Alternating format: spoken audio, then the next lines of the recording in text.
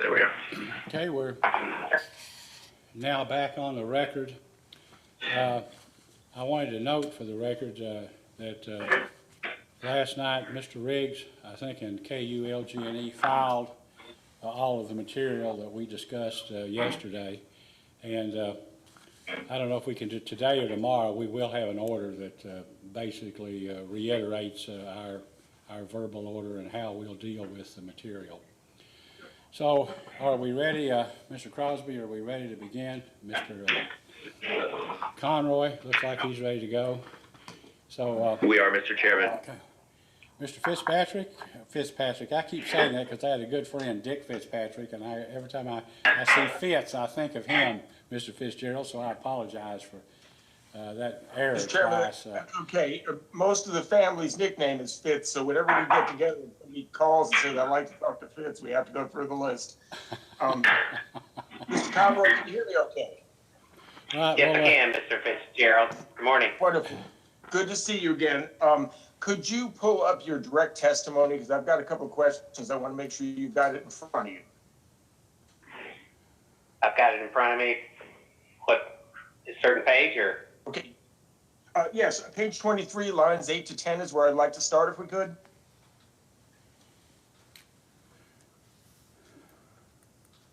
Okay. Wonderful. Okay, your direct testimony, appears that NMS Rider 1 will serve customers who, quote, have submitted an application for net metering service before the effective date of rates established in these proceedings. Do you see that there? Yes, I do. Okay, and can you confirm that? Is the company committing that if an application has been filed before that date, that they will be grandfathered under NMS 1?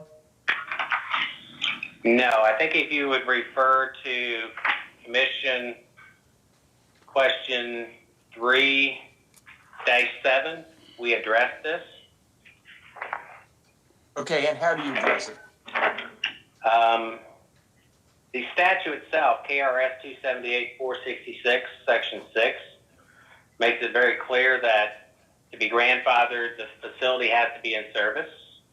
If you go back to my testimony and read the entire section that's in the tariff, it states that two conditions. The eligible electric generating facility, Net Meter 1 will serve eligible electric generating facilities as defined in KRS 278-465 Section 2, for which a customer has submitted an application. So both those taken together, the definition of an eligible customer generator is that it owns and operates a facility that is connected to the interconnected system of the utility, and it generates power. So the statute itself defines that to be grandfathered, it has to be in service. We've just clarified that in addition to it being in service, we've had to receive an application that we've accepted and gone through. So both of those conditions have to be met to be grandfathered. Okay, I'm unclear about that. Now, the statute actually says taking service, does it not? No, if you read the statute, section 478-466, section 6, for an eligible electric generating facility, quote, in service prior to the effective date of the initial net metering order. So that's the statute. Okay. We'll comply with the statute. Our tariff just makes it clear that we've also got to receive an application from the customer that's been processed, and it has to be in service by the time the commission issues the order. Okay, I'm still unclear, and I really want to make sure we get this nailed down. Does the statute define, this 278-465, define what in service is? It's not a definition, no. Okay, so then there is some discretion on the part of the company to define when somebody is in service. I don't think there is. I mean, the statute says for an eligible electric generating facility in service. Okay. I mean, it's got to be in service. Well, can I be in service without having filed an application?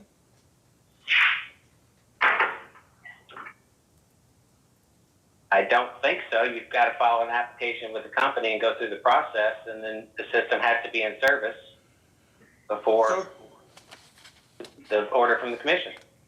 Well, then your testimony is completely redundant, is it not? In saying that you have to have an application, you didn't say you had to have an application and be in service. You said for anybody who files an application, we will grandfather. That is correct, but the statute, we're abiding by the statute as well. Could the testimony added that to it? Yes, it probably could have. Okay, so then is it the position of the company that in order to be grandfathered, at the time that the final order in this proceeding establishing the rate for net metering customers, they have to have filed an application and be connected to the grid and be generating solar energy? Yes, in accordance with the net metering statute. Okay. The facility has to be in service. We've had to receive an application. They have to be connected to our system, and that's all spelled out in the application. And they have to be generating from solar, wind, biomass, or hydro in accordance with the net metering statute. Okay, thanks for that clarification, because that really illuminates the fact that it's not, as you propose in lines 8 to 10, simply having an application. You have to have an application. The application has to be approved. You have to be in service, everything installed and working. Yes, that's correct. I mean, it's assumed that we're going to comply with the statute, and the statute requires it to be in service. All right. So I didn't specify that in the testimony. I think it's understood that as a utility, we're going to comply with the statutes. Well, it is assumed that in all cases, not simply with this one, but we filed testimony for a reason, and the written words and spoken words have meaning. Let me move on if I could. Mr. Seeley testified that it was his understanding of the NMS tariff, the NMS2 tariff, that the electricity generated by the customer generator and fed into the grid during the month would be netted at a 1-to-1 value with all of the electricity consumed by that customer during the month that comes from the grid, and that only the excess of what's generated over what's consumed during the month would be valued at the greatly reduced SQF value. Is that your understanding of how your proposed NMS2 tariff works? Well, I think Mr. Seeley corrected that toward the end. There were a number of questions from data requests from the joint interveners, as well as Kentucky Solar Industry, that addresses this topic. I would point you to our response to KSI question 1-17. Okay, and I would ask you just to answer the question rather than directing me to data requests. If you could, it'd go a lot faster. Yes, I'll answer the question consistent with what we responded in this response. Under net metering, we have a meter that measures bidirectionally. So it measures flow to the customer as well as flow back onto the system instantaneously, as we responded in this data response. So over the monthly billing period, that meter will record how much energy was consumed by the customer and how much energy was put back onto the grid. Over that billing period, they will be billed at the standard tariff rate for all the energy they consume, and they will receive a bill credit at the SQF rate for all the energy that flows back onto the grid. Any of their net meter generation that offsets their own consumption, they will be avoiding the full retail rate for that energy. So over the monthly billing period, we will have 2 readings. one for their consumption, one for the energy that flows back onto the grid. And again, they will be billed for all the energy that they consume from the utility at the standard tariff, and they will receive a bill credit at the SQF rate for all the energy that flows back onto the grid. Okay, and you're familiar with how those electrons will flow back and forth over the course of a given day? Yes.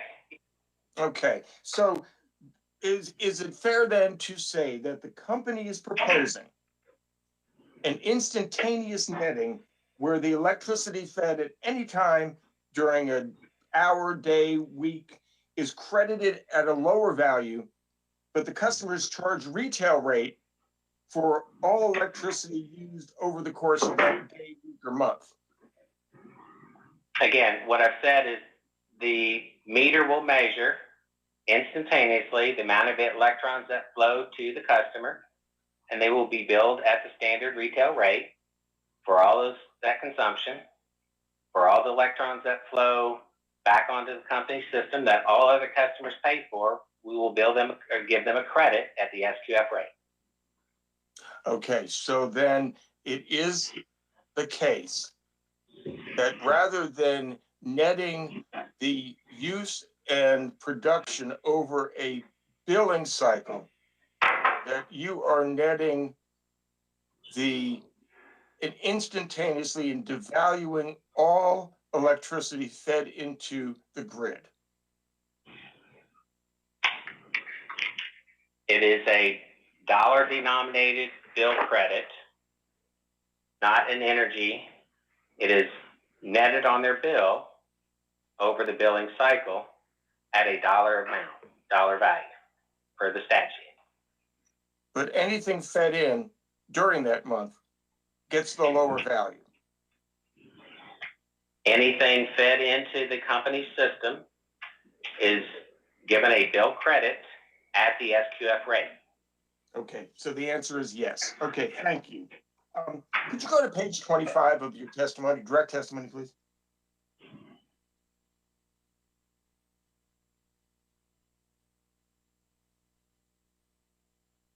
Okay.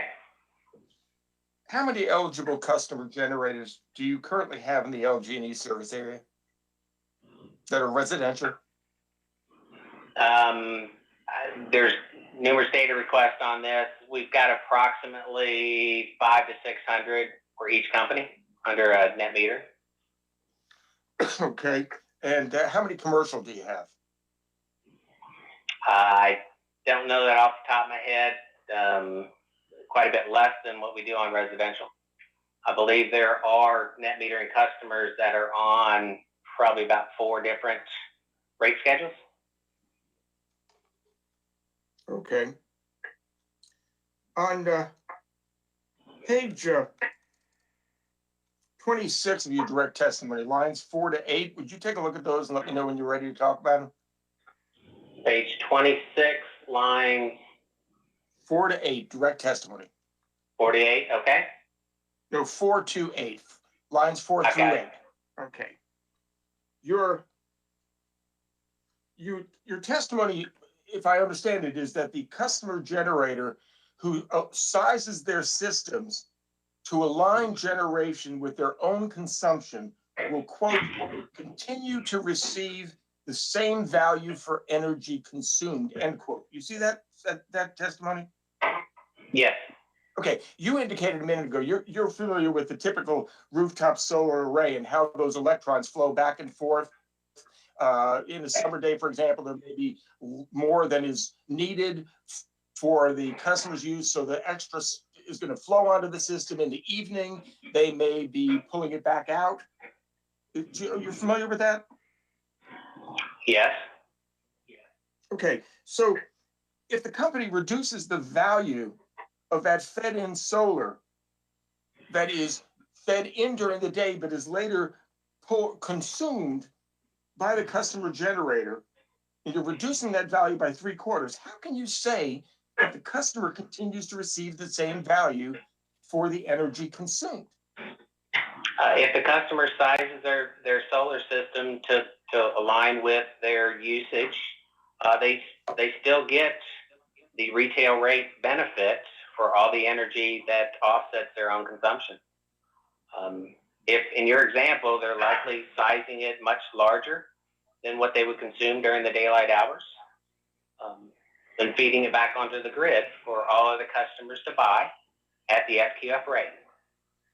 So, under your approach, unless I am instantaneously 24/7 consuming what I'm generating, which we both know is not what happens, would I have to oversize my system now by fourfold in order to get to net zero? I'm not sure what the customer would have to size it for to get to net zero. I mean, that's part of the issue with the existing NMS or system that Mr. Seeley's discussed. A customer that's net zero under existing net metering is not paying anything but the customer charge, but yet they're still utilizing the system and not paying for it. Under our proposal, I appreciate all that. And I remember Mr. Seeley saying that repeatedly yesterday, but that's not what I asked you. And I'd appreciate it. We'll get through this a lot quicker if we can just have a conversation. You said that a customer who has sized their generation to align with their consumption will continue to receive the same value for the energy consumed. Now, right now, I size my system.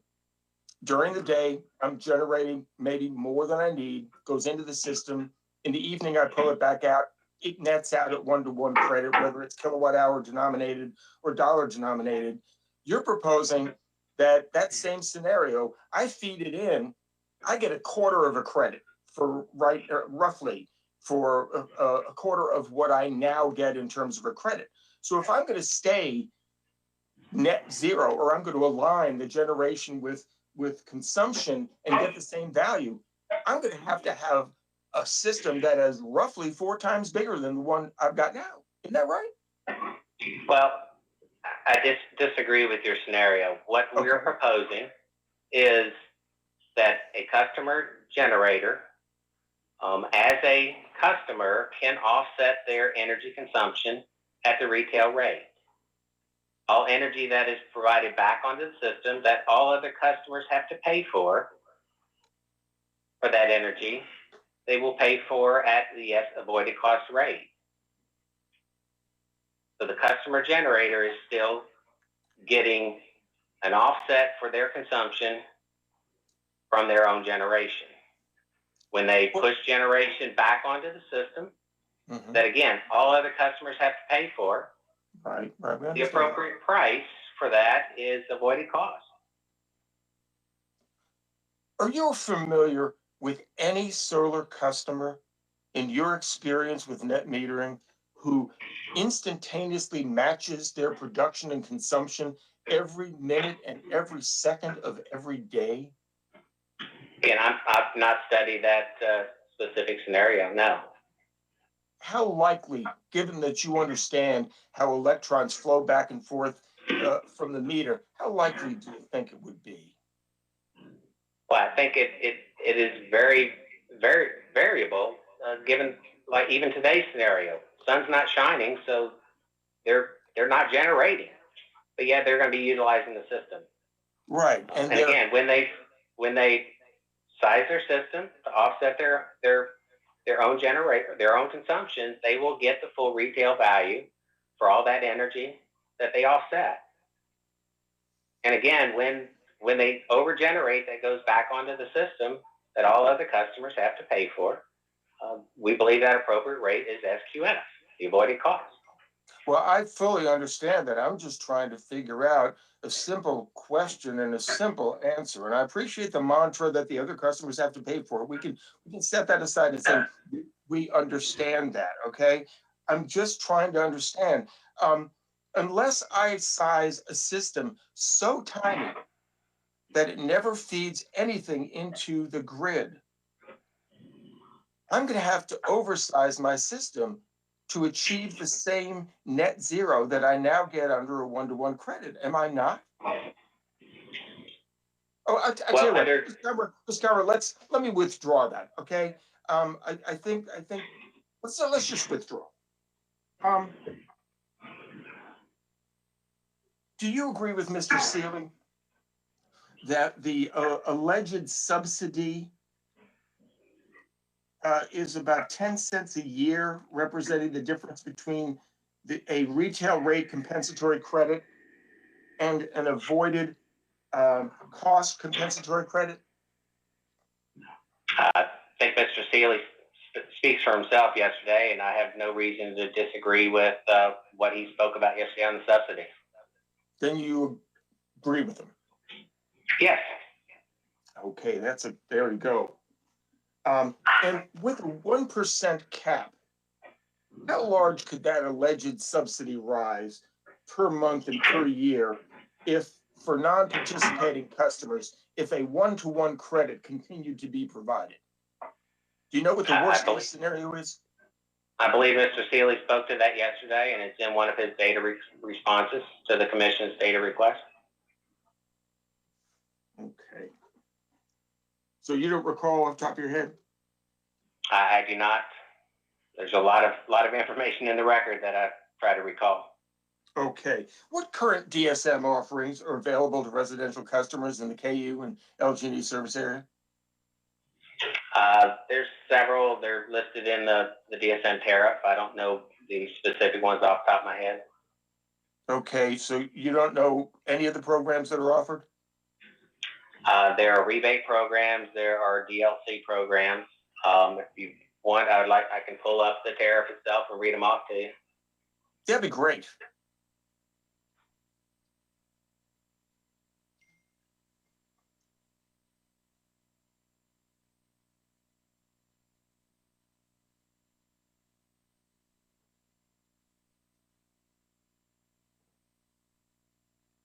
So there's a residential customer for incentives, residential and small non-residential demand conservation program. There's a low-income weatherization program, We Care. There's the advanced metering system program.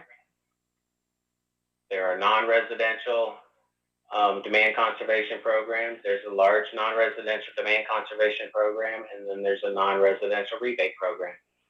Great, thank you. What's the current cost to LG&E and KU residential customers to fund these programs? There are various rates spelled out in the tariff. And what does that cost? For RS, RTOD energy, RTOD demand, the current DSM charge is 0.111 cents per kilowatt hour. Okay, roughly, what's that work out to for an average customer in a month? Average LG, and this is actually LG&E, average LG&E customers a little under 1,000 kilowatt hours. Okay, so what would that work out to on a monthly basis for a DSM charge? 1 cent per 1,000 kilowatt hours, about $1. 10 cents. About $1 a month?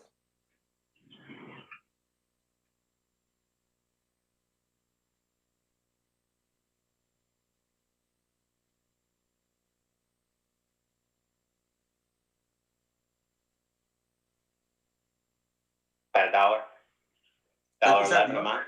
$1 a month. Okay, so does everybody, all residential customers participate in DSM programs to your knowledge? All residential customers have the ability to participate in DSM programs. Well, they have the ability, but do you have 100% participation? No, we do not.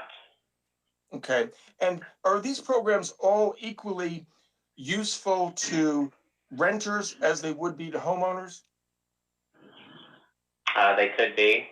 I haven't looked at that specific of detail. I mean, all these were presented in the DSM case. Right. I remember I was there, and I'm just wondering, do you remember any testimony in that case that all of these were not equally available to renters as they would be to homeowners? I don't recall. I don't believe I've filed testimony in that case. Okay, so the Do LG&E and KU receive a return on equity for the DSM programs that they provide? There is a capital recovery component of certain programs. Okay, and there's a cost effectiveness test, right, for the DSM. So what you offer at a particular time may change because it may or may not be cost effective. You cut out on part of that. What Oh, I'm specific sorry. question? I'm sorry. I was asking whether the cost effectiveness is used to determine which program offerings will be extended, which will be terminated, which will be offered in the first place. Yes, there are cost-effective tests that were presented in that last DSM case, and they continue to be evaluated for the next filing as well. Okay. Okay. So let me see if I got this right. So you offer an array of programs that not everybody uses, but they have the access to. You charge them $1 a month on average for those program offerings, or $12 a year, right? And those programs are being paid for by non-participating customers as well as participating customers.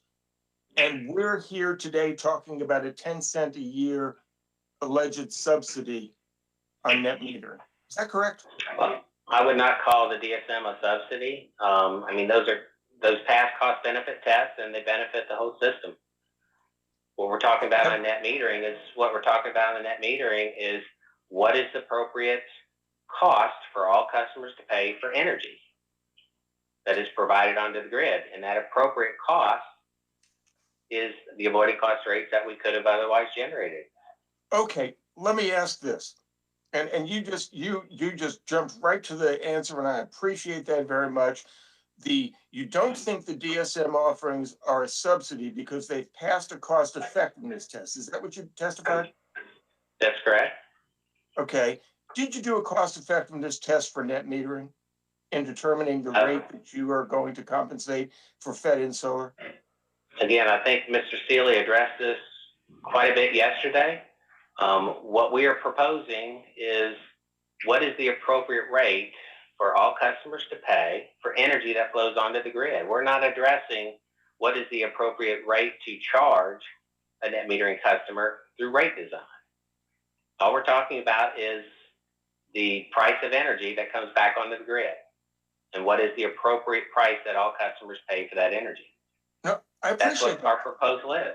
Yeah, and I appreciate that. I think I understand the proposal now, since we clarified it a little earlier, because Mr. Seeley answered that question, regarding the valuation both ways over the course of his testimony, which, given the fact that he was on the stand for hours, I can understand him maybe being a little confused at first. But my question was a pretty simple one, okay? And that was, did you do a cost effectiveness test to determine if that alleged subsidy of 10 cents a year existed, or was a subsidy at all? Okay, and let me break that down. I asked you, do you consider DSM $12 a year being paid a subsidy? You said no, because it passes a cost effectiveness test. I asked you, is that what you said? You said yes. I'm asking this straightforward question. You stated that the 10 cents a year is a subsidy for net metering customers. My question is, did you do a cost effectiveness test on the solar energy to determine whether that 10 cents a year is in fact a subsidy? Again, Mr. Seeley addressed all this yesterday. I'm sorry. I don't mean to interrupt you. I'm asking you, because you just told me that $12 a year for demand side management is not a subsidy because it passed a cost effectiveness test. My question is, did you do a cost effectiveness test on fed-in solar from net metering customers? Yes or no? The answer is no, because it was not necessary to do it. All right. What we proposed under the statute is what is the appropriate compensation for energy put back on the grid that all other customers pay. Okay. So the answer is no, and I appreciate that. That's what I was looking for, a yes or a no. Okay, if the LG&E and KU have low income energy assistance programs. Is that correct? That's correct. Okay, and do non-participating customers, folks who are not low income, do they help to fund those programs? Under the statute and regulation, there's an HEA charge on customer bills. That's 30 cents. 30 cents a That month? goes to 30 cents a month. That goes to assist low-income customers. Okay, $3.60 a year? Yes. Okay, and I'm assuming that is demonstrated to be cost effective in terms of helping to make the utility whole by paying its bills, by paying the low income customers' bills, rather than going through that very disturbing cycle of being sent late charges and being cut off and having to have the system restored. That has been determined to be a cost effective way of addressing the difficulty low income folks have in paying bills. Again, the HEA is in the regulations and statute for DSM programs. It is spelled out, and we follow those, and have not done a cost benefit test for the 30 cents. That is what we're required to collect from customers to fund HEA programs, and those funds help assist low-income customers to pay their bills. Oh, and I appreciate that. Let me just say, Mr. Carver, how much I appreciate the shareholders voluntarily contributing their part and agreeing as part of the stipulation to increase that, because that is something that's not in the regulations, and it is truly appreciated by those of us who work with low-income customers. Okay, but I'm just trying to underline a point, which is that we have determined as a moral people that low-income energy assistance is a positive value, and non-participating customers help to fund that because we believe it is positive. Yes. Okay. So we are almost done. And you're like, I was done with you before you started asking questions, Mr. Fitzgerald, but we are almost finished. If you could go to page 27 of your direct testimony.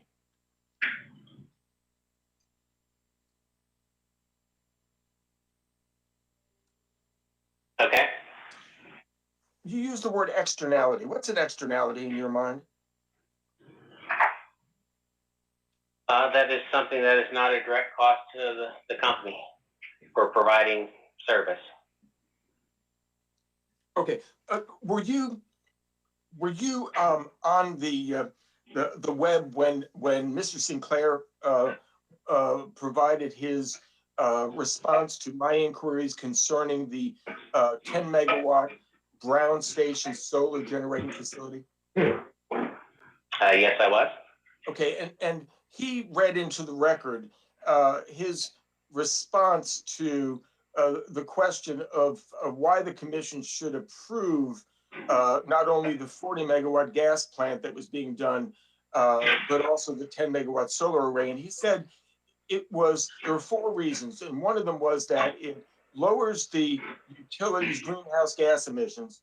And the second was that it is a hedge against the uncertainty of greenhouse gas regulation and the volatility of natural gas prices. Do you recall that? Yes, I do. Okay, and since the company was proposing that these are reasons for the commission to approve the solar array, would you consider those to be externalities? I believe in that commission's order, in that case, they address those externalities as well. I wouldn't consider those externalities as we're talking about here. I mean, they're part of our own valuation. We always look at carbon emissions and other regulations and sensitivities and comply with those regulations. Furthermore, on that, his testimony, we were learning a lot from the installation of Brown Solar on the operation of solar. So we gained a lot of experience through that system. But I do believe the commission's order in that case addressed the arguments on externalities. Okay, and if I wanted to know what you thought about what the commission thinks, but I was asking you, do you consider um, being a hedge against greenhouse gas emissions and helping to reduce those emissions to be externalities in the context of adding solar to the utility system? I would consider those externalities. I mean, that's part of the planning process. When Mr. Sinclair's team evaluates resources and does sensitivities on what regulations might be out there, and to develop future plans for serving customers. Okay, so do I understand what you're saying is that they look at the potential value of adding solar as including reduction of greenhouse gas emissions? No, I don't think I said that. Okay, well, do they? As you understand, when they look at future valuation? Well, when they look at future valuation for solar, it's based upon the price of what it's going to cost. And will that price potentially be affected by greenhouse gas regulations? Well, it just depends on what regulations are issued that we would have to comply with. Well, at the time that's built into the models. Okay, but at the time that the 10 megawatt Brown station was being proposed, there were no greenhouse gas regulations that had been finalized. There was an anticipation that the Obama administration would put such regulations in place. And Mr. Sinclair, as we went through and he read into the record, the first reason for asking the commission to approve that Brown station was that it would reduce greenhouse gas emissions. Second was that it was a hedge against future regulation and natural gas volatility. Do you recall that? Yes, I recall what he read into the record yesterday, or Monday. Okay. So, is it fair to say then that the company believed that solar would help address greenhouse gas emissions? I'm not sure that's what Mr. Sinclair was saying, but I mean, we installed the Brown solar facility to gain experience with the intermittency of renewables and right, solar. That was one of the four reasons, and I'm glad it worked out. But the first two reasons had to do with solar being valuable, and the commission should approve it because it helps to address greenhouse gas emissions. And that's Mr. Sinclair's testimony in that case. The commission's order, I don't disagree with his testimony in that case. I believe the commission's order addressed the concept. So we are, in the parlance of the week, we are heading around the final turn. Because in your mind, in the company's mind, the collective mind of the company, does the addition of rooftop solar distributed generation to the grid provide any benefit to the utility in avoiding energy costs due to lower consumption from net metering customers?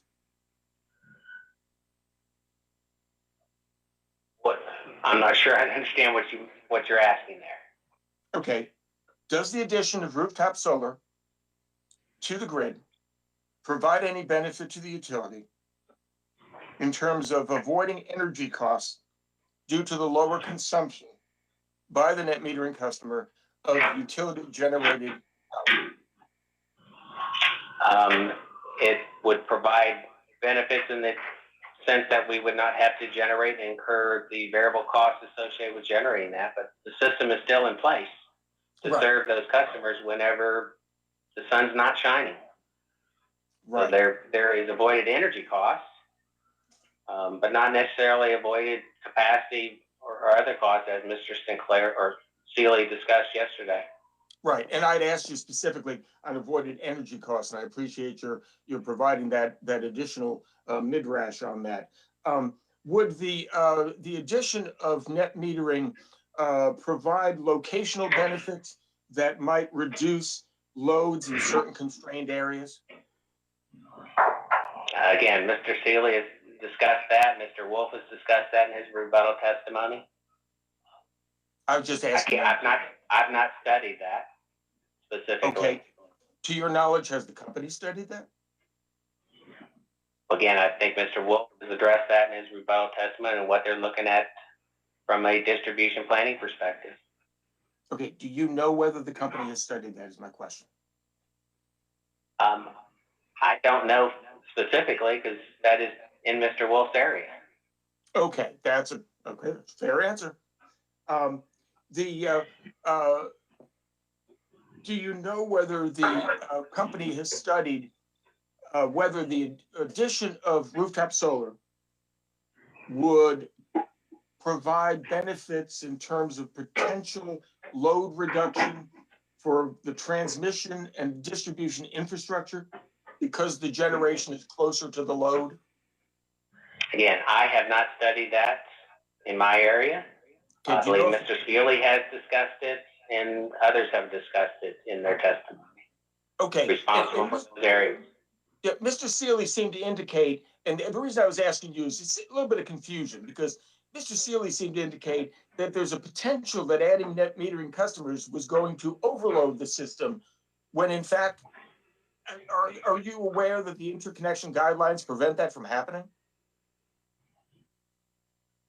There are provisions in the interconnection guidelines on limitations for loading on the distribution circuits.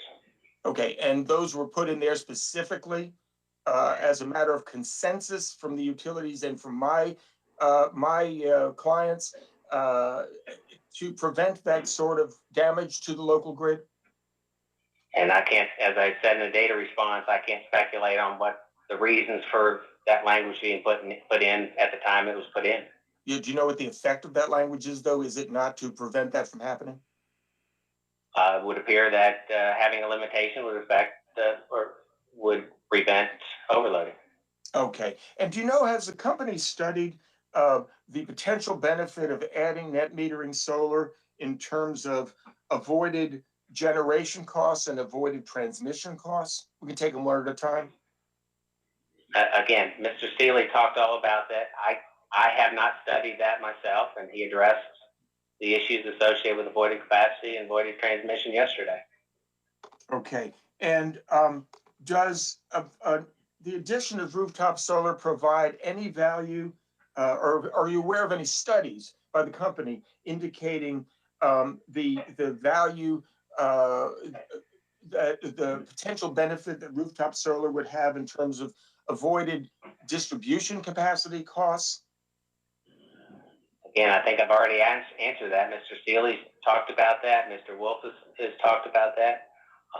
I've not done a study or prepared a study or aware of a study, specifically what you're asking about. Okay, last question, hopefully last question. Does the proposed reduction in the value of fed-in solar to match the SQF value consider any of the benefits of rooftop solar to the grid and to other customers? Again, we did not look at the value that you're proposing. We looked at what is the appropriate cost for all customers incur for energy that flows onto the system. That's what we looked at specifically. All right, that is all I have. Mr. Conroy, it's great to see you. I'm glad that you made it through the pandemic. You're a lot less gray than I've become, and it's appreciate your time and your patience, the questions that you answered. Mr. Chairman, thank you for your indulgence. Mr. Spinard. Thank you. Mr. Chairman, do you mind if I ask Mr. Conroy a question before Mr. Spinard? No, go right ahead. Okay, so good morning. I held a public comment session 2 weeks ago in this case where Commissioner Matthews informed me after the fact that I told everybody good evening, and it was at like 1 o'clock. I just want to go back to some of the questions that Mr. Fitzgerald were asking you, and frankly, your response is sort of contrary to what my understanding has been through the pendency of this case. So I just want to make sure that I'm clear as to the company's proposal. If a customer, right, a customer of the company has filed an application under NMS 1 prior to the effective date of that tariff, will that customer be able to take, and it's filed and accepted by the companies, will that customer be able to take under NMS 1 without regard for any subsequent actions? So long as the system is in service in accordance with the regulation by the time the commission issues that order. Okay, do you have a copy of the company's notices in these cases? Yes. Do you mind to pull that up? And specifically, and I'm looking at LG&E's, but I don't think it will matter. I'm looking at LG&E's notice on page 3 before the other charges section.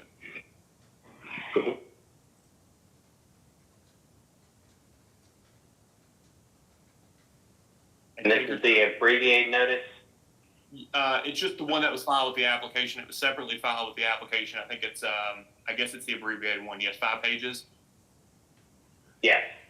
Okay, on page 3, in middle paragraph, it starts off, LG&E is proposing a new net metering rate schedule. See that? Yes. And this is the company's notice that you gave customers as to all of your tariff rates and changes, right? Yes. Okay. So the second sentence in that, correct me if I'm wrong, but it says Rider NMS 1 will serve eligible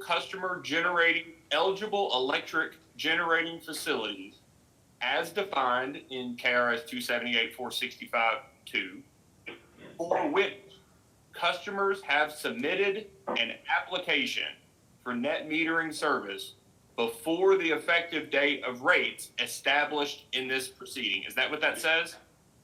Yes, that's what it says. Does this say submitted an application and the company has accepted an application?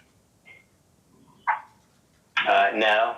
Does it say has submitted an application and the customer is, and the system is in service? It does not say that, but I mean, it could have been better worded. Well, could have been accurately worded from your perspective? Well, I think the statute itself is what we're complying with, and the statute says in service. But that's not the notice you give customers.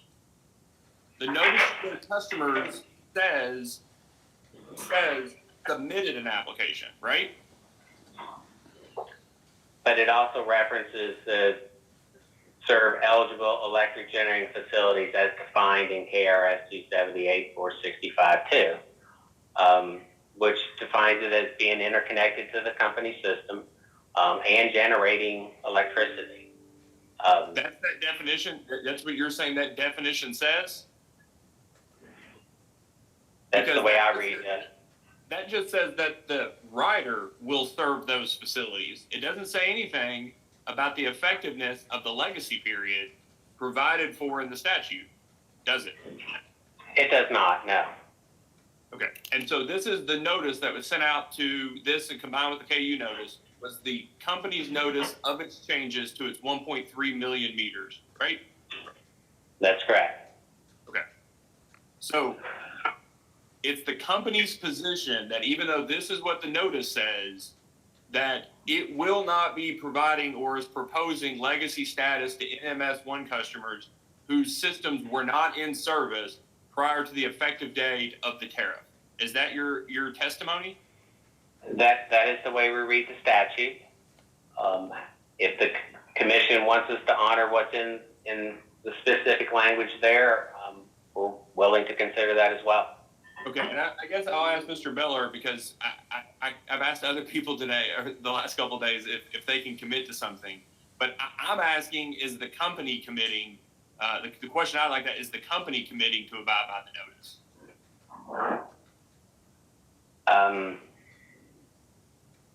It would make my life easier. It would make everybody at the commission's life easier. It's less ink we have to type. That's the only reason. Yes, I fully understand that, and we can consider that. Yes. Okay. All right. So I'll ask Mr. Beller about that later. That'll give him time to consider it. I appreciate it, Mr. Conrad. Thank you. Mr. Spinard, cross-examination. Yes, Mr. Chairman. Good morning, Mr. Conroy. Good morning. And in terms of challenges with the remote hearings, if for any reason that you don't hear or understand one of my questions, just please ask me to repeat it or restate it, okay? Okay. Okay. And something to confirm and address up front, the testimony that you filed in each docket, the KU case and the LG&E case, that testimony is either the same or the substantially similar testimony in both cases. Is that correct? The testimony, both rebuttal and direct testimony, is identically filed in both KU and LG&E's case. Okay. It's now, joint. It's identical. Okay, thank you. And in many instances, I may ask you questions based upon information in the LG&E docket. In terms of fairness, if there's a need for you to point out a nuance between the information that you're discussing on behalf of LG&E and the information or the issues as they relate to Kentucky Utilities, please feel free to go ahead and identify that nuance or give the complete picture. Do you understand what I mean by that? I'm going to ask you questions using examples from LG&E in many instances. If there's a need for you to point out some distinction as applied to KU, please go ahead and do that in your answer, okay? Okay. All right. A reference to information supplied with your testimony in the application, specifically Appendix A, you are a registered professional engineer in Kentucky, is that correct? That is correct. And again, by the same information,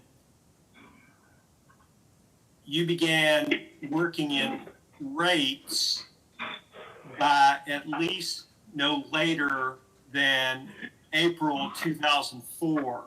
Is that correct? Is that a fair statement? Yes. In April of 2004, I moved from generation planning to the rates and regulatory area. Okay. And in terms of what you have just identified, from at least January 1991 through April 2004, your work experience included system planning and generation systems planning. Is that correct? That is correct. So by education, training, and experience, you have expertise in rate design. Is that a fair statement? Well, I'm not sure I'd say I have expertise in rate design. I've learned that over the years I've been in regulatory and in working with Mr. Steele over the time period. Okay. Well, with regard to your current title, Vice President, State Regulation and Rates, am I confused, or is it your testimony that, do you have an understanding of rates? Absolutely so, yes. Okay. By reference to pages 1 and 2 of your testimony, you give the reasons why you're testifying. And I'm not going to, the testimony speaks for itself, but I want to go over a few things that you do identify line 16, the purposes of my testimony are to, one, support certain exhibits required by the commission's regulations. That's one of the purposes of your testimony. Is that correct? Yes.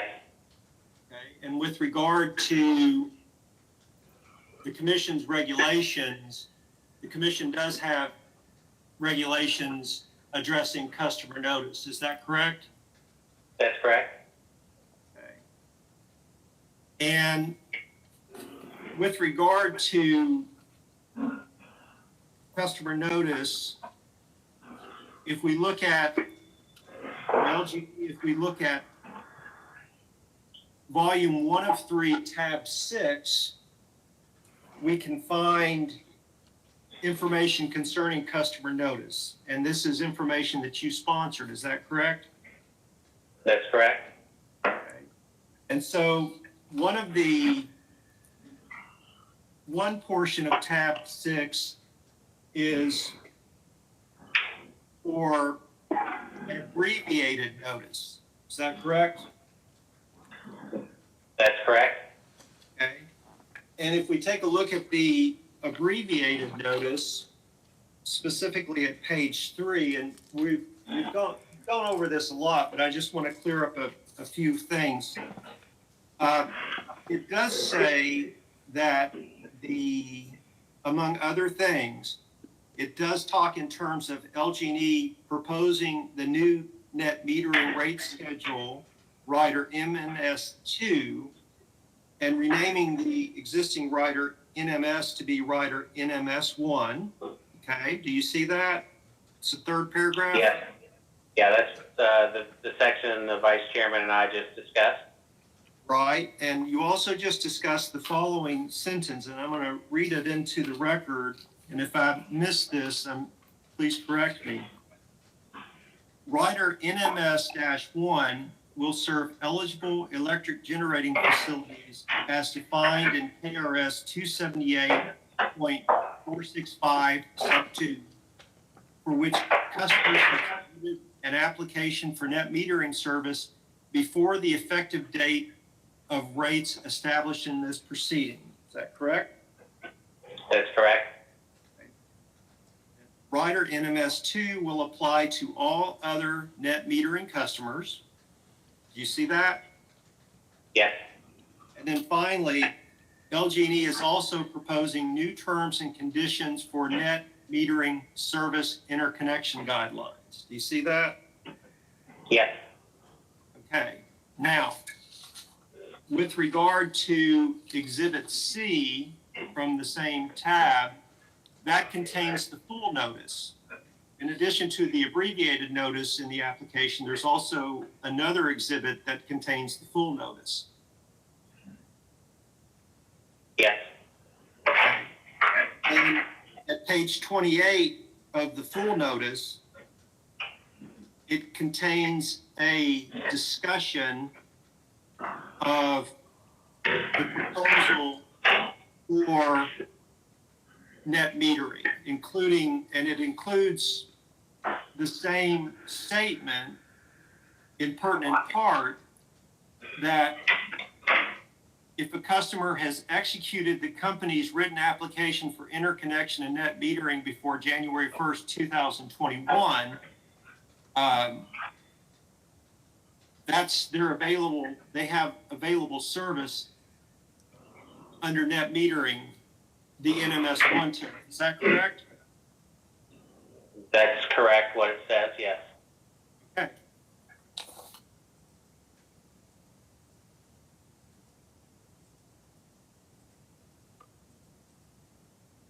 Then when we go to your testimony itself, and I'm looking at your testimony on net metering begins section 9 on page 23. Could you turn to that, please? Yes.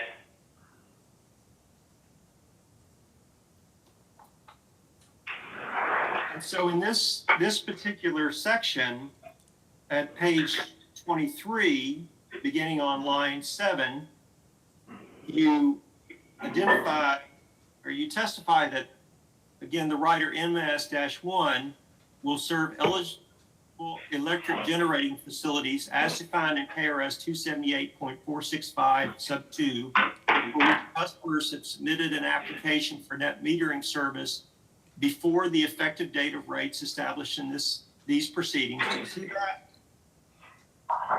Yes. And turning to page 25, line 12, you again make the same or substantially similar statement regarding the availability of service under rider NMS 1. Is that accurate? Yes.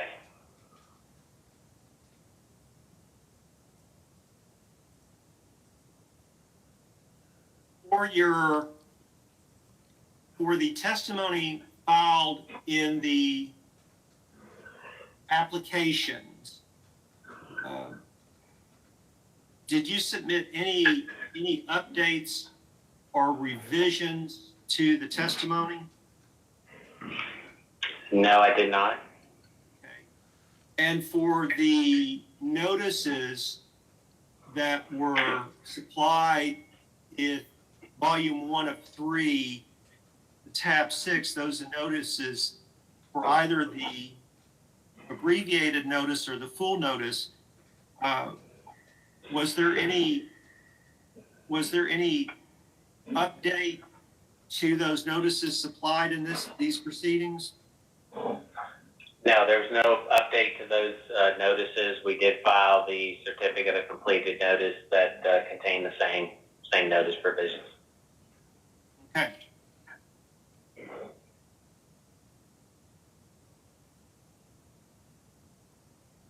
With regard to your testimony on page 25, one of the statements that you make is that, and this is, I'm looking at the sentence that begins on line 17, and this is the question on line 8 is a question, please describe rider NMS-1, and among other things in the answer from line 9 through line 18, you discuss the rider NMS-1 remaining available for customers who've completed the application. Now that's a summary of the testimony, not verbatim, but I'm just trying to just summarize that portion. But this line, I'm going to read verbatim on line 17.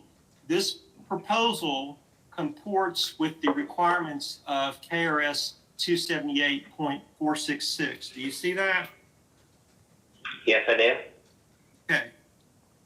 And as we sit here today, in terms of your understanding, are you aware of any information that renders your testimony on page 25, beginning on line 17, are you aware of any information that renders your testimony on this point in error? No, I do not. Okay. Thank you.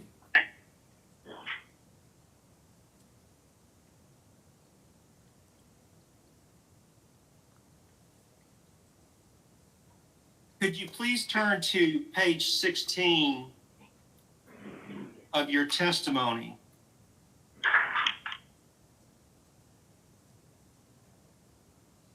Mr. Spinard, is that his direct testimony still? Yes, I apologize. Thank you. Yes, Thank you. your testimony filed with the application. Okay. And beginning on line 14, this is section 8. The title is Electric Cost of Service Studies, Rate Design, and Allocation of Increase. Do you see that? Yes.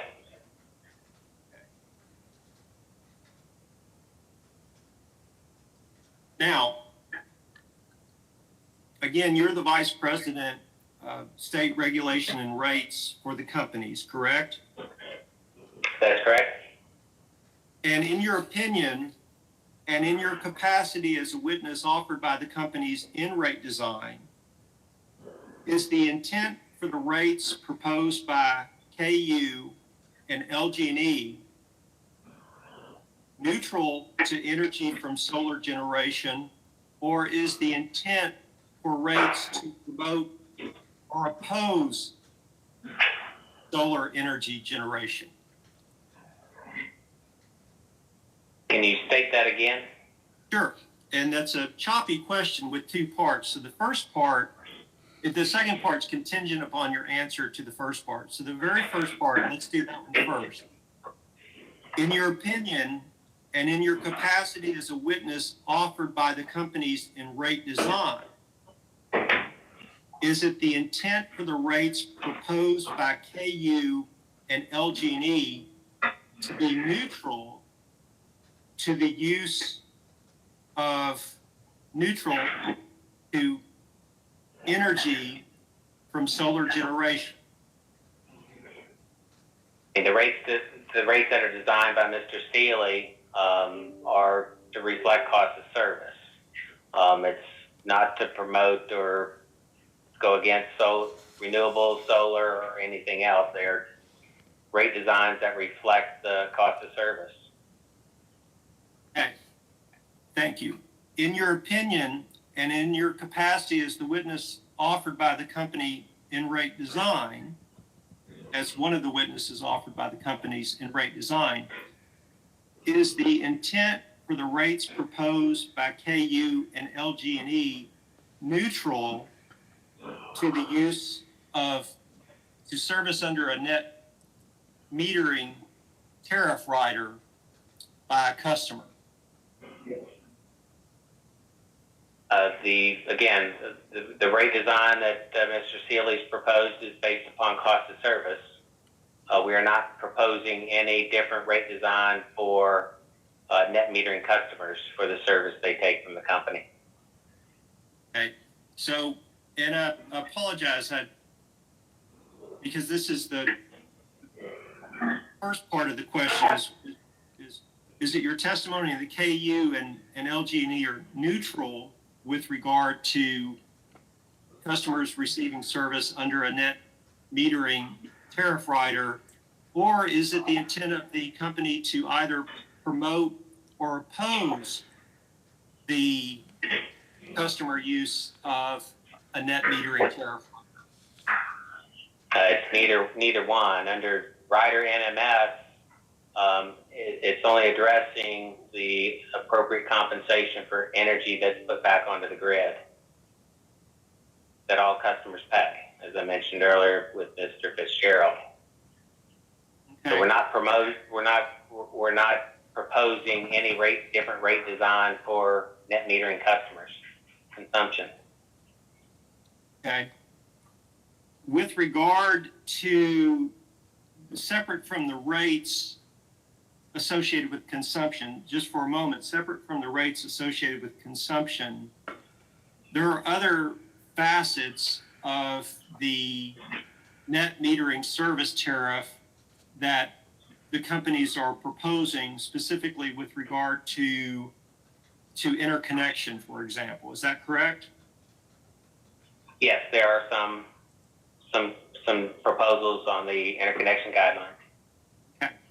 Now, are the proposals on the interconnection guidelines, is the intent neutral to the use of net metering, or is there a desire by the companies either way to use the proposals for interconnection guidelines to either promote or propose the expansion of the net metering customer base? There's nothing in our proposals that would just go against net metering customers from installing generation. The proposals in there are mainly to meet IEEE standards and safety and performance. We're not proposing anything that is to dissuade net metering. Okay. And so you're not proposing anything to dissuade net metering. Are you proposing anything to promote net metering? we're not promoting or just dissuading customers' choice. I mean, they have the choice to install their own generation. Okay. For qualifying facilities, is the intent for the rates proposed by KU and LG&E for qualifying facilities neutral to their use? The companies haven't proposed any changes to the qualifying facility rates in this case. In your testimony, beginning on page 46, you discuss revisions to the company's economic development rider. Can you turn to that? Yes. Rider EDR.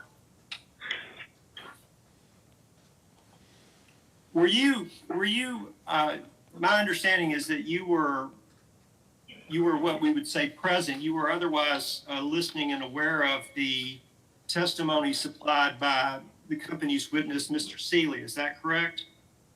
That's correct. Okay. In his testimony, and the record will speak for itself, but in my notes I have that at approximately 5:06 p.m. during the hearing yesterday, Mr. Seeley's testimony included discussion of industrial load. Do you have a memory of his testimony with regard to customer load and the industrial customers? I recall him talking about a lot of things yesterday. I don't know the specific time. I know he talked about the industrial customers and the importance of industrial customers to the state. Okay. Do you remember by any chance, and again, the record speaks for itself, but do you remember by any chance Mr. Seeley using the term multiplier, and in the context of saying that there was a multiplier effect associated with industrial loads? Yes. Okay. And your testimony, what is your understanding of Mr. Seeley's discussion of multiplier, whether it's beneficial or not beneficial? Well, if I recall correctly, what he was talking about is when you attract a large industrial company to the state, it's a multiplier effect that it would attract other businesses to the state as well that supply parts to industrial customers. That's what I took from his discussion. Okay. And so in terms of the intent for the rates, the EDR rider, are they neutral to economic development, or is the intent for the rates proposed by KU and LG&E for the EDR to promote economic development? Well, the company's EDR rider has been around for a number of years. We're proposing a couple of changes to the tariff that Mr. Vice Chairman Chandler and I talked about yesterday. But the rates are there to promote growth in the state and attract large customers that'll contribute to the fixed cost of the system that benefit all of the customers. Okay, in addition to contributing to the fixed cost of customers, and again, the testimony always speaks for itself, but do they also create jobs, for example? Yes. Okay, in terms of commerce, do they also increase the economic activity? Yes. Okay. In your capacity as Vice President, State Regulation and Rates, and if you have an opinion, is the creation and or retention of jobs a legitimate consideration in the adoption of economic development rates? Well, I think that's some of the criteria for the economic development rates, is that it brings jobs and certain amount of jobs to the state. There's an administrative case years ago that talked about the criteria for economic development rates, and we put that in place for several years now. Okay, and with regard to the criteria, in your capacity as the Vice President of State Regulation and Rates, do you believe that's a legitimate consideration to be placed into the criteria? Well, I think the criteria that is in there speaks for itself. I mean, it is a benefit to all customers to have additional load on the system that contributes towards fixed costs. If you have an opinion, in addition to the incremental load, is the creation and or retention of jobs associated with economic development rates a societal benefit? Well, it is a benefit to the state and the Commonwealth. It benefits all of our customers in that it attracts new load and new revenue for the company. Does it That's also the key point. That's the key point for economic development rates for the company, is that it attracts new load for the system and new revenues for the system that benefits all customers. And in addition to the benefits to the company, does it also create benefits for participants, so to speak, other than the company, the local communities in which the business would be located, or the service territory? Yes, it brings new businesses to the state. And by the way, if I ask you a question about a statute or an administrative regulation or anything at all that seems to involve a law or application of law, I'm just asking you for an answer per your understanding. I'm certainly not asking you to practice law. So we'll go ahead and have that as a... Appreciate that distinction. Okay, all right. So KRS Chapter 278 contains statutory provisions addressing net metering of electric service. Is that correct?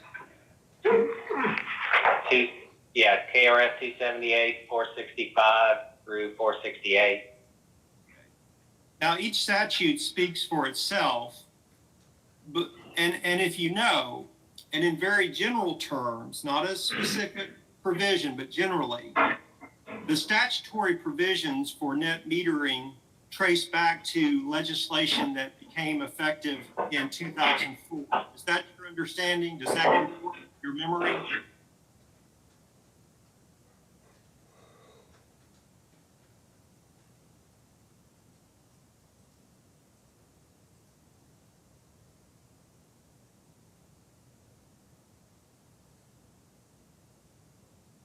That we've had net metering since on the books since roughly 2004. Is that your understanding? Can you hear me okay? I did not. You may have answered, and I apologize, but there was about a 10-second gap where I didn't hear anything, and that just may be my computer. I apologize. No, we might have had a glitch with our microphones here. But yeah, my response that seems about the right time, 2004. When I think net metering was initiated. Okay.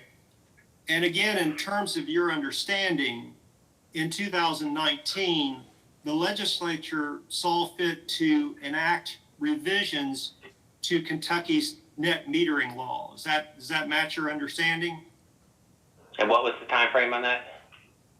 2019, there were legislative changes that were enacted for Kentucky's net metering law. Legislation was passed. Yes, that's correct, under Senate Bill 100. Okay.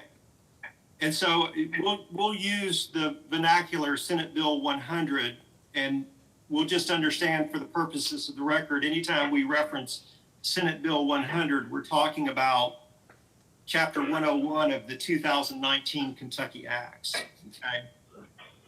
Now, at least part of your testimony pertains to the company's proposals for implementing the changes in the net metering law through Senate Bill 100. Is that a fair statement? Yes. Okay.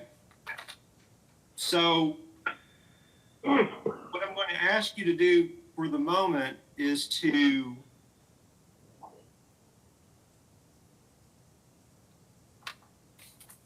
talk in terms of your expertise, your training, education, and experience as a registered professional engineer. Okay?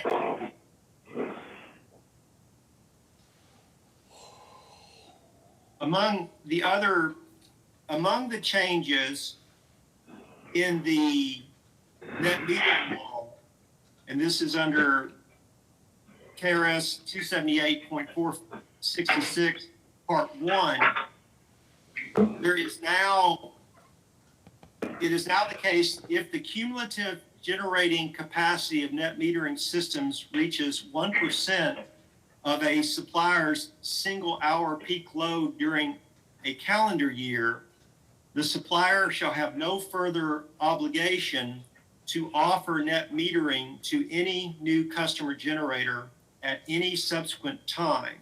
Is that your understanding? I mean, that's what's in the statute. I'm not sure that was a new provision, though. I believe the 1% cap has been there. Okay. Well, it's been there. And the legislation speaks for itself, but the change is that the supplier, and I apologize, that was a bit unfair. The change is that the supplier, under the revisions, shall have no further obligation to offer net metering to any new customer generator at any subsequent time. So now we have, is that a fair characterization to say that one of the changes in the net metering law was to create a hard cap for the provision of net metering service? There's a point at which if you reach that 1% of your single hour load during a calendar year, you can stop net metering for subsequent applicants. Is that correct? I don't have all the specific changes that were made from that. I've got the current statute, and that's the way it reads to me, is that there is a hard cap at 1%, at which time the utilities are under no further obligation to offer net metering. So we're the hypothetical, and we're going to assume that the companies will take whatever actions they need to take with regard to the Public Service Commission and all of the steps that they would need to take to properly implement or activate the hard cap, however you want to describe it. We're going to assume that everything that needs to take, all those conditions that need to take place in order to activate the hard cap, that they've all been met. So we're going to make that assumption. But just in very general terms, once you activate that hard cap, if on the next day an applicant that is otherwise ready, willing, and able with an otherwise eligible customer generator, if they seek to take service under a net metering rider, that service is simply no longer available. Is that correct? Well, I mean, it says the utility shall have no further obligation. Sitting here today, I can't speak to what position we might take once we do reach that cap. We'll have to evaluate what's going on at the time that we meet that, whether we continue it or not. Okay.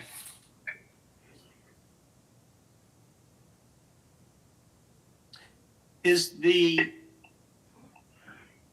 it 1% cap?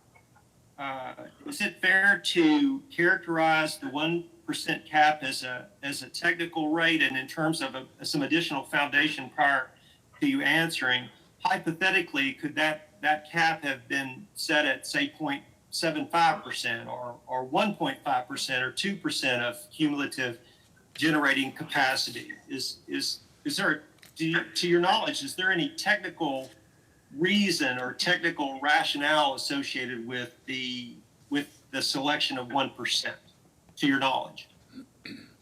I don't know the logic behind what was said at the 1%, when it was set.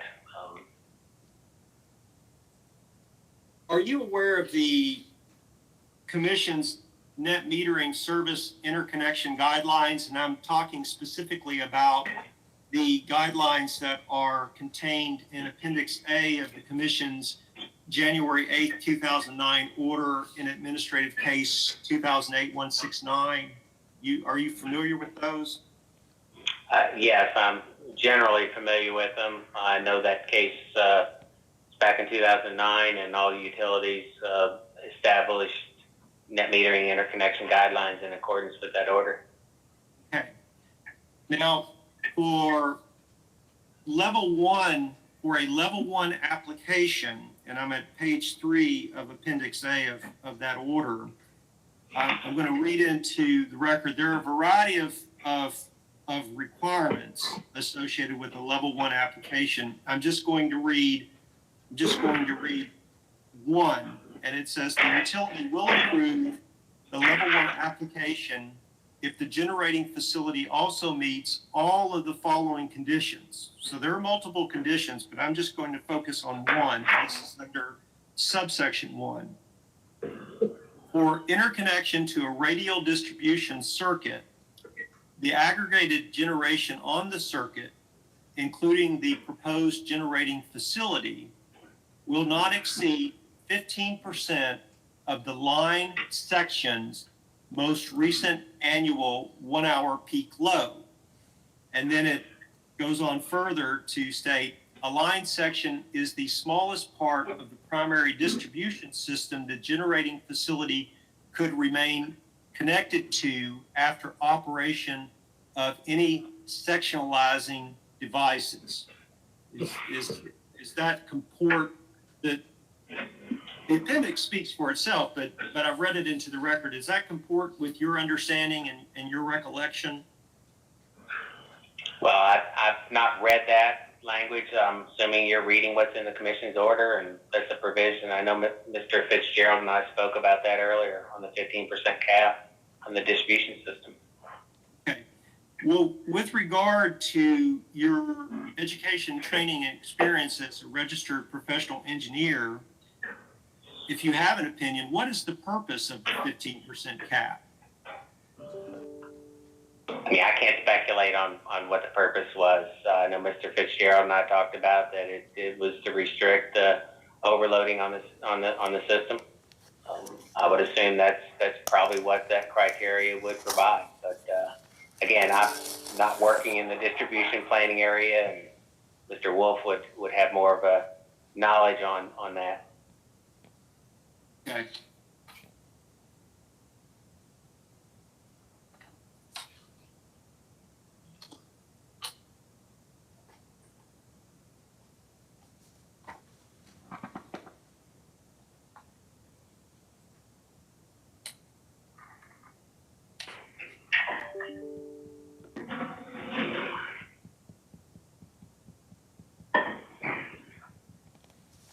I'm going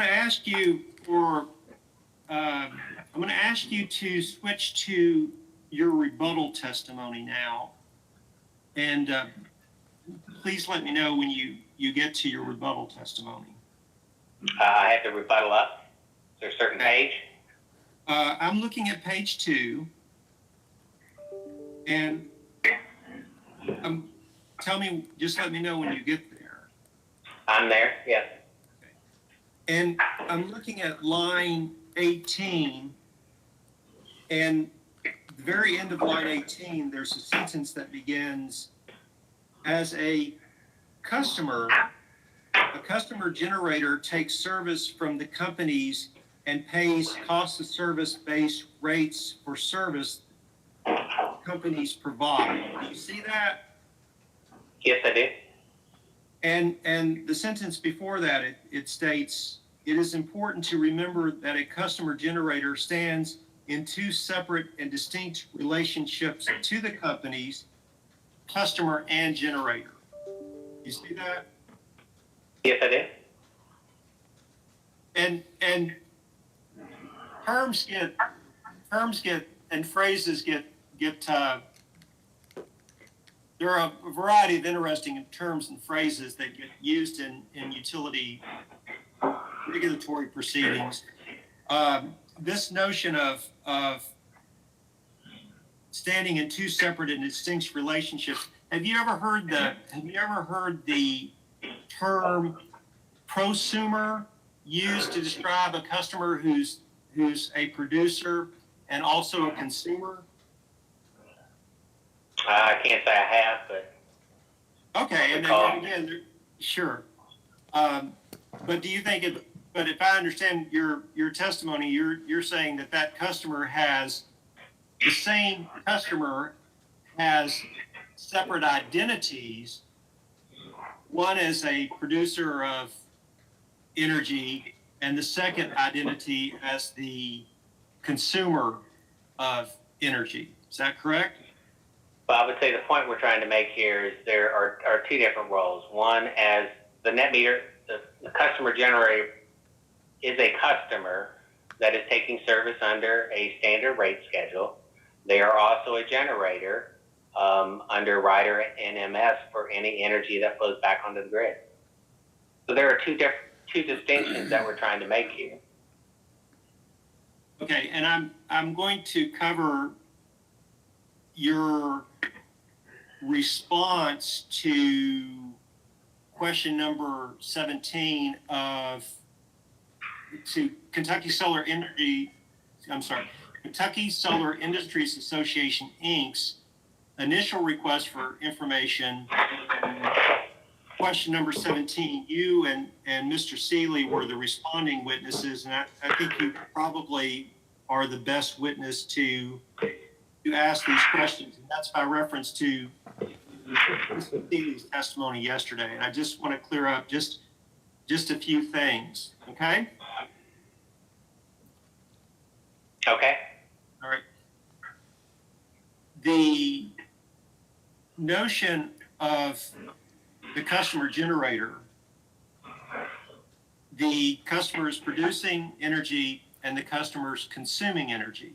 But in this big picture discussion, if the customer produces 1,000 kilowatt hours of energy during a month, and a customer consumes 1,000 kilowatt hours of energy in a month, it doesn't necessarily follow that the customer will be a quote unquote net zero customer, or that production will offset or cancel out, or however you want to say it, net out to zero.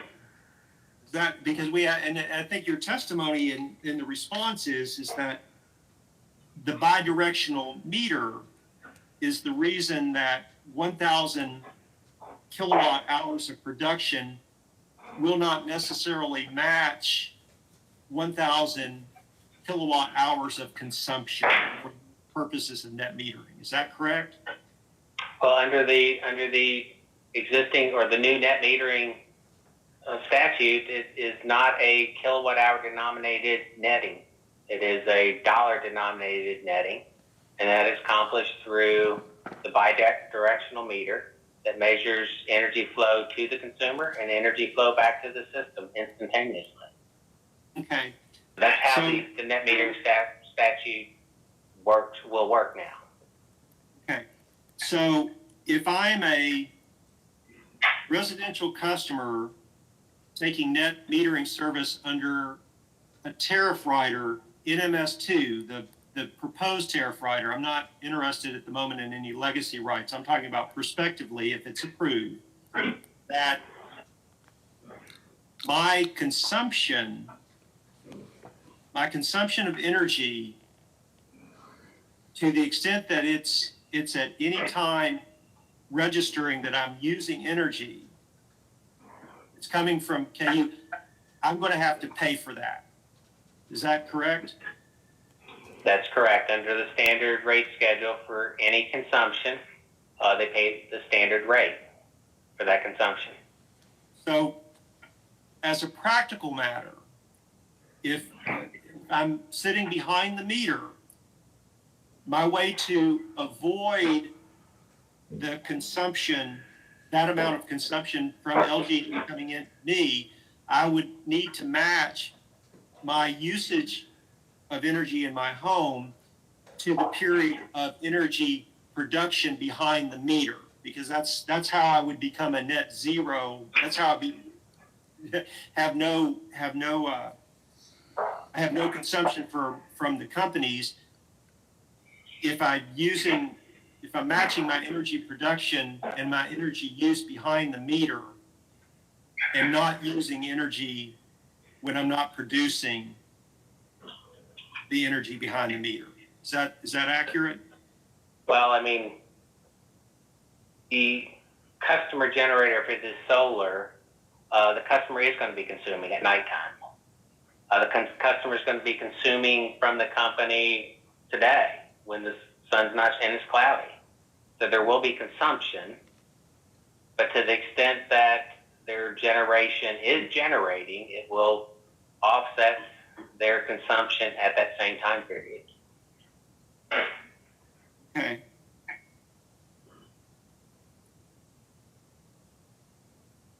And this again, this is hypothetical, or goes to your opinion.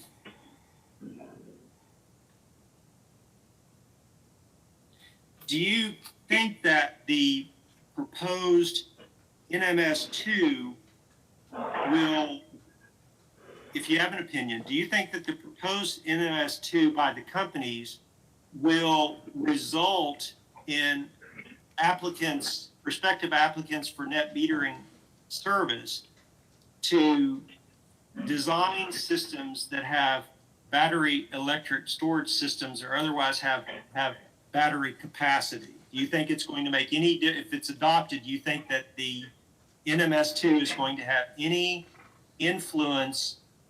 significant influence in terms of how systems are designed with regard to battery electric storage? I mean, I can't speak to what customers' decisions are on how they design their system, but a solar system in conjunction with a battery, as I think Mr. Seeley talked about yesterday, would aid them in avoiding consumption from the company. Because under existing net metering, the company system is basically the battery. So they're storing energy on the company system at night or during the day, and they're consuming it at night. Are they storing energy during the day, or are they exporting energy during the day? I apologize. I'm a little bit confused on that. Under the existing net metering, where it is a kilowatt hour denominated credit, they're essentially banking the energy on the company system and drawing on it at nighttime when the sun's not shining. Okay. That's the point I was making. Okay, and that's Well, for the Mr. Spinard, Yes, sir. we've been Yes, Mr. going for Chairman. about an hour and 45 minutes. Let's take a 15-minute break until 11 o'clock, and we'll come back, and you may continue your cross-examination at that time. Right? Yes, Mr. Chairman. Thank you. Hearing will be in recess until 11 a.m. Okay. All right, we're back on the record. Mr. Spinard, are you ready to continue your cross-examination? Yes, Mr. Thank Chairman. you. Thank you. Conroy, one of the terms that has been used is DERM. Are you familiar with DERM? I think DERM's distribution energy resource management systems that Mr. Wolf has addressed. Is that what you're referring to? Yes, sir. Are you familiar with DERM? And I'll say DERM just as opposed to having me try to repeat that full name each time. Are you familiar with DERM? I'm not looked into DERMs and what it is in detail. It's Mr. Wolf's area.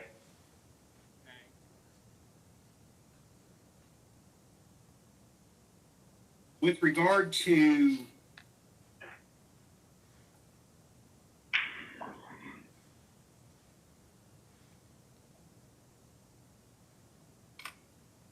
one moment, please.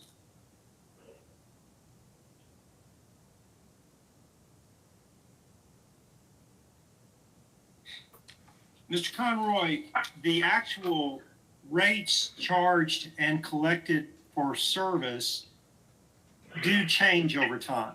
Generally speaking, the rates charged and collected for service, subject to being properly approved by the commission, they do change over time. Is that correct? Yes. And that is, in your opinion, that's a fair expectation in the regulatory process, that rates will change over time. Yeah, I think it's an expectation that rates do change over time. Okay. Setting aside for the moment issues associated with changes in rates charged and collected for service, in your opinion, do you believe that stability in a utility's tariff provisions, the terms and conditions for service, do you believe the stability in those tariff provisions is important? Well, I think the company's tariffs and provisions need to be able to be changed as conditions change over time. Not sure what what you mean by stability. Their rates are going to change over time as the cost of providing services change over time. Okay. And with regard to the terms and conditions for service, what are the primary factors associated with the company's decisions to propose new conditions or terms for service? Well, it just depends on what comes up between rate cases that we've dealt with and what needs to change, and we consider all those aspects when we're looking at filing a rate application. Okay. And in terms of the current rate application and the proposal of new terms and conditions for net metering service interconnection guidelines, which you identify on page 23 of your testimony in the application, what were the primary factors that drove the companies to propose new terms and conditions for net metering service interconnection guidelines?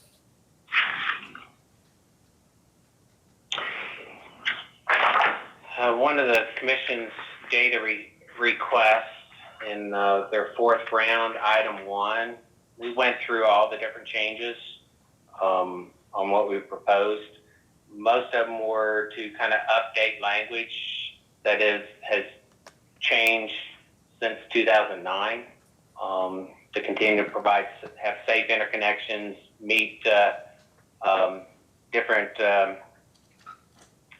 safety requirements, references to different provisions in IEEE and the UL language. So most of it was related to changes in circumstances that warranted updating. Mr. Conroy, Again, the response to PSC fourth round question 1, we've outlined in detail the reasons behind all the changes. thank you. And I appreciate your patience, and appreciate that you listened to the questions and gave comprehensive responses. And with that, at this stage, Mr. Chairman, we have no further cross-examination questions of this witness. Mr. Crosby, do you have redirect of Mr. Conroy? Yes, Your Honor. Yes, Your Honor. I do have just a few. Good morning, Mr. Conroy. How are you? Doing well. All right. Mr. Conroy, I want to start with, I know you received some cross this morning. I think it might have been from all 3 cross-examiners this morning concerning what it is, concerning the company's notices as well as tariff language around, and your testimony concerning NMS1 eligibility. Do you remember those various lines of question? Yes, I did. Okay. And I would like to, let's see, the best place to do this. Why don't we turn to the notice? Do you still have the notices available to you, Mr. Conroy? Yes, Mr. Lovecamp will get them right Okay. up here. And I'm referring, again, I'm looking at the LG&E, not that it matters, I believe they're the same for these purposes, but I'm looking at the LG&E abbreviated notice. I believe you were asked to turn to page 3 of that before. Just let me know when you're there. I am there. Okay. And I believe it's the third paragraph where you were asked to look before. The second sentence there says, Rider NMS1 will serve eligible electric generating facilities as defined in KRS 278-465 sub 2, for which customers have submitted an application for net metering service before the effective date of rates established in this proceeding. Is that correct? Is that what the notice says there? Yes, that's the statement that we've been talking about. Okay. And do you also have available to you KRS 478-465 sub 2? Do you have that statute available I to you? do, yes. Okay. And what is there at KRS 278-465 sub 2? What is that provision? And it might help, you know what, let me see if, can we share that onto the screen? Can we bring that up? If not, I will. Give us just a moment, Mr. Chairman. I think we'll be able to do this. I think it would be helpful to see it, so, yeah, whatever time you need. Thank you.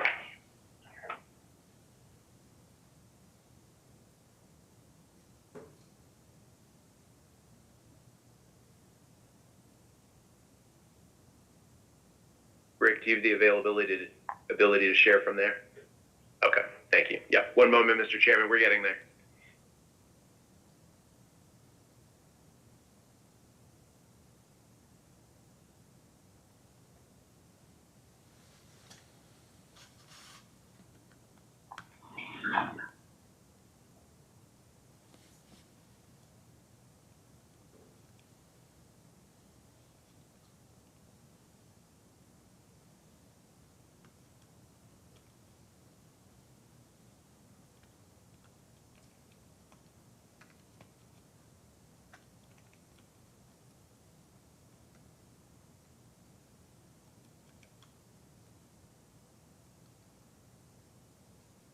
Mr. Conroy, while we're working on getting up, I knew as soon as I started, we'd be able to do it.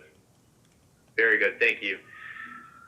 All right, and maybe if we can zoom in a bit on that, Rick, that would be wonderful. Just looking at subsection 2, please.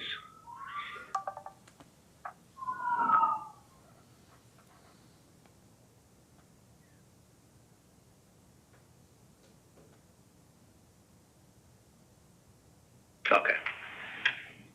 Okay, great. Thank you very much. All right, Mr. Conroy, are you familiar with this provision? Have you seen this before? Yes, I have, yes. Okay. And with regard to the notice sentence that we just read, where we said that referred to an eligible electric generating facility as defined in KRS 278-465 sub 2, is this the provision to which that refers? That is, yes. Okay. And do you understand here that the definition of this means an electric generating facility that one is connected in parallel with the electric distribution system? Is that correct? That's part A. Okay. B, it generates electricity, and then using one of those 4 different choices for how it generates electricity. Yes, correct. that is part B. All right. And C says has a rated capacity of not greater than 45 kilowatts. Is that all correct? That's correct. Okay. And all of those verbs are in the present tense. Yes. Okay. Meaning, do you take it, is it your understanding that this means an eligible electric generating facility actually exists? That is So correct. it is to that was be the one of intent of referencing this definition in our notice, that the eligible electric generating facility exists, is connected to our system, and is generating electricity. Okay, thanks. Rick, you can take that down, please. Okay. And if you can, or if you want, instead, can you go to 466, 278, 466, please? Mr. Crosby, let me ask you a question. Can sometime before the day is out, can the companies provide information on the number of customers or prospective customers who applied during this time period but would not otherwise be eligible because of the reading of the statute? Do you know that? Do you have that information? Well, Mr. Chairman, I think I'll say this, and then I'll let Mr. Conroy correct me. I think part of we're certainly happy to try to provide any information that the commission requests. I think part of the difficulty with that is knowing what that date is going to be, the effective date with certainty. But we will, if you issue the request, we will do our very best to provide the most accurate information we can, make sure that you have full characterization of that. Yeah, I think the statute says what it says, and if someone had read it and said, I'll go to the statute, but honestly, I think it probably was misleading. Not intentionally misleading, but I think someone would read it and get the wrong idea about it. Whether that is has any legal effect or not, I don't know. That's just wondering how many people would have had their application in. Okay, thank you. Well, yeah, no, thank you, Mr. Chairman. And here's what we'll do, Mr. Conroy. I just want to look at 278, 466, sub 6 briefly, because you were directed to look at this before as well. So, Rick, if you can go to subsection 6, please. Thank you. All right. And the first sentence there, this is, now as you're understanding, 466 sub 6, which we're looking at now, does that involve the sort of legacy rights or grandfathering rights associated with customers before NMS 2 goes into effect?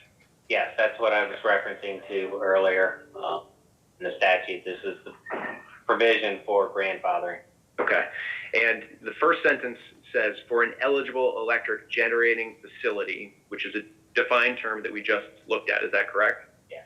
And then there's the question of in service prior to the effective date of the initial net metering order. I'm just going to stop there because I don't think we need to go further. Do you understand?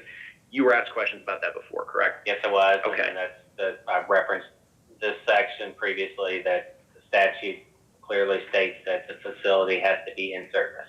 Okay. And what was the point of referring to the statute and to define eligible electric generating facility and have an application? What was the point of putting those in the notice and in the tariff and in your testimony? What was the point of that? And the purpose of that was to define that the facility had to be in service, had to be generating, and that they had to file an application to be a net metering customer. Because a customer could install self-generation, and not be a net metering customer. But in order to treat them as a net metering customer, we had to have the application. So is the term in service defined in the statute anywhere? No, it's not. Okay, so was what the companies did an attempt to create a definition, to put some structure around that by defining it the way that they did? Yes. Okay. Based upon the definition of eligible electric generating facility. Are you aware of any utility statutory definition or industry definition where in service would mean merely the submitting of an application for a prospective generating facility? No, I'm not. Okay, that's all I have on that. Mr. Conroy, can we talk just a little bit about rider EDR? Do you remember receiving some questions about that? Yes, I did. Okay. And just want to clarify what is the purpose, the intent of rider EDR? Why does it exist? Well, I mean, the purpose is if a utility system has adequate supply and generation to serve incremental load or attracting to the state, they can offer a discounted demand rate to attract those businesses, but only if we have the capacity to serve. As I was alluding to earlier, having more customers to contribute to fixed costs is what that's going to do, and it's going to provide additional revenue to the company. But we can only offer an EDR as long as we have the resources and capacity and are not having to install anything new to serve those customers. Okay, thank you very much.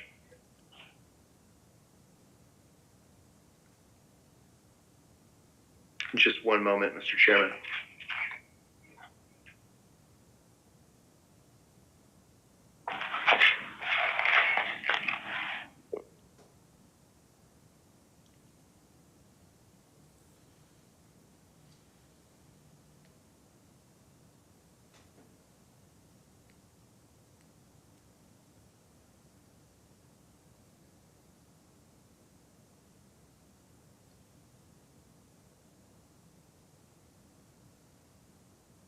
Mr. Conroy, do you recall a question, maybe a couple of questions from Mr. Fitzgerald this morning? Now I want to say Fitzpatrick too. Fitzgerald this morning regarding the discussion around externalities. Yes. And discussion about, I think he asked you about question or testimony that witness David Sinclair submitted in case number 2014-000 sub 2. Yes. Okay.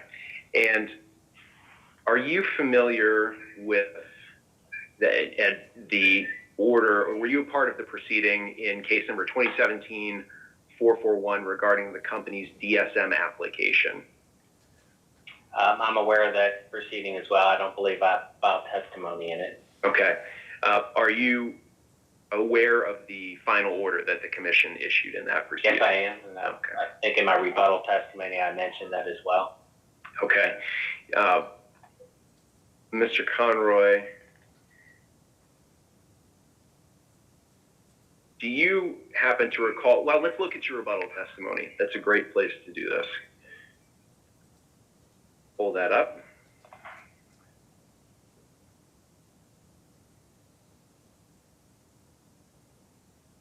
Too many things open. Here we go.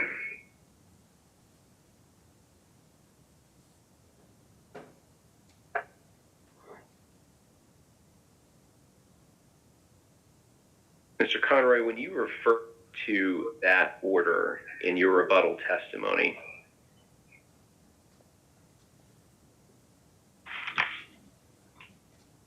two seconds.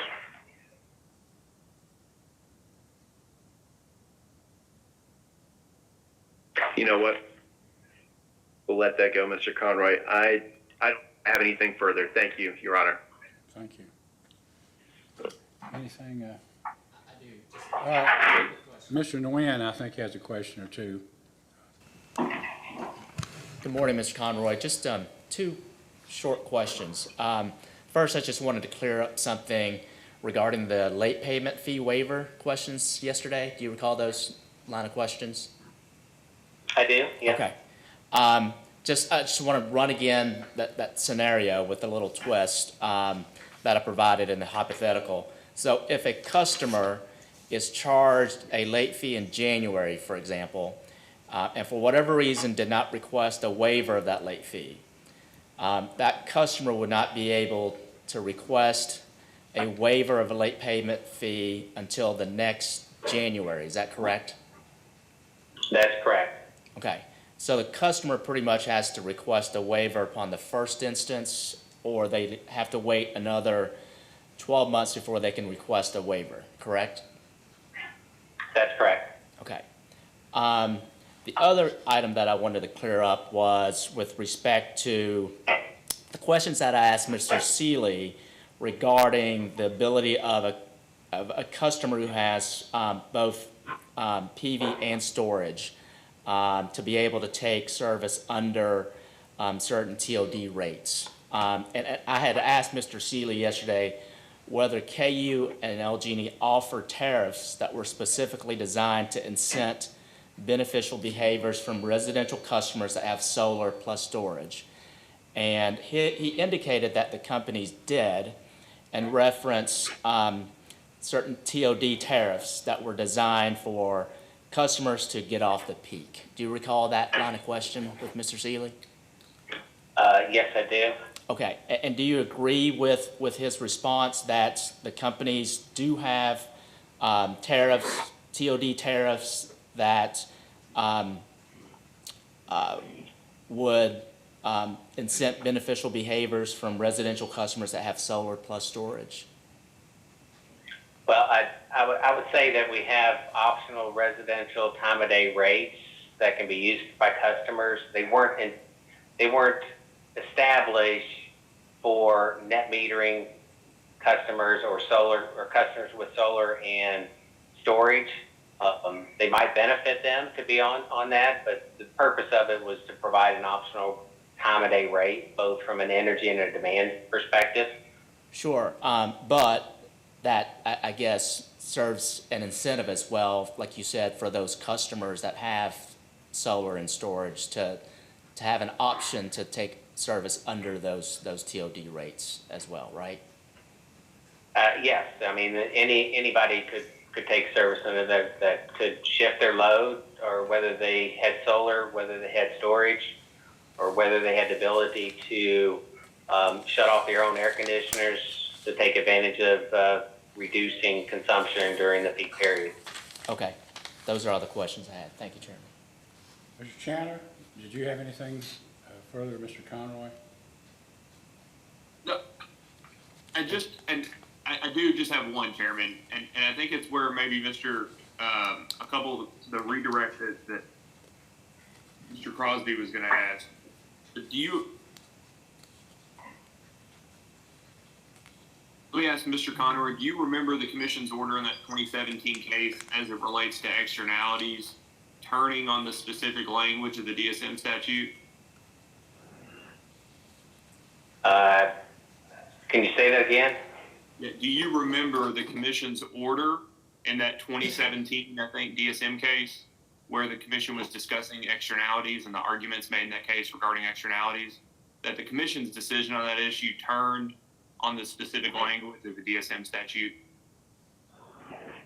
I don't have it in front of me to recall specifically what it said, but if that's what it was in there, I think the Commission has also said in there that externalities and environmental is not under the Commission's jurisdiction. Yeah, Paraphrasing on my memory. Yeah, well, that's I know you don't have it in front of you, but do you remember that the specific language of you remember some of the order because you read it and referenced it just then and referenced it in your testimony, but do you remember the specific language of what's considered in a DSM application was an important part of that order? What's allowable to be considered in those applications? Yes, I vaguely remember that as well. I don't remember the specifics.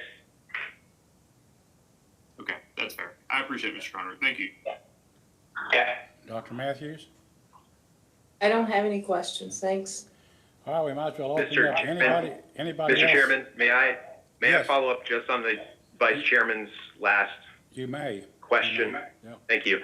Mr. Conroy, do you have your direct testimony available to you, page 27, please? I do. Okay.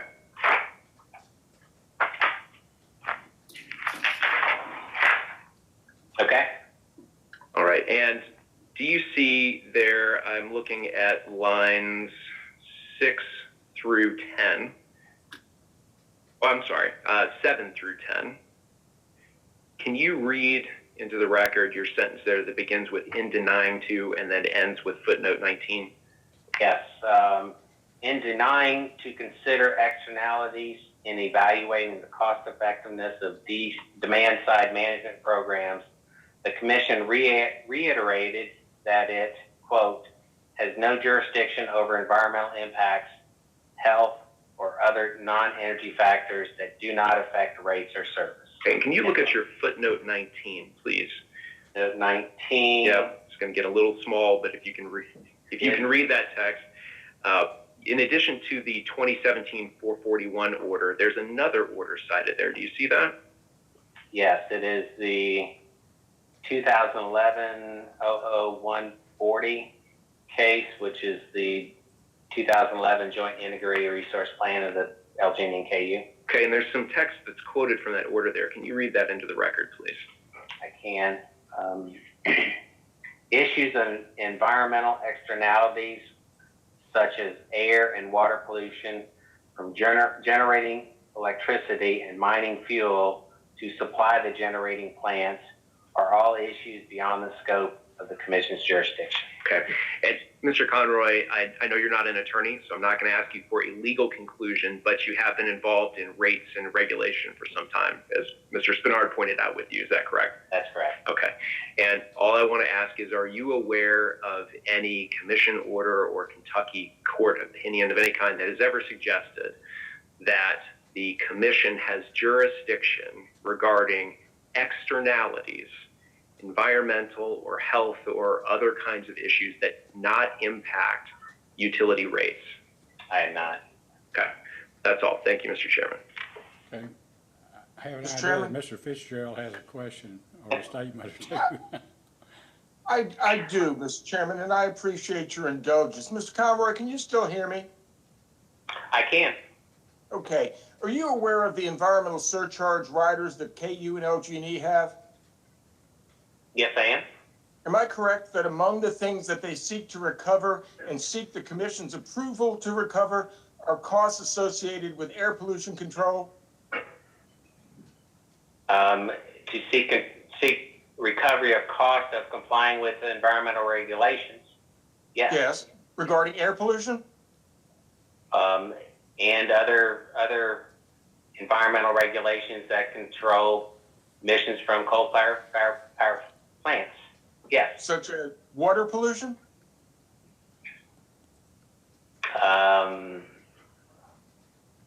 There are water regulations that we've proposed projects for as well.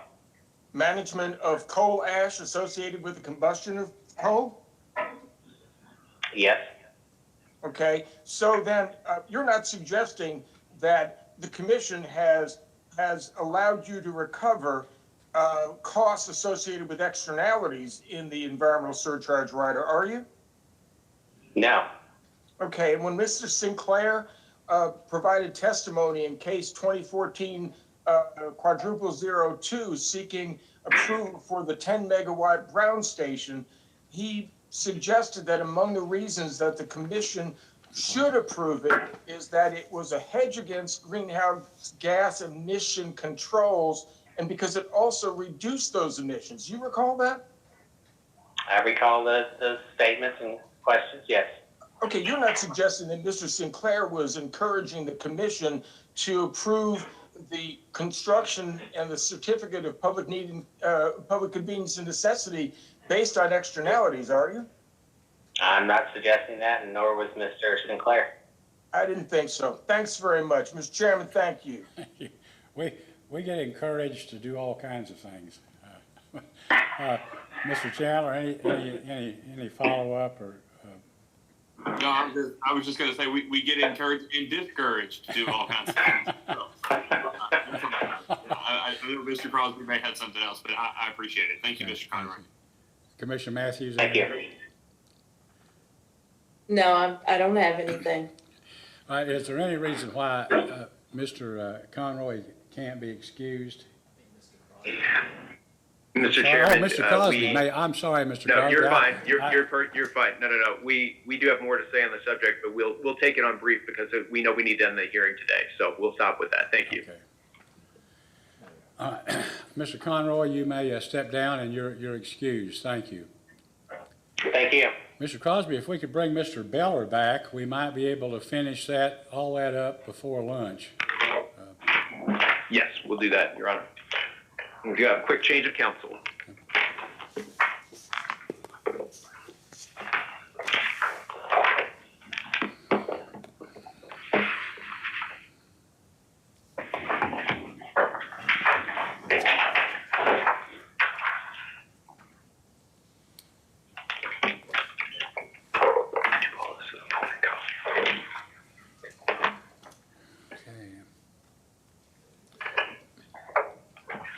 Mr. Nguyen, do you have any questions for? Your Honor. Yes. With your permission, what I'd like to do is ask Mr. Beller a few questions on redirect. I know he's been called back for some cross-examination, but you might recall on Monday, we had a technical glitch in replaying some hearing testimony from LG&E's last ECR case. And that was pursuant to Vice Chairman Chandler's questioning about the retirement of Mill Creek 1. And we thought it would be smart and clarifying if Mr. Beller could explain that situation a little bit more to try to address Vice Chairman Chandler's concern now that Mr. Beller has watched that portion of the ECR hearing testimony. Sure, So with your permission, I'd like to proceed with just 2 or 3 minutes of redirect. You Your may Honor. proceed, but you need to stop for a moment because we've lost all video. Now we've lost the sound too? I think so, yes. Okay, at least for the present, we think we're okay, Mr. Ingham, so you may proceed with your redirect. Thank you, Your Honor. This will be very brief. Mr. Beller, do you recall on Monday that we ran into a technical issue in playing the hearing video from LG&E's last ECR hearing, which happened in September of 2020? Yes. Have you had a chance since Monday to review the video of that hearing? Yes. And have you also had a chance since Monday to review the post-hearing data response that LG&E filed in that case 8 days after the hearing was over? Yes, I have. Okay. And then did you, Vice Chairman Chandler also had some questions for you.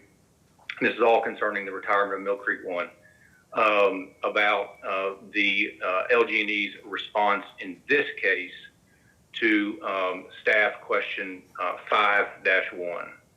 Correct. Yes.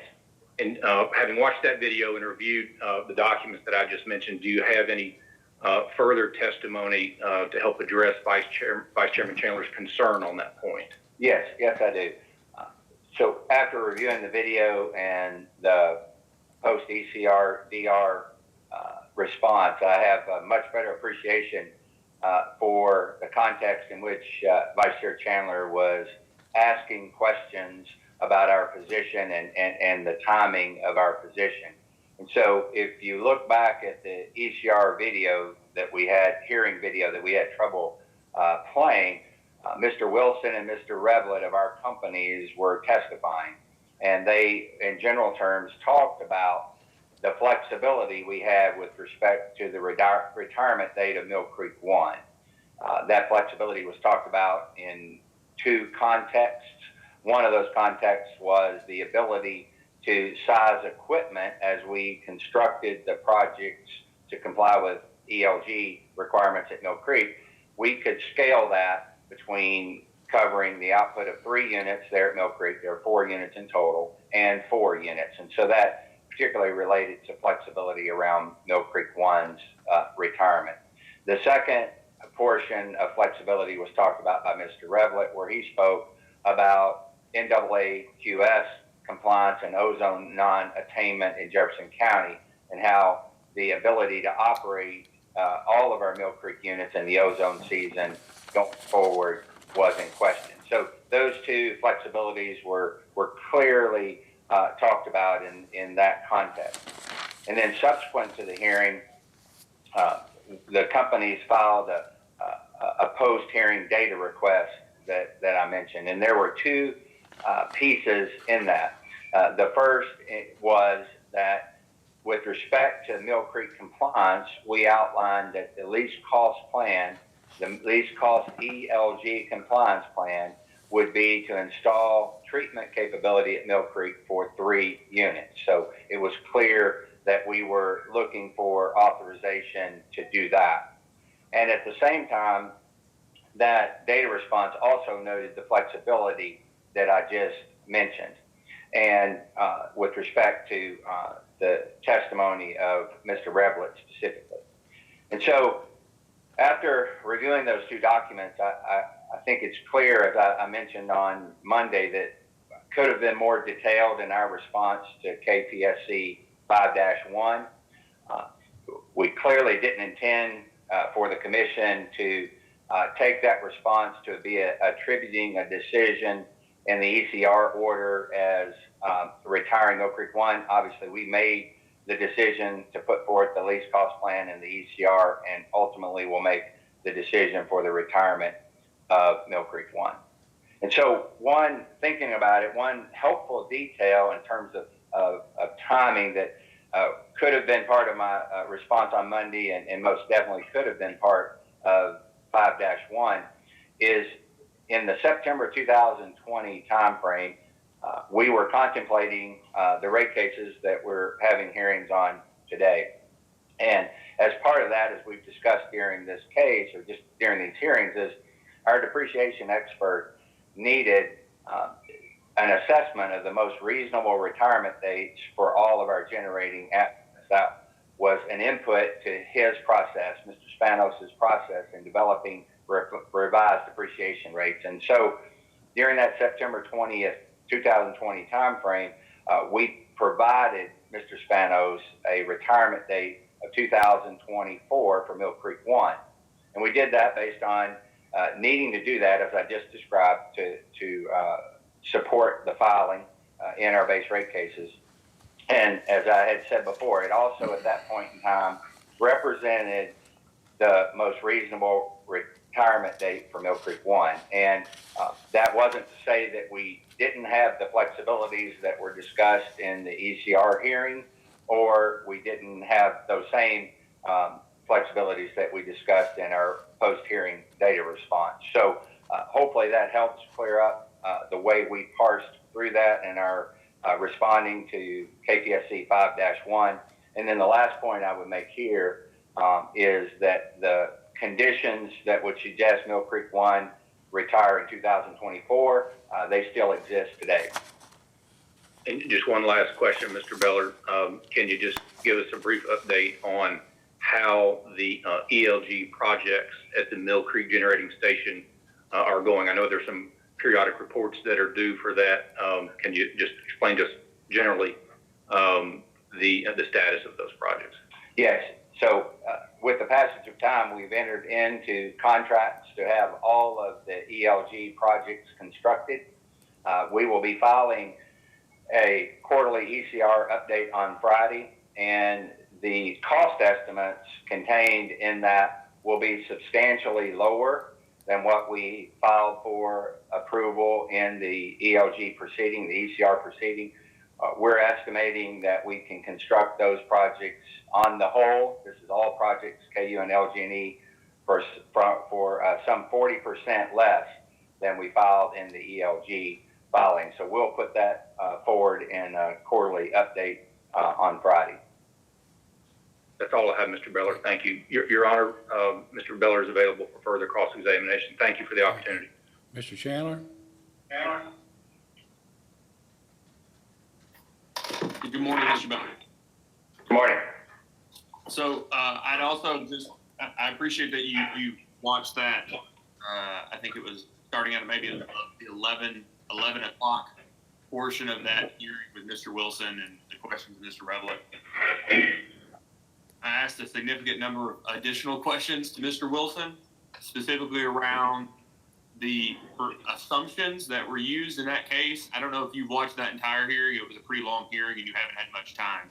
But I may recommend that you go back and watch the entire hearing, because I think that Commissioner Matthews and I both had concerns around some of the assumptions used, particularly around the fuel costs, the probability of other subsequent environmental control requirements, and the assumed lives of the generating units. I think I specifically was asking, are you all comfortable with the presumed lives in this? The answer was yes. So I did not know, and I don't think any of us knew during that hearing that the companies were actively reviewing the retirement date for any of those units. But that certainly, I think you would agree, would have been important in at least the Commission's consideration in that environmental compliance plan, particularly since some of the units that were were being reviewed for changes in expected economic life were subject to that environmental compliance plan. Is that fair? Yes, and in the review, as you noted, I didn't have the opportunity to listen to the whole hearing, but I did look at some of the materials we provided, and as you would appreciate, there were sensitivity analysis presented in that, some of which were in that post-hearing data response I mentioned, and those were at the request of the commission to further expand the range of fuel prices that we were considering in our evaluation. And to speak to the lives question, I recall looking at some of the output in that case, and we did attempt to back solve for if we were to install modifications to our generating equipment to comply with the LG, how long would that unit have to operate for that to continue to be a positive decision for our customers? And so there was a bit of that, but I do understand that the commission had several questions, and hopefully we were able to address those in that proceeding. Yeah, and that back solve, I think is what you called it. That was that break even part of the break even table that you and I were looking at on Monday, correct? Where it showed that Correct. If the last Mill Creek unit, the date of the last Mill Creek unit retirement, there was a break even to what that year would be. It would make economic sense for the early retirement versus ELG, ELG 3 scenarios. Is that right? Correct. So has there been a change? You know, this was 6 or 7 months ago is when that hearing in that case took place. At that time, I think it was everyone's understanding, or at least it was my understanding, that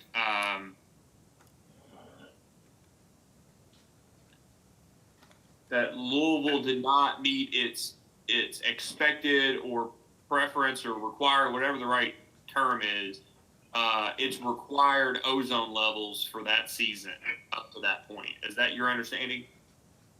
Correct. It's a rolling 3-year average of the fourth highest ozone reading within Jefferson County. As with environmental regulations, complicated and specific, but yes, at that time, Jefferson County had already experienced an ozone reading being the fourth highest in 2020 that made the rolling average above the 70 parts per billion limit that existed. So we knew that at that time, and then, as you know, Mr. Revelet did testify that we would know in the future what the Jefferson County Air Board's response to that situation would be, and I testified on Monday that we expect to enter into a similar agreement to limit operation of Mill Creek 1 and 2 this year in the same way we did in 2020, and actually we will begin operating in that manner on Monday, this coming Monday, May 3rd. Well, and so that was, I'm glad you went on and answered, because that was going to be where my follow-up, one of the reasons I didn't want to call you back, because the ozone season is roughly April to October, depending on weather, I think. And heat, and I know there's a lot of other things other than NOx that get taken into account, VOCs and things like that with ozone. But are you saying that you all are intending or have entered into another voluntary agreement for only 2021 with regard to Mill Creek with the Louisville Air Pollution Control Board? I'm not familiar with the term. It's my anticipation that it would only include 2021 at this point. We have the expectation that that will continue, but obviously we would want to retain flexibility in that and only enter into 1-year agreements at a time. And so we have communicated to the Air Board that we'll begin operating under that agreement on May 3rd. They have a process in which these orders, I understand, have to be approved by their board, and that will happen sometime in May. But as a practical matter, we've agreed that we would begin operating our units under the same conditions as we did in 2020 on this coming Monday, May 3rd. Okay, and so we'll just ask as a post-hearing data request when that agreement is signed. I think you signed the last one. Correct. Marie. that we'll just ask in the post hearing data request, and if it's not available at the time of the post hearing data request, we just ask the company to provide it when it is entered into. Okay.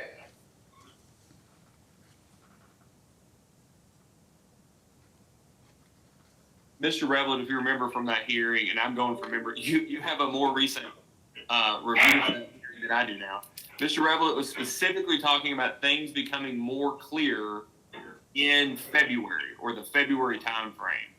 Do you know, is there anything specific that you're aware of that's in the February timeframe, or was it your understanding from the hearing that he was just talking about the clarity with what the requirements would be from the Louisville Air Pollution Control Board? So I'm not aware of any specific event that would trigger February. I suspect that it was just the time frame in which we would begin conversations with the Air Board. As I just described, there is more of a formal process for the Air Board's board of directors, or whatever they call it at the Air Board, to approve these agreements. And so that has lagged a little bit in terms of an administrative piece, but I believe that's what he was referring to, because as we discussed just a moment ago, we knew at the time of that hearing that that there had been readings within the ozone season 2020 that would cause the rolling 3-year average to be above the limit, the NAAQS limit for ozone. So I suspect, I haven't asked him, but that would be my guess as to why he would be talking about a February timeframe. Okay. Do you have any reason to believe at this point that moving forward, any part of the plan required from LG&E to comply with the ozone issues in Louisville would include controls? And by controls, I mean, seasonal usage of the units. Controls for both Mill Creek 1 and Mill Creek 2. So let me try this answer and see if it's responsive. So we continue to believe that the Air Board will be requesting, as part of their administration of NAAQS, a limited operation for Mill Creek 1 and 2 into the foreseeable future. Obviously, if we retire Mill Creek 1 in 2024, as contemplated, it wouldn't go beyond that date, their limitation. Then on top of that, we believe there'll be continued pressure on ozone attainment in Jefferson County, both from just the physical nature of emissions in Jefferson County, and then also from potential additional regulations and lowering of that limit over time. And we can talk about that if you have an interest. So we do believe we're headed toward a situation where, in order to operate those units into let's say the end of this decade and beyond, we would be required to install an SCR, being the best available or reasonable available control technology for containing NOx, which is a precursor to ozone, as we know. So let's talk about part of that for a minute then. You have an expectation, I just want to make sure I understand this, you have an expectation that the companies will be unable to operate Mill Creek 2 during the ozone season for the foreseeable future? My expectation would be that we would have a 15-ton daily limit of NOx, and that's the specific limit that we've agreed to with the Air Board, which equivalently, based on our units' operation, their size, the ability of SCRs on Mill Creek 3 and 4 to control NOx, if we're operating in that mode, it really effectively limits us to only having either Mill Creek 1 or Mill Creek 2 online, and I expect that limitation to continue over time. I just want to make sure I understand. You're saying since, I guess this is a bigger picture, since 3 and 4 have NOx controls, right? Since they have SCR, you're saying that the emissions that you're discussing, the emissions limit, would have to come from either 1 or 2, and based off that level, either one you would expect to be able to operate year-round or regular operation during the ozone season? Correct. One of the uncontrolled, let's say it that way, non-SCR would be a better descriptor, more specific. So we could only have one non-SCR controlled unit operating at Mill Creek during the ozone season. Correct. Okay. And if that limitation is lower, then, and I forget the amount. I'm sorry. What was the amount again? 15? From memory, it's 15 tons a day of NOx emissions. So let's just say it's 15 tons a day, and we don't have to be perfect, but whatever the level that Louisville comes up with, you have an expectation that that's going to be the level in this 1 year agreement, right? What leads you all to believe that that's going to be the required level if, for instance, there's a non-voluntary agreement, right? A required agreement on LG&E.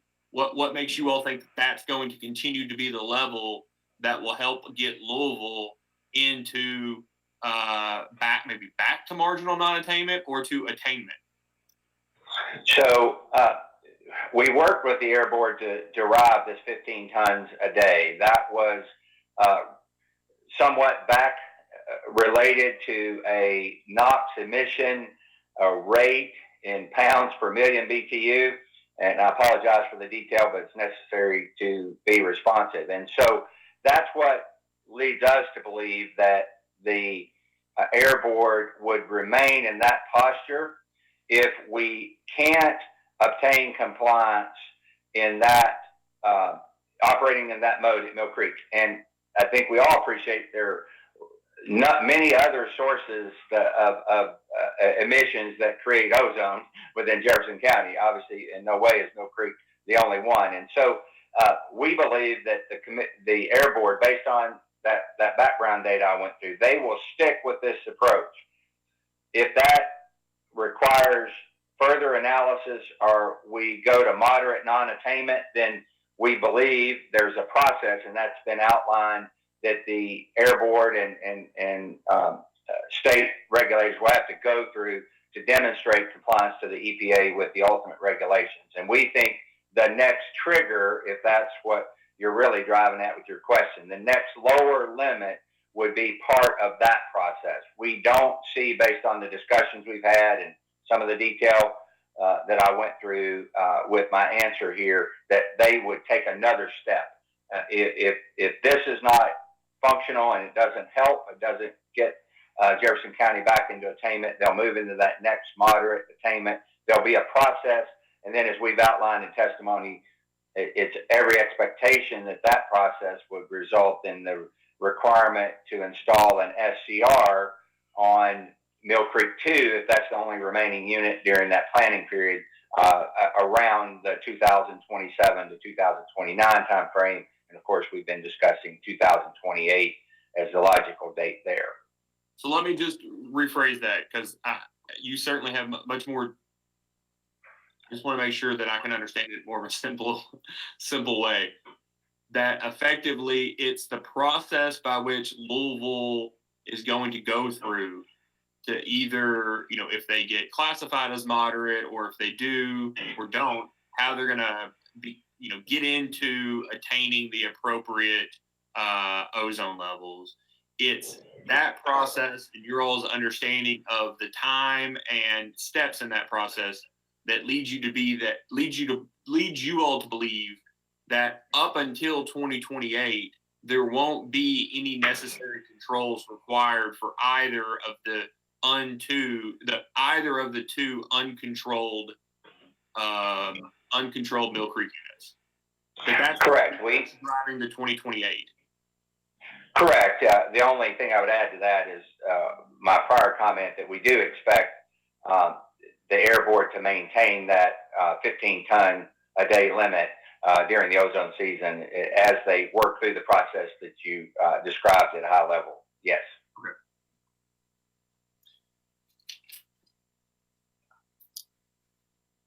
I have a list of these are for the most part just random questions that have come up that I feel like I need to ask you, but they're sort of one-off, so bear with me for a minute. One, are you aware of the study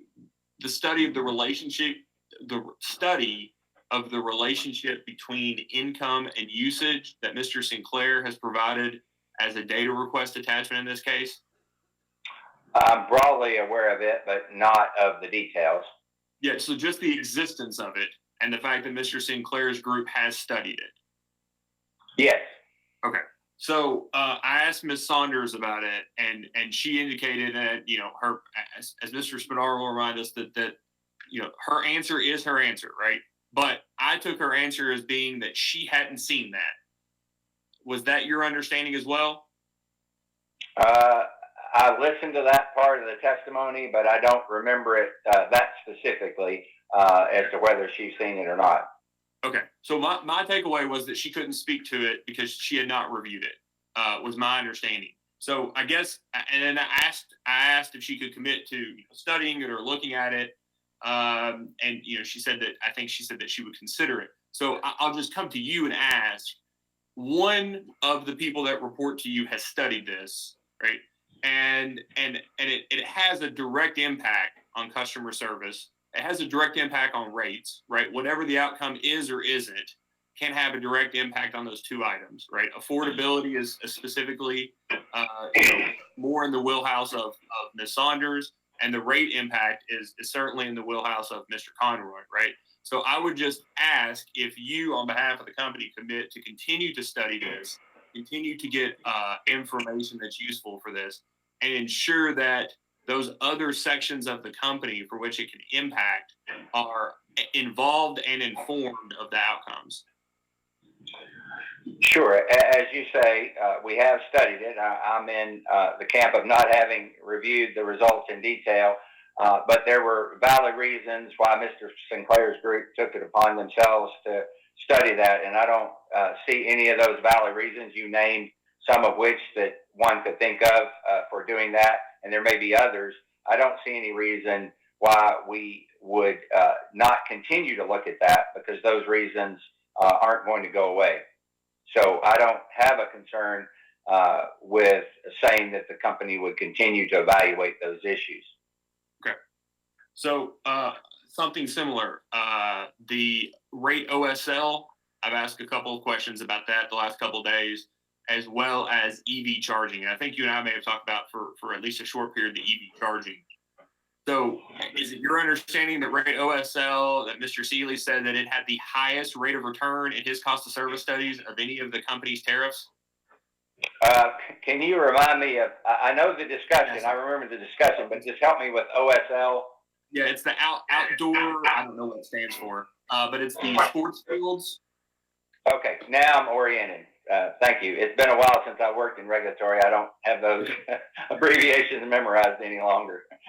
Right, but it's sports fields. It's an off-peak rate for lighting and it may be specific to municipal or county-owned. It may be school. I don't know, but it's sports fields is effectively what it is, and it incentivizes them to turn on the lights at a certain time and make sure they turn them off. Otherwise, there's, I think, a demand penalty. Do you remember Mr.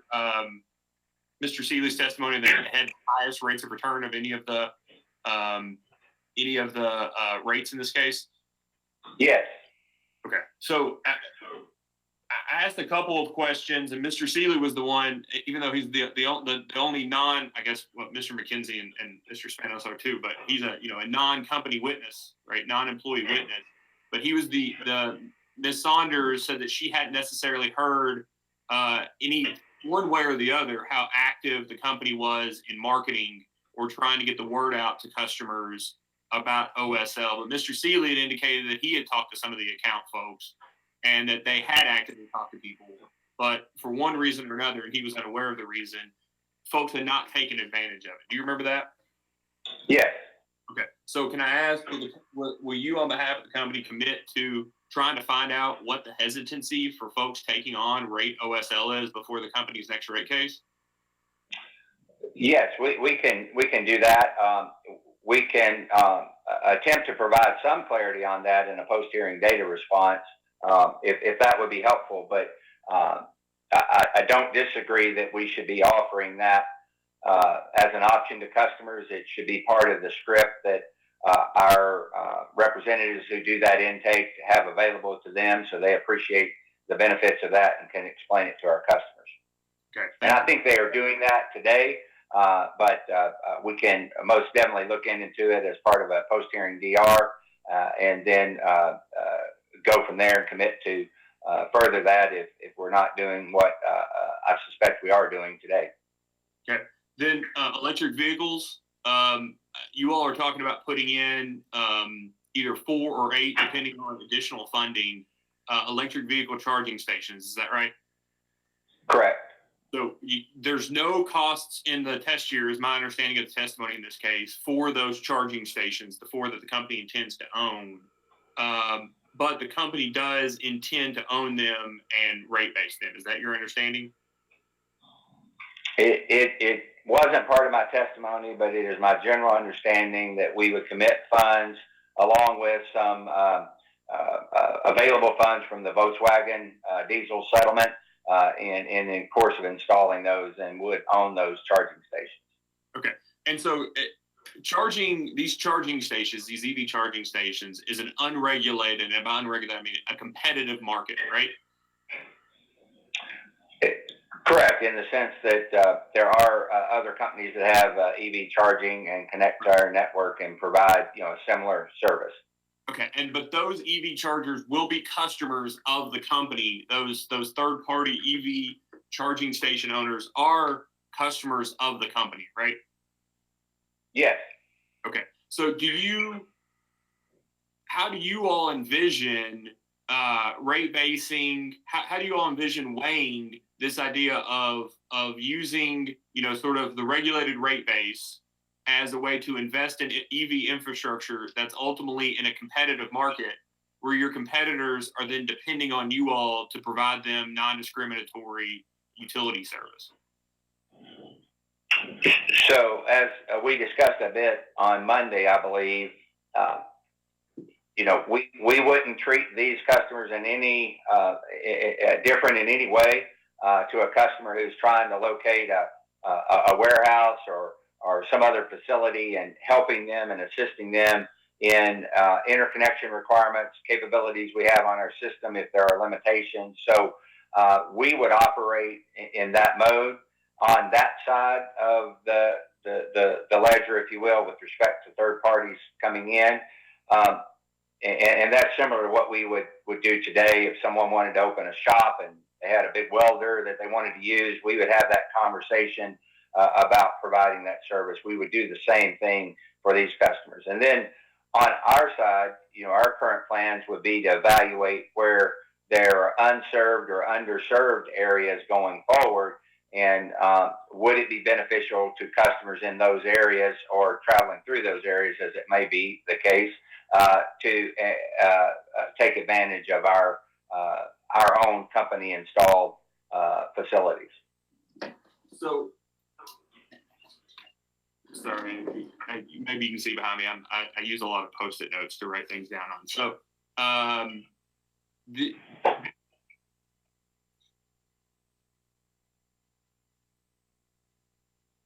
are the rates that the okay, so let's take a step back. The customer plans on the company plans on owning, let's just say it's the 4, right? Let's just forget the matching funds for a minute.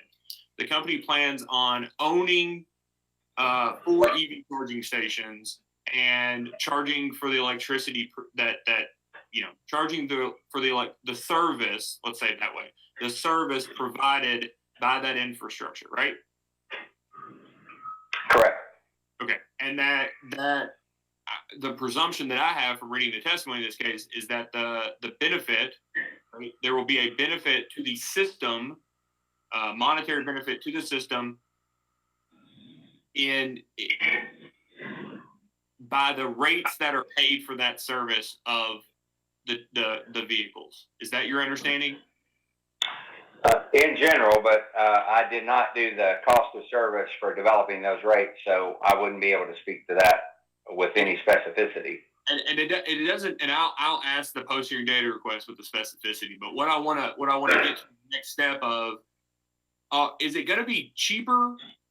Are customers going to be better off, worse off, or indifferent as to whether or not the same service is provided by a third-party electric vehicle charger or the company's EV infrastructure?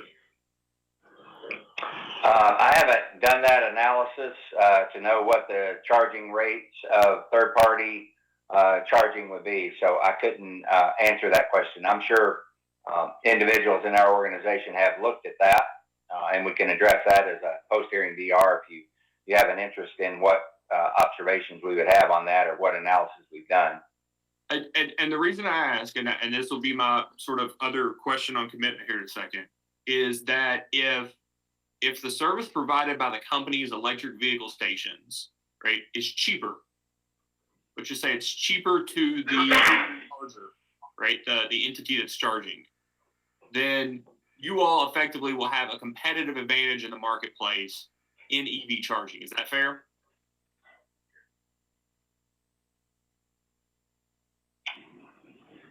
Well, in that case, I think I would say that, if we back up a second, of course, subject to check, if we install EV chargers, the rate in which we charge is a PSC approved rate, and the number of chargers, I believe, are also specified in that approval. And so, in the context of that, in your example, if through that process we were able to install a charger that had a lower rate of charge, however their price, cents per kilowatt hour, or whatever the fees are, we would be the preferred alternative if they were in the same region, same area, and access was the same, and all the things that people think about when they want to go plug in their EV. So with all that I just said, if we were cheaper in your hypothetical, I would suspect, out of common sense, customers would choose our station, all other things being equal. Yeah, and assuming they're rational, that's right. Right. So on the other side of that, if customers are worse off under the company owning the infrastructure than they would a third party owning the infrastructure and being charged one of the company's rates, right? Customers could possibly get less benefit, right? There's a risk in there to customers.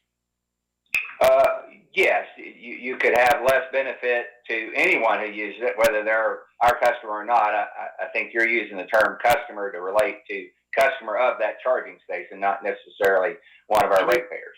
I mean the residual system, like the regulated, the customers of the utility that exist today, right? The remaining system. Let's take Solar Share for a second, right? The Solar Share program is carved out for cost of service purposes and rate cases, right?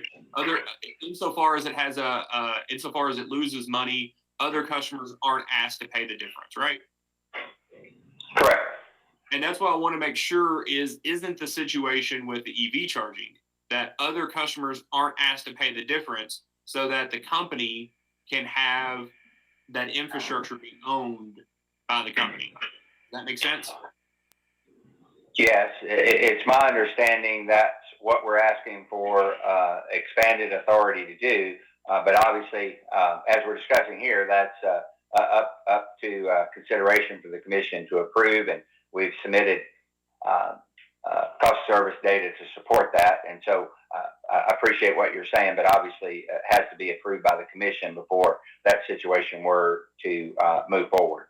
Okay. And what I'm really getting to, and this will be I have a couple more questions, but it may be best to take the break, the lunch break after I finish up on this, Mr. Beller, is the company knows its system like no one else, right? It understands where there is congestion insofar as it knows. If anyone knows where the congestion is, the companies do, right? If anyone knows where upgrades are going to be made on the system over the next 3 to 5 years, it's the company, right?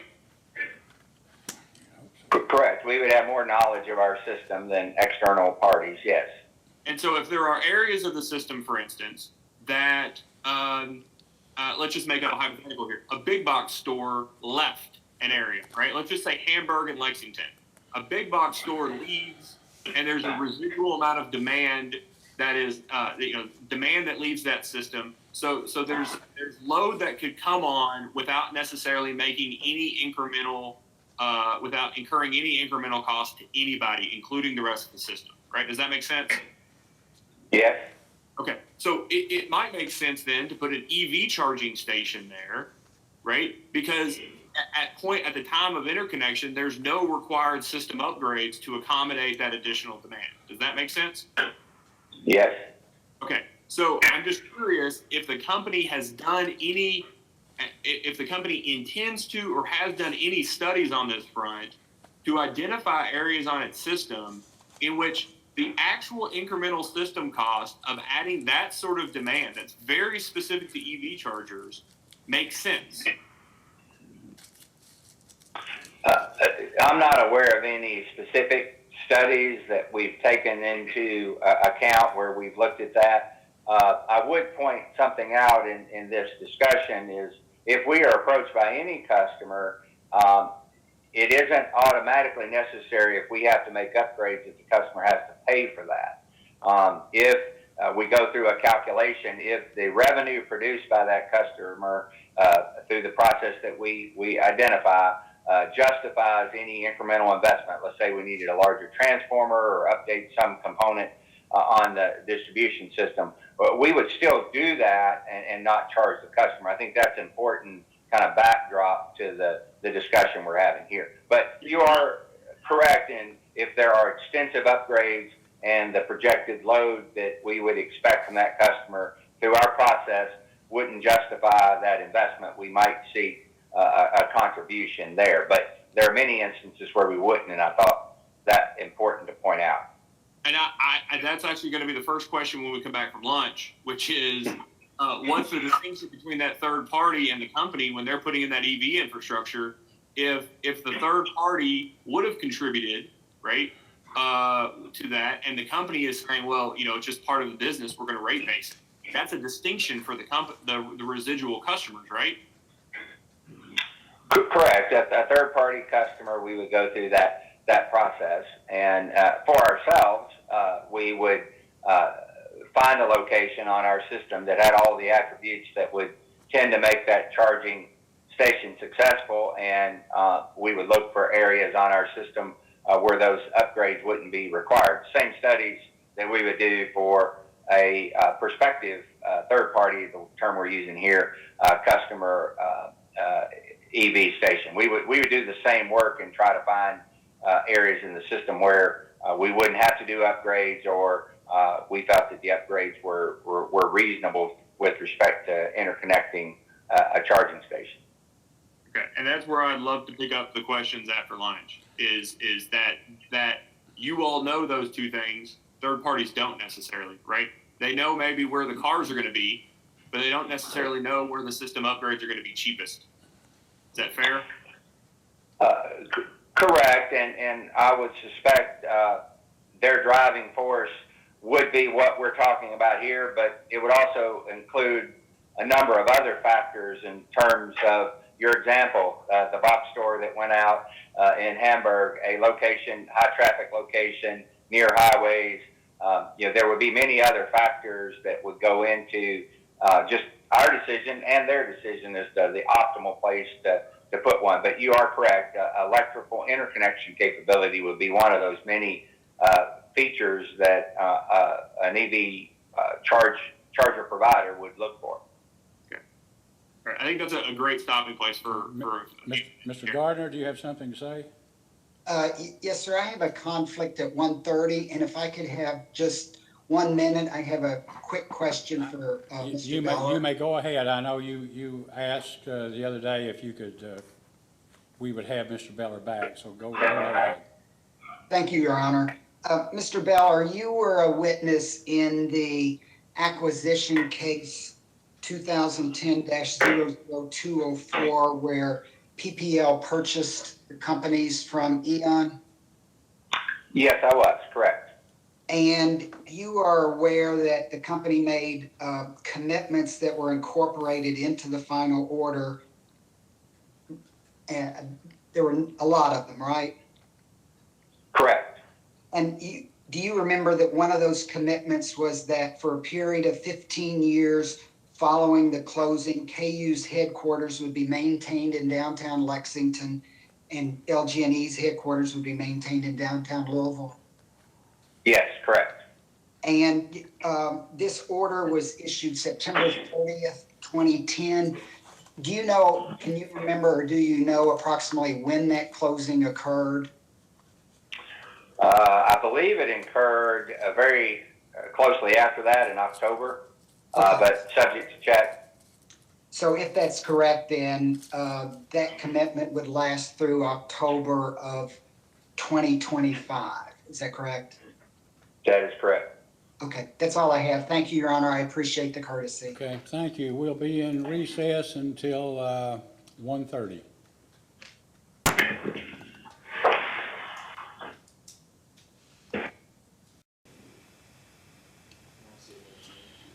Mr. Ingram, can you hear me? Yes, sir. We have no idea what really happened, but it didn't work. That's all I can say. I want to get on though. Ms. Brumman, I tried to speak to your male co-counsel and wave back at him, but unfortunately, the microphone wasn't working. So give him my best regards. So maybe it's my co-counsel's fault. Yeah. No, he's not. He's never at fault. That's. For Okay. now, we'll agree that that's true. Okay, Vice Chairman Chandler, are you ready to recommence your cross-examination of Mr. Bella? Yeah, thank you, Chairman. Good afternoon, Mr. Miller. I'll let Mr. Ingram settle. That's much better, Mr. Ingram. Thank you. When we left off earlier, we were discussing the EV electric vehicles as it relates to the rates charged for the actual service, right? Whether that be a third party or a company owned fast charger, right? Yes. Okay. And so let's just assume, and this is my understanding, I need to get, I promise you, we'll make sure the record, we understand the record entirely. Let's just assume that the rates are going to be the same regardless. The rates that are charged to the EV, right, to the actual charger from the company, the rates it recovers for fast charging from the service is identical, right? Ignore what the third party or the company charges for the service. Well, let's just assume that the revenue the companies get are the same regardless of ownership, right?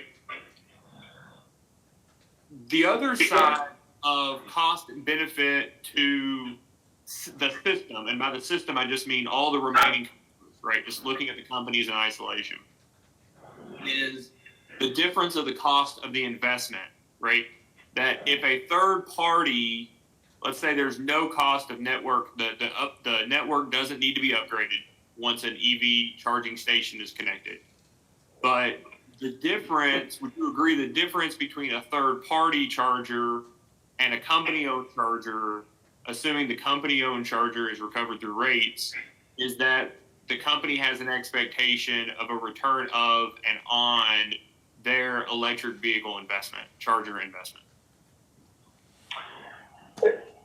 Correct. In that simple example, if we own the equipment and we can justify including it in base rates, we would expect to earn a return on that investment. Correct.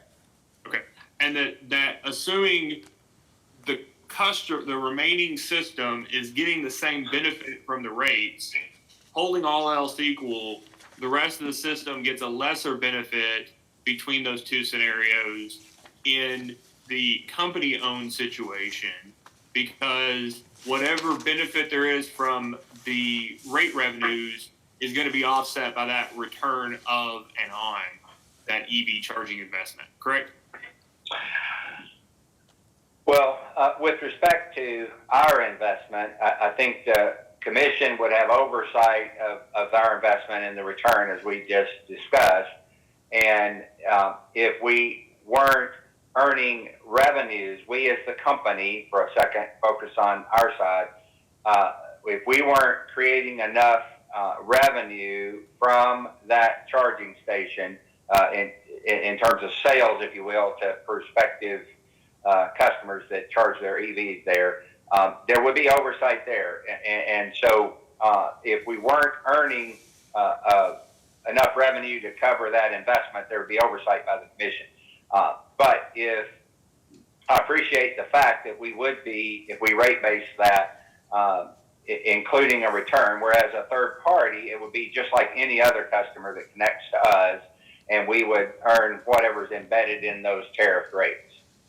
Right. And so the holding all things equal, other customer that,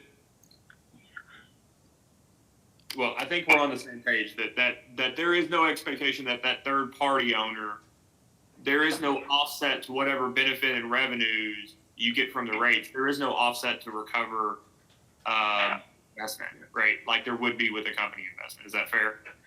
Correct. And then they also get to keep all the revenue that they charge to the prospective customers. Yes, it's on that calculation is on their side. Correct. Okay.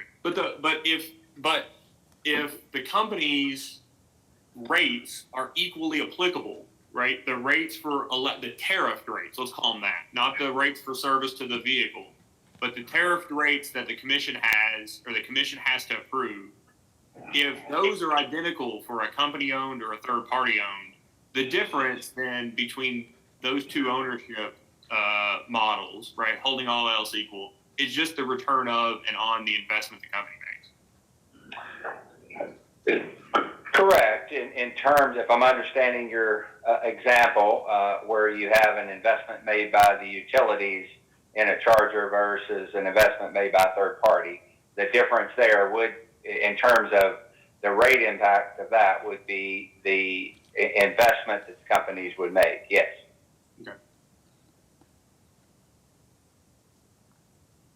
And then the only difference at that point would be the rates that are charged to actually charge, right? I know that sounds good, but the rate for the actual charging service would then be the distinction between third party ownership and company ownership. Is that right?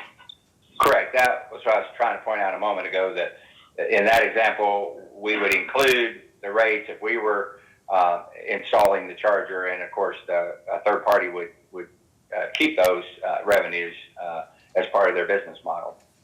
Okay. So your hope then would be that the rates charged by the company-owned chargers would yield, with some sort of normalized usage, enough revenue to cover the cost of the investment, recover the return of and on that investment, so that it's an offset, at least that amount? Correct. And we would assume, not in this proceeding, because as we discussed earlier, we don't have dollars in for these fast charging stations, but in subsequent proceedings, we would presume the commission would examine that to determine if the investments we make are prudent. And so between now and that next rate proceeding, we would, as share owners of our company, we would be at risk of being able to prove that out over time. Okay. And just, I guess I would just ask, is the intent here to fill what the company's FILL, sorry for my what the companies feel, FELL, is sort of a gap in infrastructure. And I hate to use this phrase again, but a chicken and egg situation where people won't buy EVs unless there's a charging infrastructure, but then people are waiting for more people to have EVs before this charging infrastructure goes in. Yes, that is true. And of course, with this particular tariff we're talking about, these are fast charging stations, not one that you would probably prefer to use every single time you charge. Obviously, we suspect a large percentage of customers, in excess of 3/4, would probably choose charge at home. That's kind of the general view of things. But these are DC fast chargers, and to your point, there clearly is a gap and lack of those along interstate corridors in Kentucky and many other states for that matter. And so this is part of an effort to couple the VW settlement dollars with some dollars from the company to fill really a need that has yet to be met. And obviously, the hope is, and I think Mr. Seeley testified to this, that if we do this in limited numbers, which is our original proposal here, as outlined in the filing, that others would come along and fill in some of the gaps that maybe we can't cover with the limited number of stations we're proposing. And that's what I want to get to. I want to make sure I understand. It's not the company's expectation that it'll be the primary owner of electric vehicle fast charging stations in its territories. That it's your all's expectation that this is just a not even an initial foray, but just a short term. You all want to get out there and get the initial infrastructure. You all don't have an expectation that you'll be the primary player in this space. Is that fair? The current proposal, yes, is structured around that. It's really just scaled by a small investment of the companies and what we hope to be available from the VW settlement. So it doesn't represent any effort to become that sole provider of this resource, correct? So on the other side, I mean, I'm sure you're aware, we've seen it in the news, where a number of major manufacturers intend to transition to exclusively electric vehicles over a fairly short-term horizon. Is that your understanding? Yes. Okay. And, the company, like we were discussing earlier, the company is in a unique position to understand its system better than an outsider. That's fair? Yes. Okay. And so, as I understand it, with like economic development and sort of to the conversation we had with Rate OSL regarding those sports lighting, the company occasionally can take a more proactive position, particularly when it means that there's some sort of multiplier effect of additional of bringing on certain customers, right? Whether it's like Rate OSL, where they have a significantly higher return than other customers, or in the use of things like economic development rates, where you may not charge fully embedded rate, but the expectation is that over time you're better off than you were before. Is that fair? Yes, we would obviously encourage growth on our system in many ways. You mentioned a couple of examples there. Okay. And the companies, is it your understanding, and you know better than I with your experience, these fast chargers take quite a bit of demand, don't they? Like they a lot of instantaneous demand. Correct. The whole concept, again, in placing these along interstate corridors is so longer haul EV drivers can chart out a path and be able to get from point A to B in the most efficient way possible. So therefore, they want to be able to charge their batteries at a fairly high rate, either expressed in electrical demand, as you're asking here, or for the more common understanding, how many miles per 15-minute of charge can I get, or 30-minute of charge. But yes, they do require significant electrical demand to charge vehicles in that manner. Those would be we're not talking economic demand, we're talking KVA demand, right? Correct. Okay. So are you aware of the fast charging bus system, or I say system, but it's either one or more buses that the city of Lexington has? Not familiar with that in the city of Lexington, no. Okay. But are you aware that there's a difference in charging for that there can be buses that slow charge overnight, right? And then there are ones that can be I think maybe Louisville has a couple too, that they can be fast charged throughout the route over a short period of time. Are you aware of that at all? Yes. Okay. And it's from your experience, the system has to be there's a difference in how you plan a system if you're gonna charge a bus overnight slowly, right? A battery or a car like that slowly overnight versus building a system to accommodate the demand of a high demand of a fast charge. Is that correct? Correct. There are definite differences in usage characteristics and associated rate issues, what electric rate those customers would be served under. Both, I think you're asking about the physical requirements, but as we'd appreciate, it also can mean, depending on the nature of the charging, what tariff you're served under. Right. And that's perfectly fair.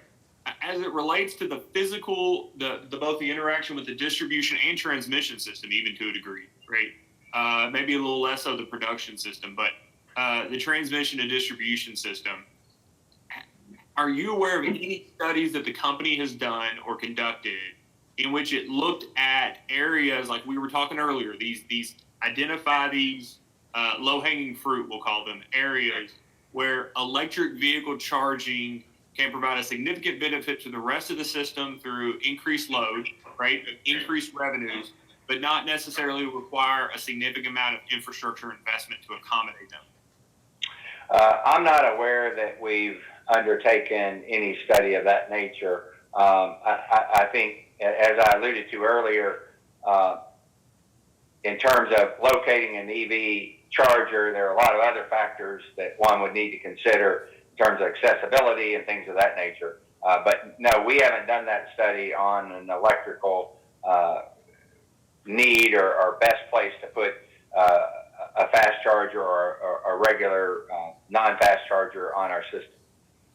Given the anticipated system benefits that this additional load as part of electrification generally can bring, do you think that it would be appropriate for the companies to do so before their next rate cases?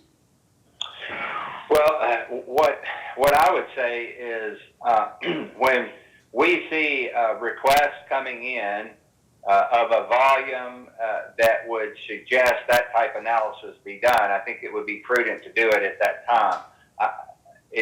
To my knowledge, we're not having that many requests come in from individuals who want to locate that would suggest that we try to undertake a broader study in that regard. But I would agree from an efficiency standpoint and a customer service standpoint, if we see that number of requests go up, signifying what we're supposing to be a demand in the future, that would be a time to do that study. We would know the nature of the requests, the regions they're coming in, and we could better focus that study on meeting the needs of prospective customers. Well, so I want to go back to what I was saying about economic development generally, right? And what we were talking about with rate OSL. It seems to me what you're saying there is that you all anticipate taking a reactive, you plan on building your own electric vehicle charging stations, right? Fast charge charging stations. But otherwise, you plan on taking a fairly reactive position and waiting for people to come to the company seeking something. Am I wrong? Well, I wouldn't exactly characterize it that way. The way I would characterize my response is we would be acting in response to customer need. So we would be proactive once we saw the customer need. We would, in my example and what I proposed as a way forward, we would be proactive then when it became necessary to provide good customer service. We would be proactive in that regard at that point in time. We have our tariffs today. We would propose serving customers under those electric tariffs that exist today. And so we don't have any specific tariff to support the development of EV chargers. And so we would be looking at customers who have identified locations where they want to locate a charger. And if we see that number going up, it may be prudent and a better customer service, particularly if we have the experience where we see customers identify sites, and then those sites can't be modified without a charge to the customer. To me, if we want to be efficient with our resources, that's when we would begin to try to help customers identify. And I don't mean that to say that we won't be proactive at that point. I'm just saying there would be a triggering mechanism, just like our outdoor lighting tariff. I'm not intimately familiar with the details, but I have heard discussions of concerns that customers had with installing outdoor lighting. We didn't do that necessarily to encourage outdoor lighting, it's my understanding in general, but we wanted to make sure that we met customer demands in that case. And I think we would be proactive if we see customers locating on our system again or asking to locate on our system. And then we also, in addition, see that we're not able to accommodate their ideal location and we're asking for customer contributions. I think when we got to that point, that would be my trigger as an efficient use of our resources to be proactive at that time and say, hey, we have a problem here. We have a customer service energy delivery to these customer issue. And so I think that's what I would be looking for as the triggering event. Then I think we should be proactive in as you suggest at that point. So it's not just enough that there's an opportunity. You're saying there has to be an opportunity and then a demand for it before the company necessarily takes action. Correct. I mean, there are any number of customers that want to connect to our system. And so while you could single out EV chargers and do an analysis, you could also single out other customers, obviously EV being one that we're having a discussion here. So all I was trying to communicate is thinking about all the tasks that we have to perform and really wanting to do that in a prudent way and an efficient way, that I would look for triggering events before I would, suggest or instruct our team to take those extra steps versus just trying to look at the whole of our service territory and try to approximate where people may or may not be interested in charging. So let's take it even. Maybe you don't even do the distribution study yet, right? What proactive steps then are the companies taking to approach these third parties to see what it is that they're interested in, to see why it is that they aren't currently coming to the company's system if the companies use it as an overall system benefit? So I would just say those are more generic. I know we have individuals who keep in touch with EV owner associations and things of that nature. We obviously have charging programs that are non-fast charging programs. You're aware of our the chargers we have installed, and I think that's all part of being involved in that business line, if you will, and keeping in touch with customers who are interested in that. And of course, the demand, we keep up with the demand of electric vehicles or the presence of electric vehicles on our system. So I would say we are monitoring all of those things. And again, I don't have off the top of my head the number of EVs registered in our service territory, but it's not at anywhere near the level that I think would trigger a really strong incremental cost effort to go after those customers at this point. But you're correct in as a broader sense that we should be looking at that and continue to assess those factors and where we can serve our customers.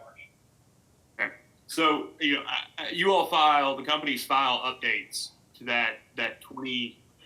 Going back in history, it's a 2015 something docket where the companies were allowed to have pilot EV charging stations, right, that are in Lexington, Louisville, I think maybe a couple in Midway. They're I think split evenly between the LG&E and KU system. You're aware of that program? Yes. The subscriptions are are not near what the companies anticipated. Is that your understanding? Broadly, I'm not familiar with the details, but I would say in a broader sense too, I don't think the EV uptake for customers has happened as quickly as anybody was thinking in 2015. But yes, you're correct. My general understanding is they have not been utilized as much as we thought they would in the 2014-15 time period. And those chargers are specifically chargers that are more geared towards people who are spending a significant amount of time at that location. Is that your understanding? At least relative to a fast charger. Correct. And so a fast charger is more along interstate corridors for people traveling longer distances that need a quicker charge rather than a more sustained charge. Is that your understanding? Correct. And so the fast chargers, the use of fast chargers is not necessarily as correlated to EV ownership in Kentucky as it is to the slower chargers are. Is that fair? Correct. Okay. So so talking about customer demand for a minute, and the company's programs, this case represents the third time in I'm gonna do my math here, third time in 4 years that the companies have proposed or requested, I'll say, a CPCN for advanced metering. Is that right? I think that's correct, subject to check. I was not involved in all of those, the AMI piece of all those proceedings, but subject to check, I would agree with that. Yeah, I think it's 2020 or 2016. I'd have had it. 2016, maybe 360, 2016, 361, something like that. There's the 2016 rate cases, and then a separate filing in 2018. Oh, I think it's actually 370 and 371 in 2016. And then it's either 2018 00005 or 50, one of the two. They're both buried in my brain. And then these rate cases. Is that your memory? Yes. Okay. So, when because I don't have very many hobbies, I occasionally listen in on PPL's earnings calls, right? And read with all of the utilities as much as I can, about their interaction in capital markets or with Wall Street, because it's ultimately very important to the health of the company, right? The ability to attract capital so they can invest, so they can provide adequate service to the company. Is that fair? Yes. So the meters have, and I don't know how else to explain it, the meters have been a thing for the last 4 or 5 years. The companies have sought, this is the third time they sought a CPCN for them. Companies get asked about them fairly regularly from Wall Street. What's the plan? What do you all intend to do? What was your takeaway from the commission's orders, right? Compared to the company's capital plans over the last 7, 8 years, where the companies can spend, some years, and maybe even a little further back than that, invest $1 billion a year, right? That's not unheard of to invest close to $1 billion a year in recent history. Is that right? Yes, we've had years in which we've invested in excess of $1 billion. Yeah, I'm trying to think back. There was like an older, maybe a 2014 environmental compliance plan that was 5 years, $5-point-something billion, or almost $5 billion. The AMI investment is only about, and I'm using round numbers here because what's a couple of tens of millions when you're talking billions? About $350 million. Is that your understanding? Yeah, it's I would say of capital, it's closer to 300 million, but Okay. agree, it's in that range. Yes. That's fine. About $300 million. We'll take 300. Why from the company's perspective is this investment and this CPCN, and from Wall Street's perspective, if you understand, why from a financial and operational perspective is this CPCN for smart meters so important? So I would really just go back to the reason we're doing it and proposing that we do it, and that is what is the best way to measure consumption for our customers and of our customers, and in a sense for our customers, so that we can accurately bill them on a monthly basis. So that's really the genesis of this. It goes back to customer service. And as you say, we attempted to receive approval in 2 prior cases, and I think we've learned from those. I wouldn't necessarily call them denials because we withdrew some of those proposals. I think I don't want to get caught up in the technical aspect of that, but I think outlined in my testimony, we learned from each of those experiences. We learned what our regulator and stakeholders who intervene in these proceedings want. We've continued to assess what our customers want through the pilot programs that were a result of the last rate case, the 2018 effort. And so I think from our company perspective, it's just, we see it as the future and the best way, the most value-added way to read our meters, and I won't go through all the attributes, provide all of the financial attributes that are contained within our study, and then the non-financial, less easy to quantify benefits that we believe our customers can see. And from my kind of limited view to your question of Wall Street, I think in general, they see utilities who are able to economically invest in AMI meters as being able to deliver services and increase customer service. And that's why I think, again, from my limited perspective, why Wall Street would be interested in that. They see that as a benefit for companies when they can economically, on behalf of their customers, invest in new technology. It's definitely a way to move forward in the technology world.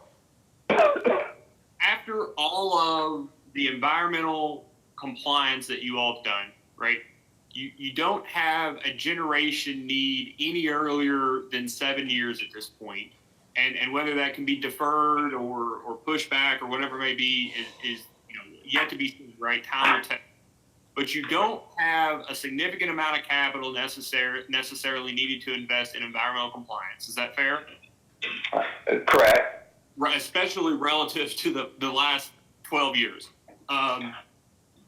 You don't necessarily have, looking at the 5-year transmission plan, you don't have a ton of transmission investments relative to rate base. Is that accurate? As part of the view that we want to be able, and others have testified on this, stay out of rate case activity for at least the next 4 years. You're correct. If you compare our capital plans, and I believe Mr. Blake testified to this on Monday, that we have pared those back in relation to prior capital spend areas. So I think you saw the testimony yesterday. Excuse me, I'm sorry. Hey, Ms. Medlin, I think you may have unmuted.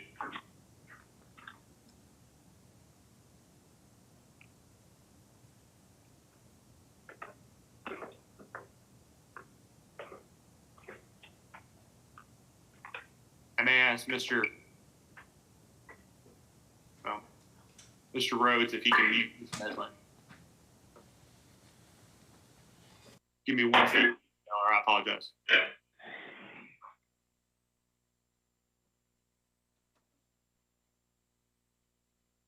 Okay. I talked to Mr. Wolf yesterday. The company intends on investing a good amount. I think it's $91 million was the amount that was in the exhibit. And most of it's this year, so most of it's in this test year. And then the distribution investment drops off by, let's just say roughly $40 million a year, right? Or almost half of what was anticipated. Is AMI the company's last capital investment for the next few years? Is that why Wall Street necessarily cares? Well, let me address the first part of your question. In our capital plans, and you've had a chance to look at those, you've commented on those as part of the foundation for the question. We are spending, as Mr. Blake testified, or we plan to spend, in basic terms, our capital will be equal to our depreciation. so that we won't grow rate-based capitalization over time. So that is part of the reason why we propose the rate treatment of AMI, as you're familiar with. So from that standpoint, if you look at it, it is one of the major components of capital spend going forward. And when I am making these comments, I'm talking about base rates. We all know about the ECR spend. And and really, I couldn't necessarily comment. I gave you on the Wall Street perspective.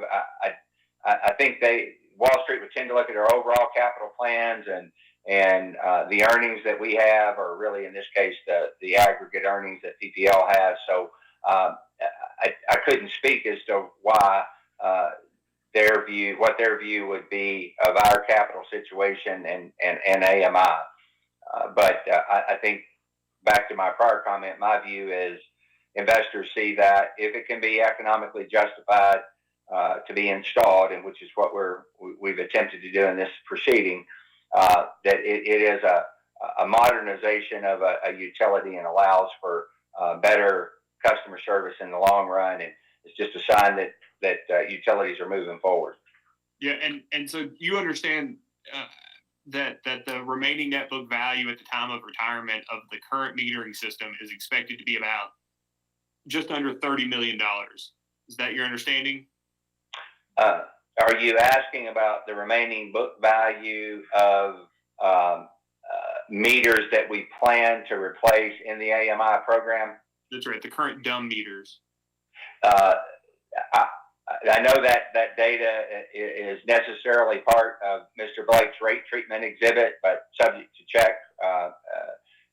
Your $30 million number could be accurate.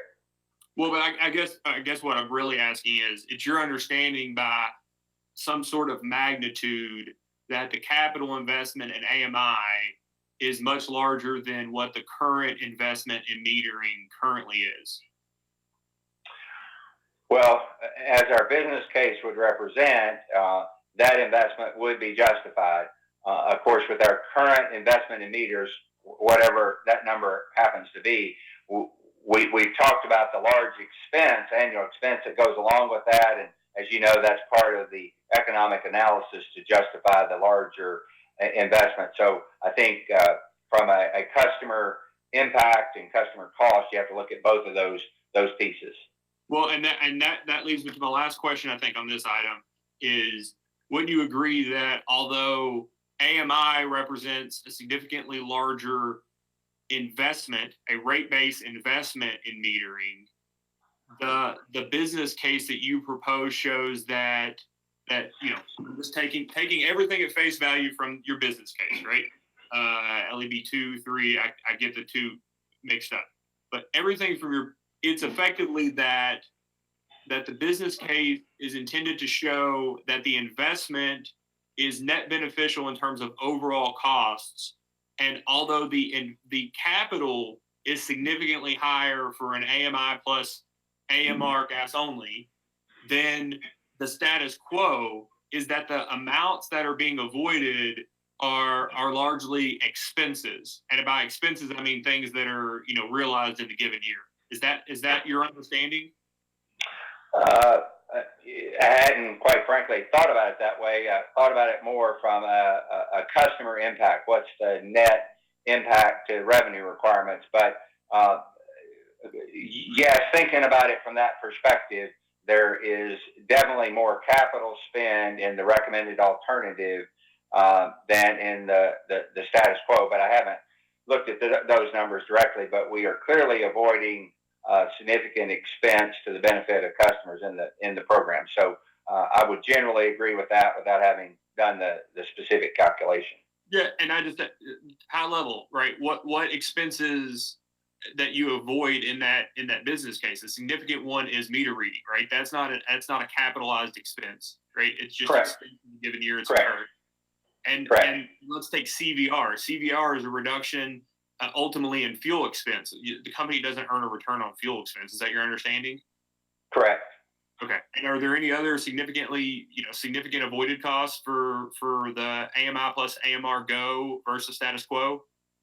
Well, along with meter reading, you'd have field services, the disconnect and inspection and all those. So they would go along with that. Correct. And none of those costs are capitalized. Is that your understanding? Correct. Many of the field service costs the majority of them are just expensed in the given year. Correct.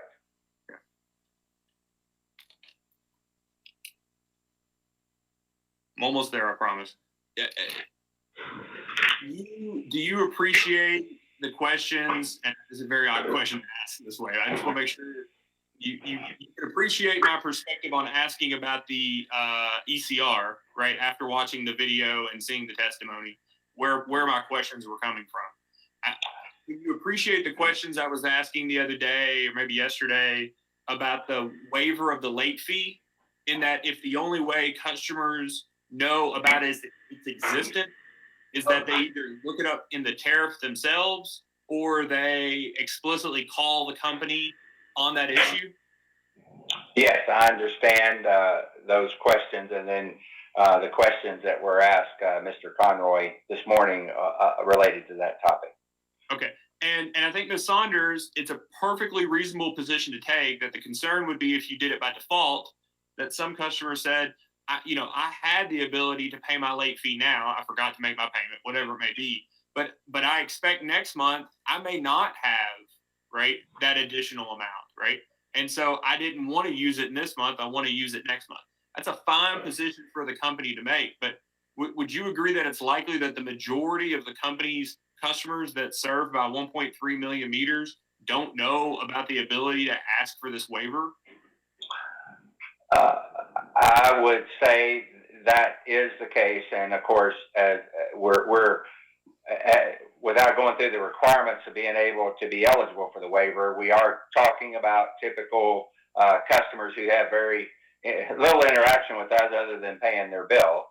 And so, yes, I would agree that they may not be aware of that unless they call in.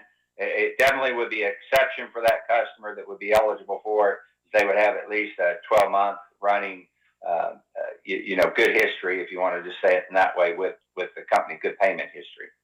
So I would just ask, and we can do this as a post-hearing data request. We can ask the company if they would like to brief it, whatever it may be. But I would love if somebody at the company could address if the companies have any concerns with placing a statement or a note on bills quarterly that indicate that customers, because it's now proposed to be expanded to other classes, right, beyond the residential class, that customers have the opportunity to request that their late fee be waived if they've paid on time for the last 12 bills. I would suggest if the commission were agreeable that you fashion that in the form of a DR, and we most definitely can take a look at that and give it some thought in terms of our billing systems and our newsletters and our bill inserts that we have, and respond in the most efficient way that solves the concern that the commission has on this matter.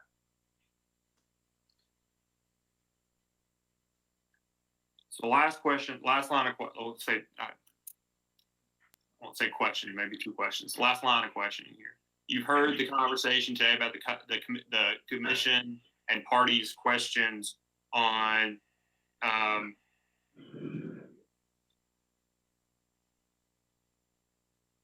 the company's notice regarding NMS1 and MS2. Yeah. Correct? And without getting into, or hopefully not putting the commissioners in a position to where we have to do a statutory analysis, let me ask you a couple questions on this front. One, do you have any concerns with the companies abiding by the commitment to strictly adhere to the words that were in the notice?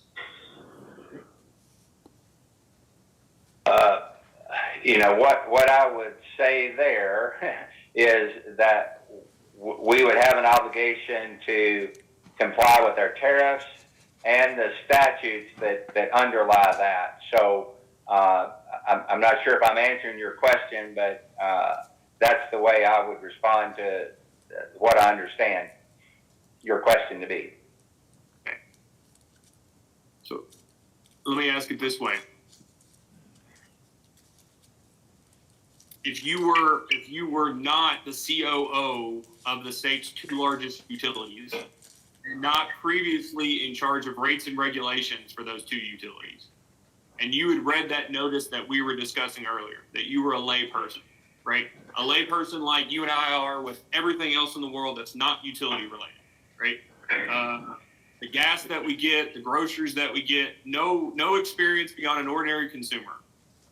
Would you have understood the notice, the company's notice to mean that as long as your application was filed before the effective date, that you would still be able to take under NMS 1?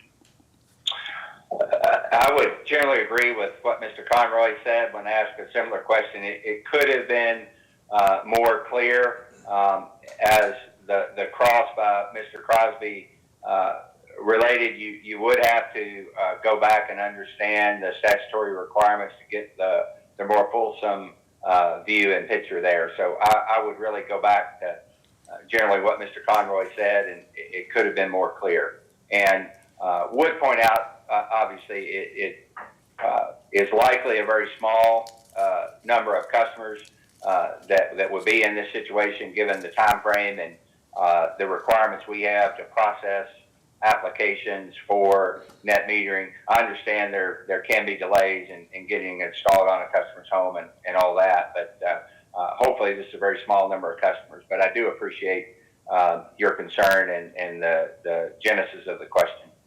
Well, I get that, but let me just ask it again. Without literally going to two statutory provisions, one of which was not cited in the text, right?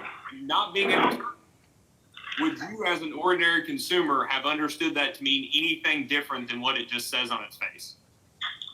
I agree with that. I was trying to, but I didn't do a very good job. I apologize. And I just want to make sure that we, I think the term that was used yesterday was just level set, right? That it says what it says, and certainly,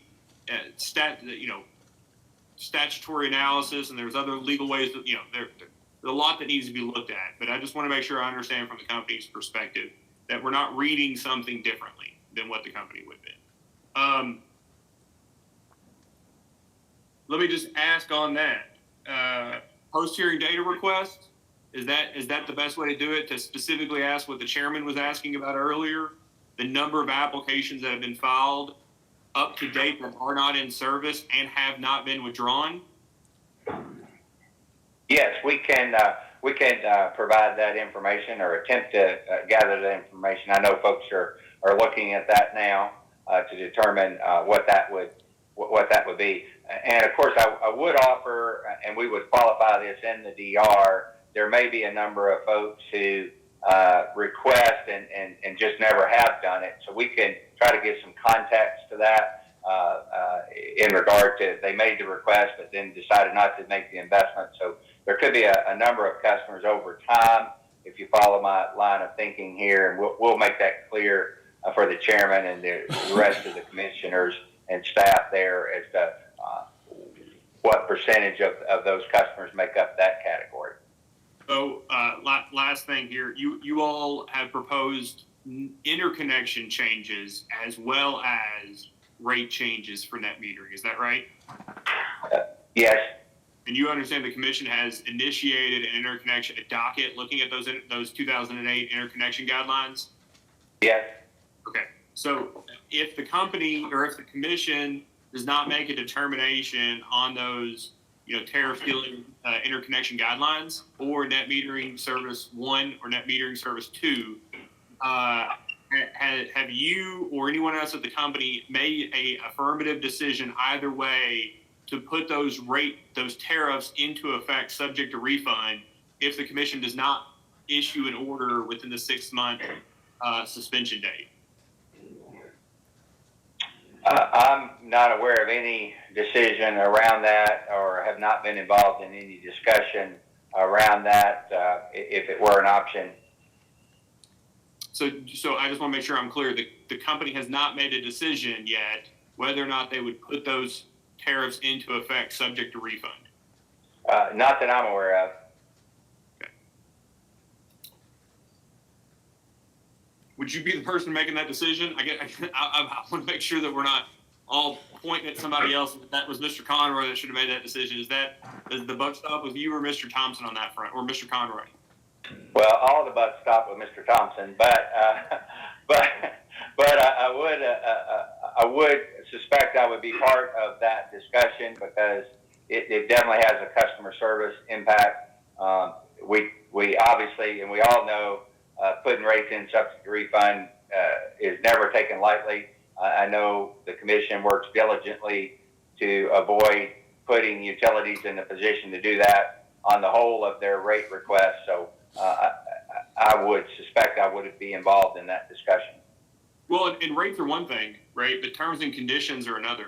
And that's a messy situation from sort of where I'm sitting, that if you have certain interconnection guidelines that are only in effect for 5 months, but then they ultimately get changed, I don't know how you do that, quote, subject to refund, right? It just seems like a lot of work to me, and so I was just curious if you all thought about that or made a decision on it. So I really appreciate that. Thank you very much, Mr. Bellar. Thanks for sticking around. I appreciate you taking the time to watch that ECR hearing. I think we have a lot of post-hearing data requests on a couple of these items we'll get out to. Dr. Matthews, questions? Just one. Yesterday, I was talking to Mr. Conroy. Can you hear me? Yes, I can. Okay. Yesterday, I was talking to Mr. Conroy about SEAM, Southeast Energy Exchange Market, I believe. Yes. And we were talking about the non-transactional costs. And I know there are very little that are in the test year. And I asked about what the order of magnitude of those costs would be going forward. And he pointed to a response in a data request. But when I look at that, it's really not, it doesn't speak to the question.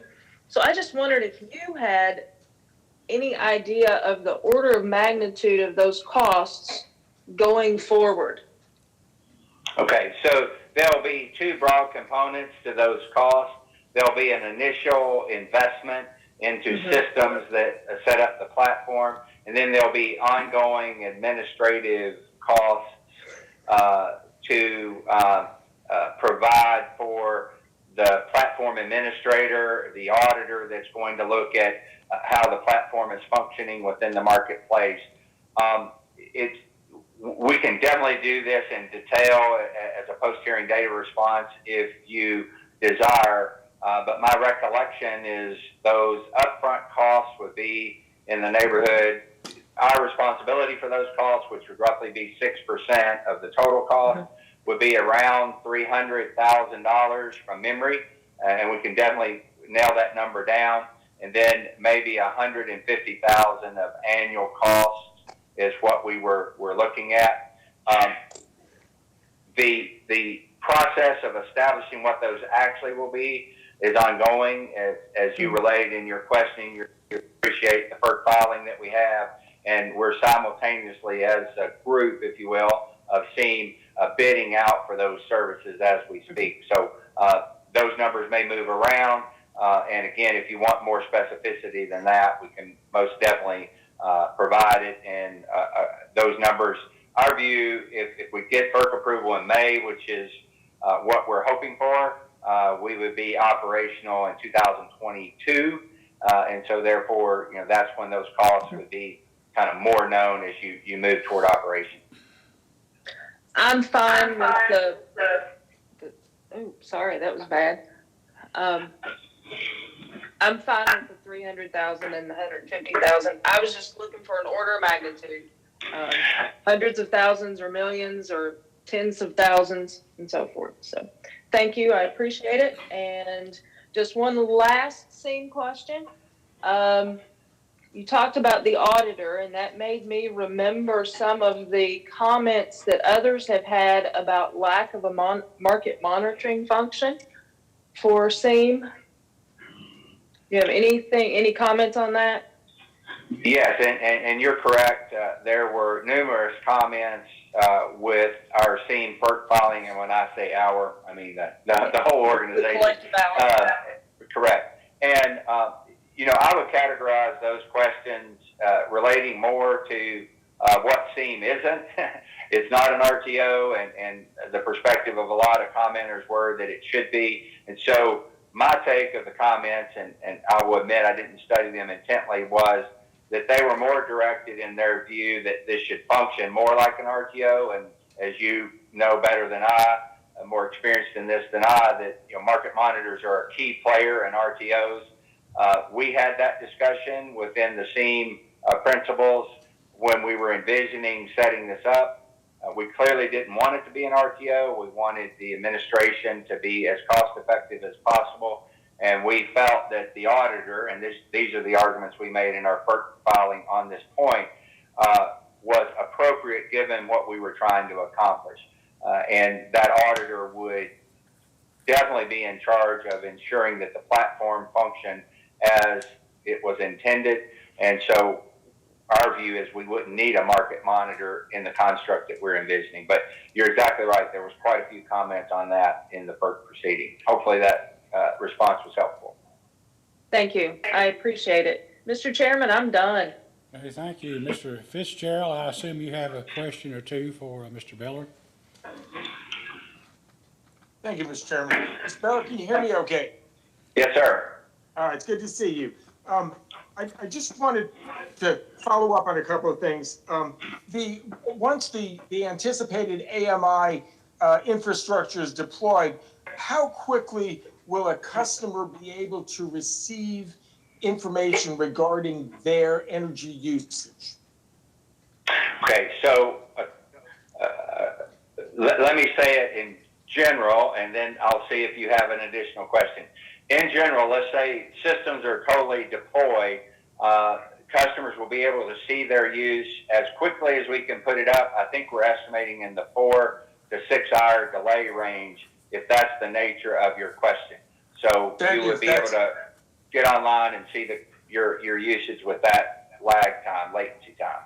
Okay, that is a perfect answer. Thank you, Mr. Beller. Did you hear the conversation that I had with Mr. Conroy earlier today? Yes, I did. Okay, specifically, I was trying to clear up, and I think I got an explanation that the proposal regarding the change in valuation of the compensatory credit for fed-in electricity applies to all electricity that's fed in, and not just the excess over a month. Is that your understanding as well? Correct. We would measure that through the capabilities of the customer meter to instantaneously appreciate flows into the home and out of the home.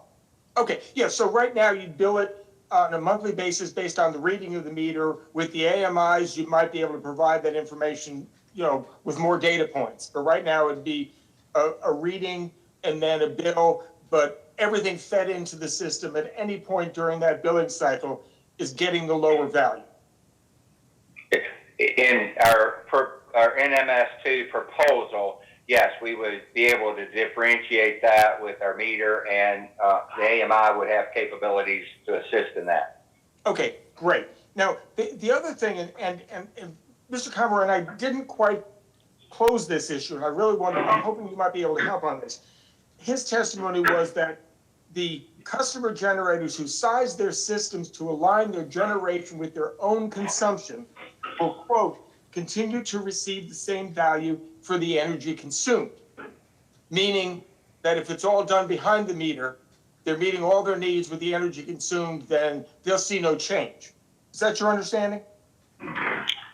Correct. What that conversation surrounded was the difference between how a net metering customer today would perceive the value versus one under NMS2, and what Mr. Conroy was conveying, the discussion surrounded if that customer under the new proposed tariff sizes their system so that a majority, or let's say close to all of the all of the energy produced by the solar is used to offset their usage, their value would be equivalent today because they would be receiving, in effect, the full retail credit or rate credit for that offset consumption.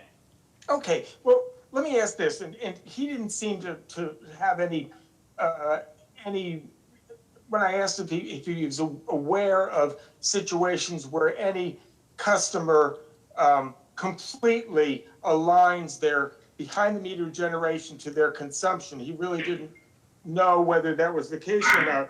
Let me ask this. The are if even with the advanced meters, there'll be about a 6-hour lag between what you consume and knowing what your consumption pattern is on a given day.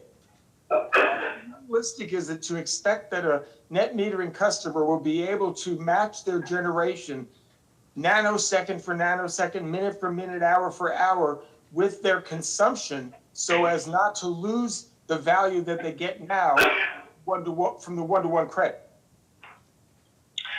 Well, there's two pieces to that question, and the way I would respond. First is if a customer were attempting to do this, they would look at the maximum capability of that system before they install it, right? There's an action that customer would have to take to accomplish this before they install, right? Because you really don't throttle the sun's the sun. You don't throttle how much that system is going to output. The way you throttle that is to determine how big a system you install, and as a technical matter, the inverter capability associated with that system. We all know the technical details, and so that would be the first thing I would say to answer your question. The second thing, it would be more experiential. I agree. If you were trying to perform this function on a daily basis, that would be difficult because your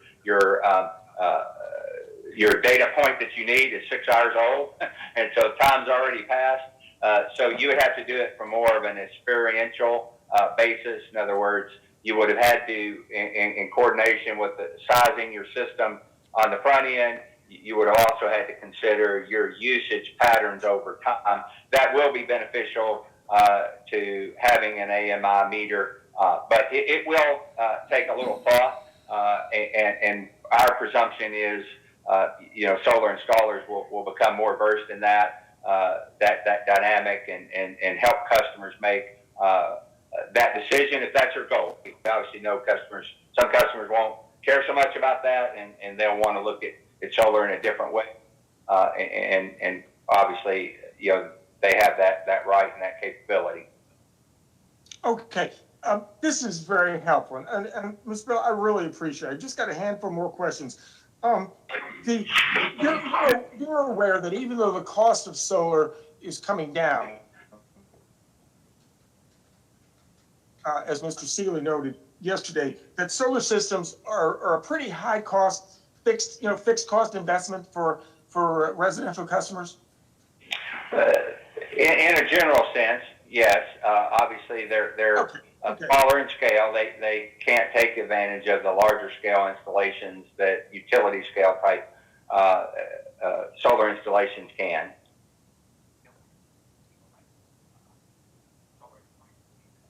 Okay, and if as a result, if I can't match second for second my usage and my generation, I'm probably going to end up, because of the devaluing of all of the fed-in solar, I'm going to have to upsize my system. Isn't that correct?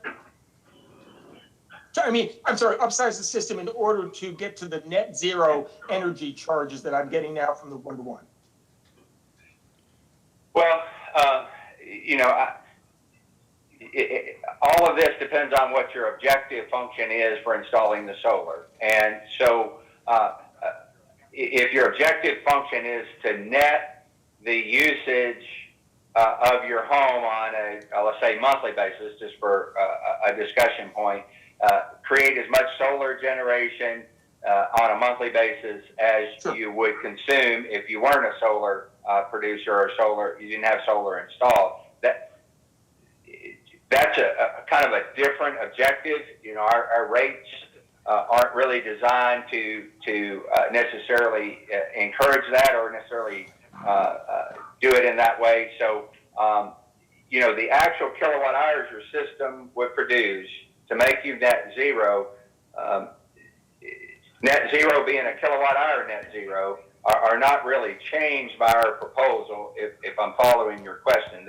The system would be what the system would have been under current proposals. The economics are different. I will, that's an obvious feature, but in terms of the size of the system, that's where I kind of lost the question. The system would be sized exactly the same way under current tariffs as it would be future tariffs if you're just trying to net out a kilowatt hour basis. But if you're trying to net financially, I agree, there is a difference in your financial posture, but not your physical posture of what you would put on your house.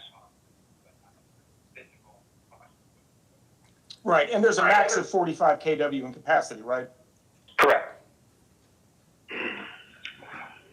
Okay, great. Well, thank you. That was a very good explanation because I was actually getting to the economics because that, as you know, that's what drives customer behavior, whether it be energy efficiency or it be net metering. There's no incentive for a customer to supersize their system in order to generate excess credits, is there? Let's say over a year, right? Because you get seasonal changes. You've got some months that are longer days, some months shorter days. Typically cloudier weather, less cloudy weather. So typically, an installer will size to meet the yearly need, as I understand it. Again, obviously that's customer choice. Right. That if they're trying to create a generation system that on an annual basis, in your example, equals their annual consumption, if they weren't a solar producer,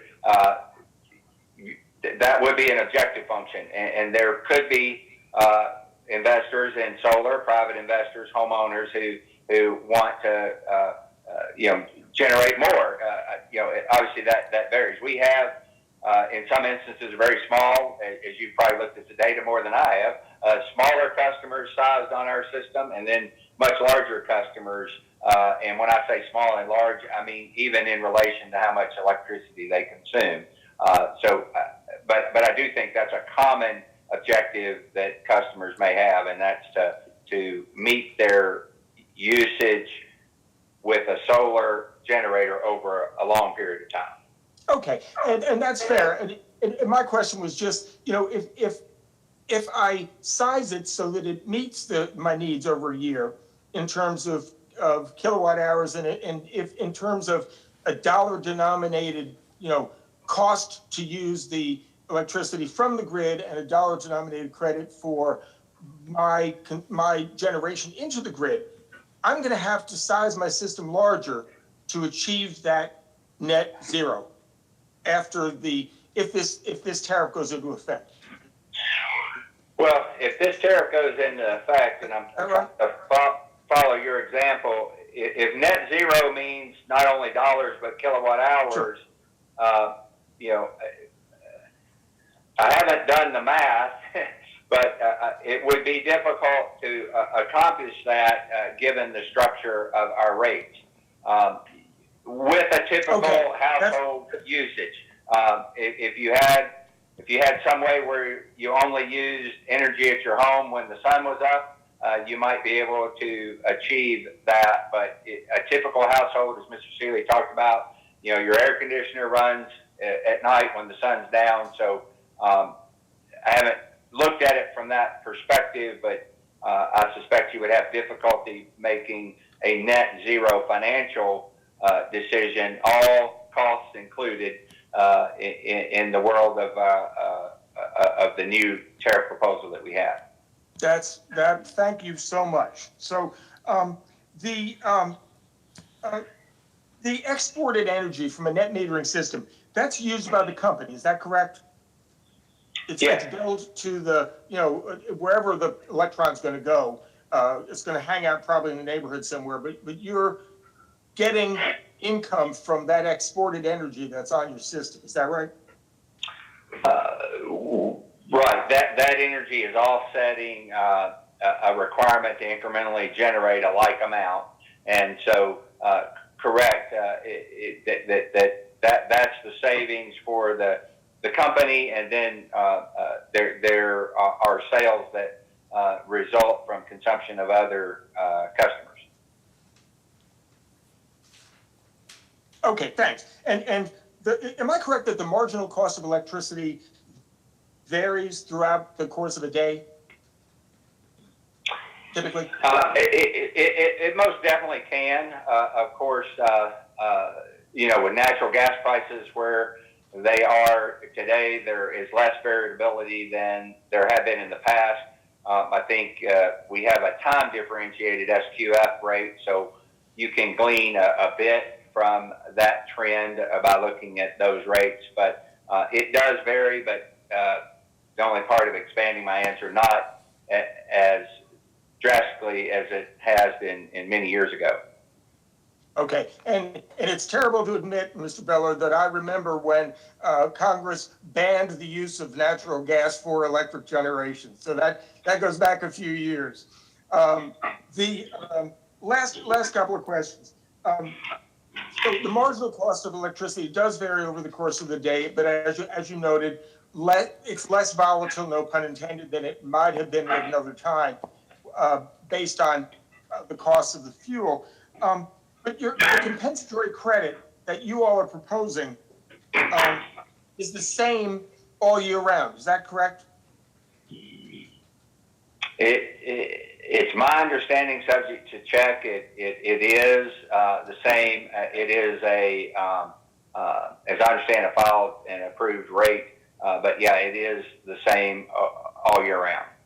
Okay, two more questions.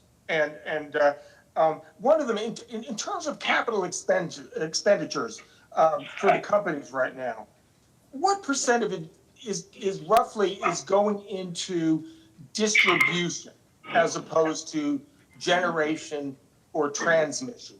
Just a rough percentage, because I know we're talking about investment in AMI, but the national trends seem to suggest that the majority of utility spending currently is increasingly moving to delivery costs. And I wondered, is that the case for LG&E? And all this information is in the record, but subject to check, if you were to look at our capital plans for this year, we would be investing of our total capital, and that's gas and electric, just because that's the number that I know for the combined companies. We would be spending about 20% of that capital on distribution capital, 20% of our total capital on distribution. And that's subject to check, but of course it's in the record. All of our business plans and capital plans are in the record. Okay, is that higher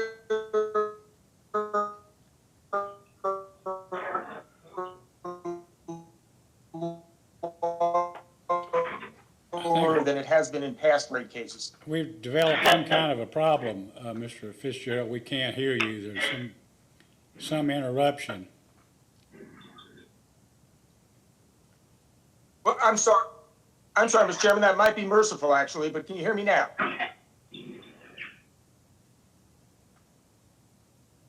Mr. Beller, can you hear me now? Yes, sorry. Okay, wonderful. Let me ask a last question. If I remember Mr. Seeley's testimony, it was that there was no value to capacity until at least 2028, because that's the earliest that the company anticipates needing to add new capacity. Do you remember his testimony? Yes. And am I accurate? I mean, I know he misspoke at one point, said 2018, but he meant 2028. Is that correct? Correct. Okay.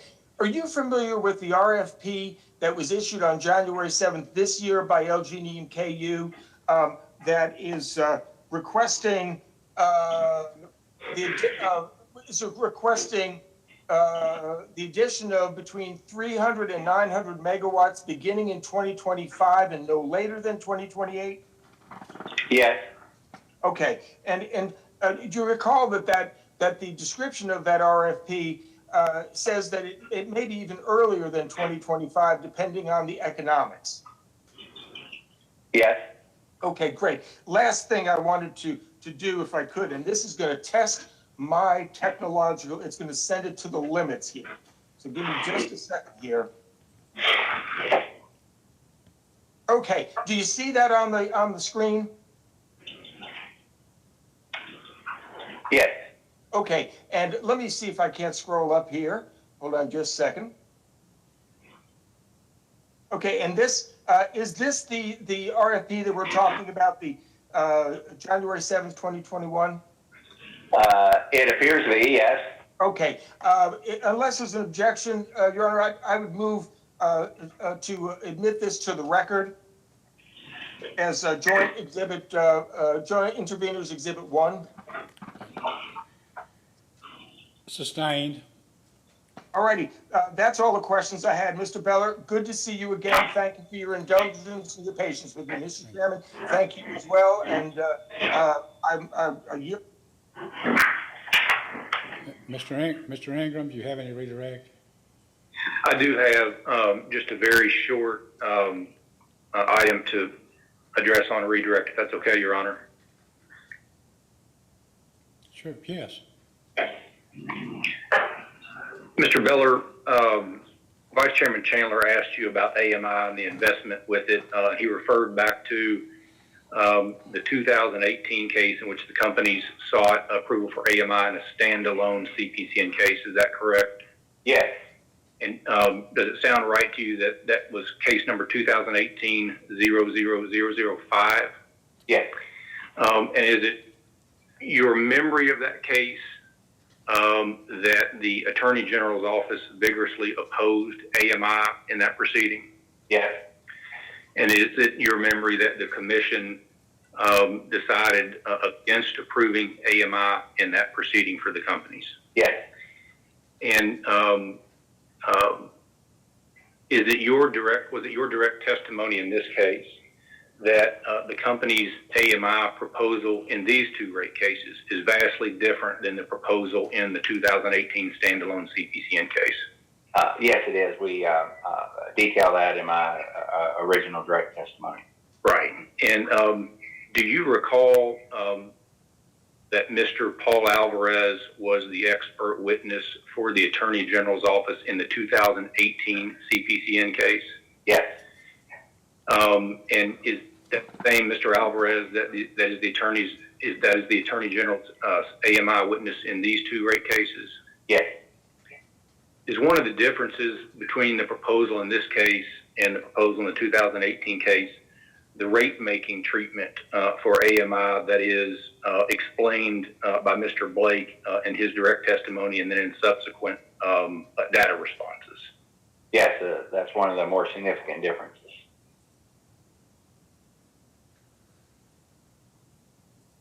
And under Mr. Blake's rate-making proposal for AMI, would you agree with me that it is the company's expectation that AMI can be deployed without any revenue requirement impact to customers? Yes. Okay. And then I don't know if you've had a chance to read Mr. Alvarez's testimony recently in these rate cases, but is it your memory that what he said in his direct testimony was that the company's AMI proposal in this case has the possibility of being one of the best AMI deployments for customers anywhere in the United States? Yes, I recall reading that in his testimony.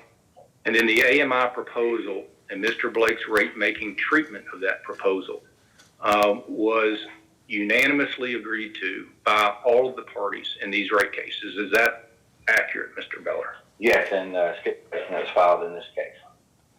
No further questions, Your Honor. And unless there's further recross, that concludes the presentation of the company's witnesses. Thank you. May Mr. Beller be excused? Is there any reason why he may not be excused? Mr. Beller, thank you for your testimony over the last few days. You may step down and you're excused. Thank you. Thank you, Mr. Chairman. All right, let's, I guess we've been going an hour and 50 minutes. We could go into recess for 10 minutes and then Kentucky Solar Industries Association, I think, has 2 witnesses. Is that correct, Mr. Spinard? Yes, Mr. Chairman, we have 2 witnesses. We can come back. Let's go into recess until 5 after 3. Then we can come back and you can put on your 2 witnesses. Certainly, thank you. Mr. Chairman, it's Tom Fitzgerald. We've got one witness. We can put on whenever you want. Well, I thought that we would let Spinard Mr. Spinard put on his two witnesses first, and then we'd follow with yours last. That sounds Okay. perfect. All right, we'll be in the recess until 3:05.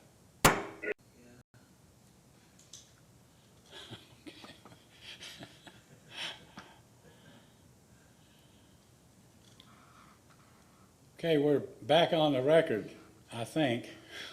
Mr. Spinard, can you hear me? Yes, Mr. Chairman. Okay, are you ready now then to call a witness? Yes, Cassia calls to the stand Justin R. Barnes. Okay, Mr. Barnes, are you? Good afternoon, folks. Okay, please Sorry, raise just your give me a right second hand, to Mr. get my Barnes. camera on. Okay, please raise your right hand. Do you solemnly swear or affirm under penalty of perjury that the testimony you're about to give will be the truth, the whole truth, and nothing but the truth? I do. Okay, thank you. Mr. Spinard? Yes. Please state your name and business address. My name is Justin R. Barnes. My business address is 1155 Kildare Farm Road, Cary, North Carolina. Suite 22. Okay. And by whom are you employed in connection with these proceedings? I filed testimony on behalf of the Kentucky Solar Energy Industries Association. I'm an employee of EQ Research, LLC.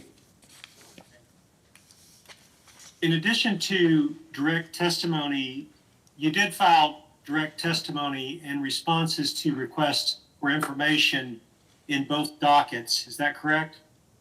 That's correct. Okay. And if I were to ask you the same questions, first, at this stage, do you have any corrections, modifications, or changes to either your testimonies or your responses to the data request? I do not.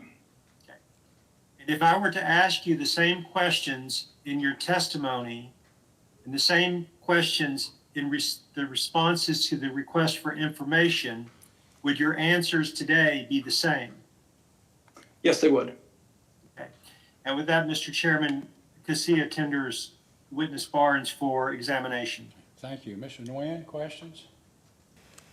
Yes, Your Honor, thank you. Just one quick question, Mr. Barnes. Can you hear me okay? I sure can. Great. Do you recall in your direct testimony a recommendation regarding the company's that the company should establish capacity compensation for rider SQF?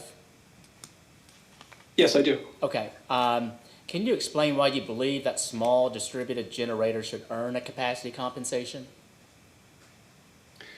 Well, I think, fundamentally, there is, from the standpoint of the value that capacity provides the system, there's no fundamental difference between, a utility scale solar farm and a rooftop solar array. That is kind of the nominal size of the system doesn't really have any influence on the value it provides to the system in terms of capacity, except with respect to system losses, which I also discussed, which kind of enhance the value of distributed generation relative to utility scale.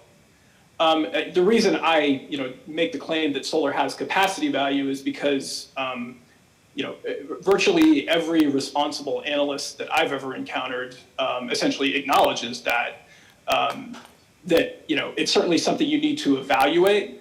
And I recommended, and this is in data requests, that be done on the basis of effective load carrying capability.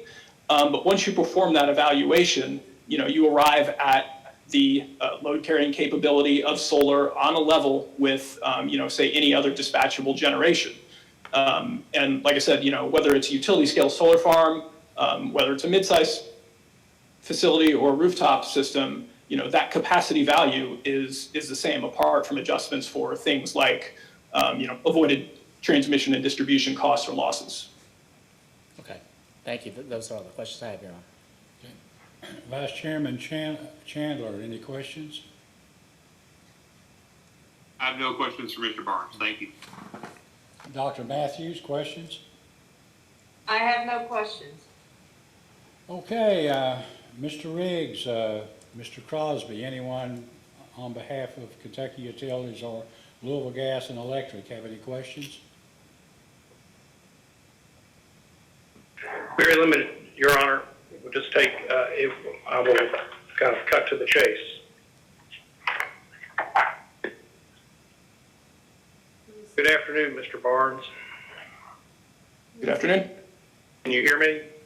Voice okay? Mr. Riggs. Yep, I can hear you. Good, good. Okay.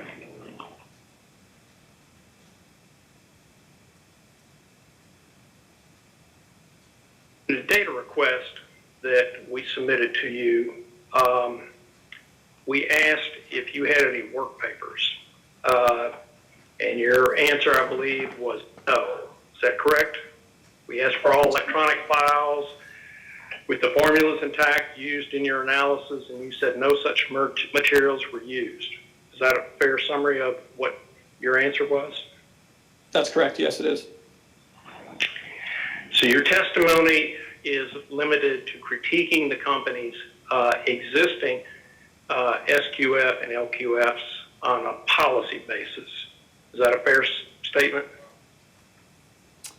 I would say critiquing and offering solutions also on a qualitative basis, but you're correct that I did not identify specific numbers associated with those recommendations. Okay. So I believe you said on a qualitative basis as opposed to a quantitative basis. Did I hear you correctly? That's right. And therefore, to summarize, your testimony does not provide a calculation of the capacity payment you assert should be included for the SQF or LQFs, does it? No, it doesn't, include an express payment in terms of like dollars per kilowatt or dollars per kilowatt hour. But in response to data requests, I did provide essentially kind of descriptions of a methodology into which you would put the relevant data and arrive at those kinds of numbers. But you did not perform that calculation, correct? That's correct. And you also assert that there's an avoided line loss that should be included in the energy rate for SQF and LQF, correct? An avoided line loss that should be included to both, the capacity rate I recommend in addition to the energy rate. And again, you did not make that calculation in your testimony, did you? No, I didn't. It's, fairly commonly accepted that utilities do line loss studies, and, it's generally speaking, those line loss studies, figure directly into those kinds of line loss adders. So it wouldn't be my point to do a study. I would say we use the company's existing line loss studies for that purpose. Right, but you offered no calculation to support your assertion that those line losses were avoided and what that amount was in your testimony, did you? No, but I believe we heard from Mr. Seeley yesterday. He made some distinctions between avoidable and non-avoidable losses. And I believe his figure for avoidable losses, that is those that are not essentially fixed in nature, is approximately 80% of total line losses. That's about the same as the figure I'm familiar with. You also assert a hedging value should be included in the energy rate in your testimony, correct? Yes, I did. But you did not provide a calculation of that hedging value, did you? No, again, I provided one methodology, well, a couple different methodologies in response to data requests, one based on the way it's done in North Carolina for their QF rates, and one, essentially my recommended methodology, but I did not perform the calculation itself. The methodology you identified in your testimony for calculating that hedging value was what was called the Black Scholes option pricing model that you say is used by the North Carolina Commission? Yeah, I believe it's Black-Scholes, but yes, that's Black what Scholes. they use in North Carolina. Yeah. Okay. Now, have you ever performed a Black-Scholes option pricing model? No, but it's a fairly, I mean, it's basically an exercise in plugging a few numbers into typically an online calculator that basically kind of runs it for you.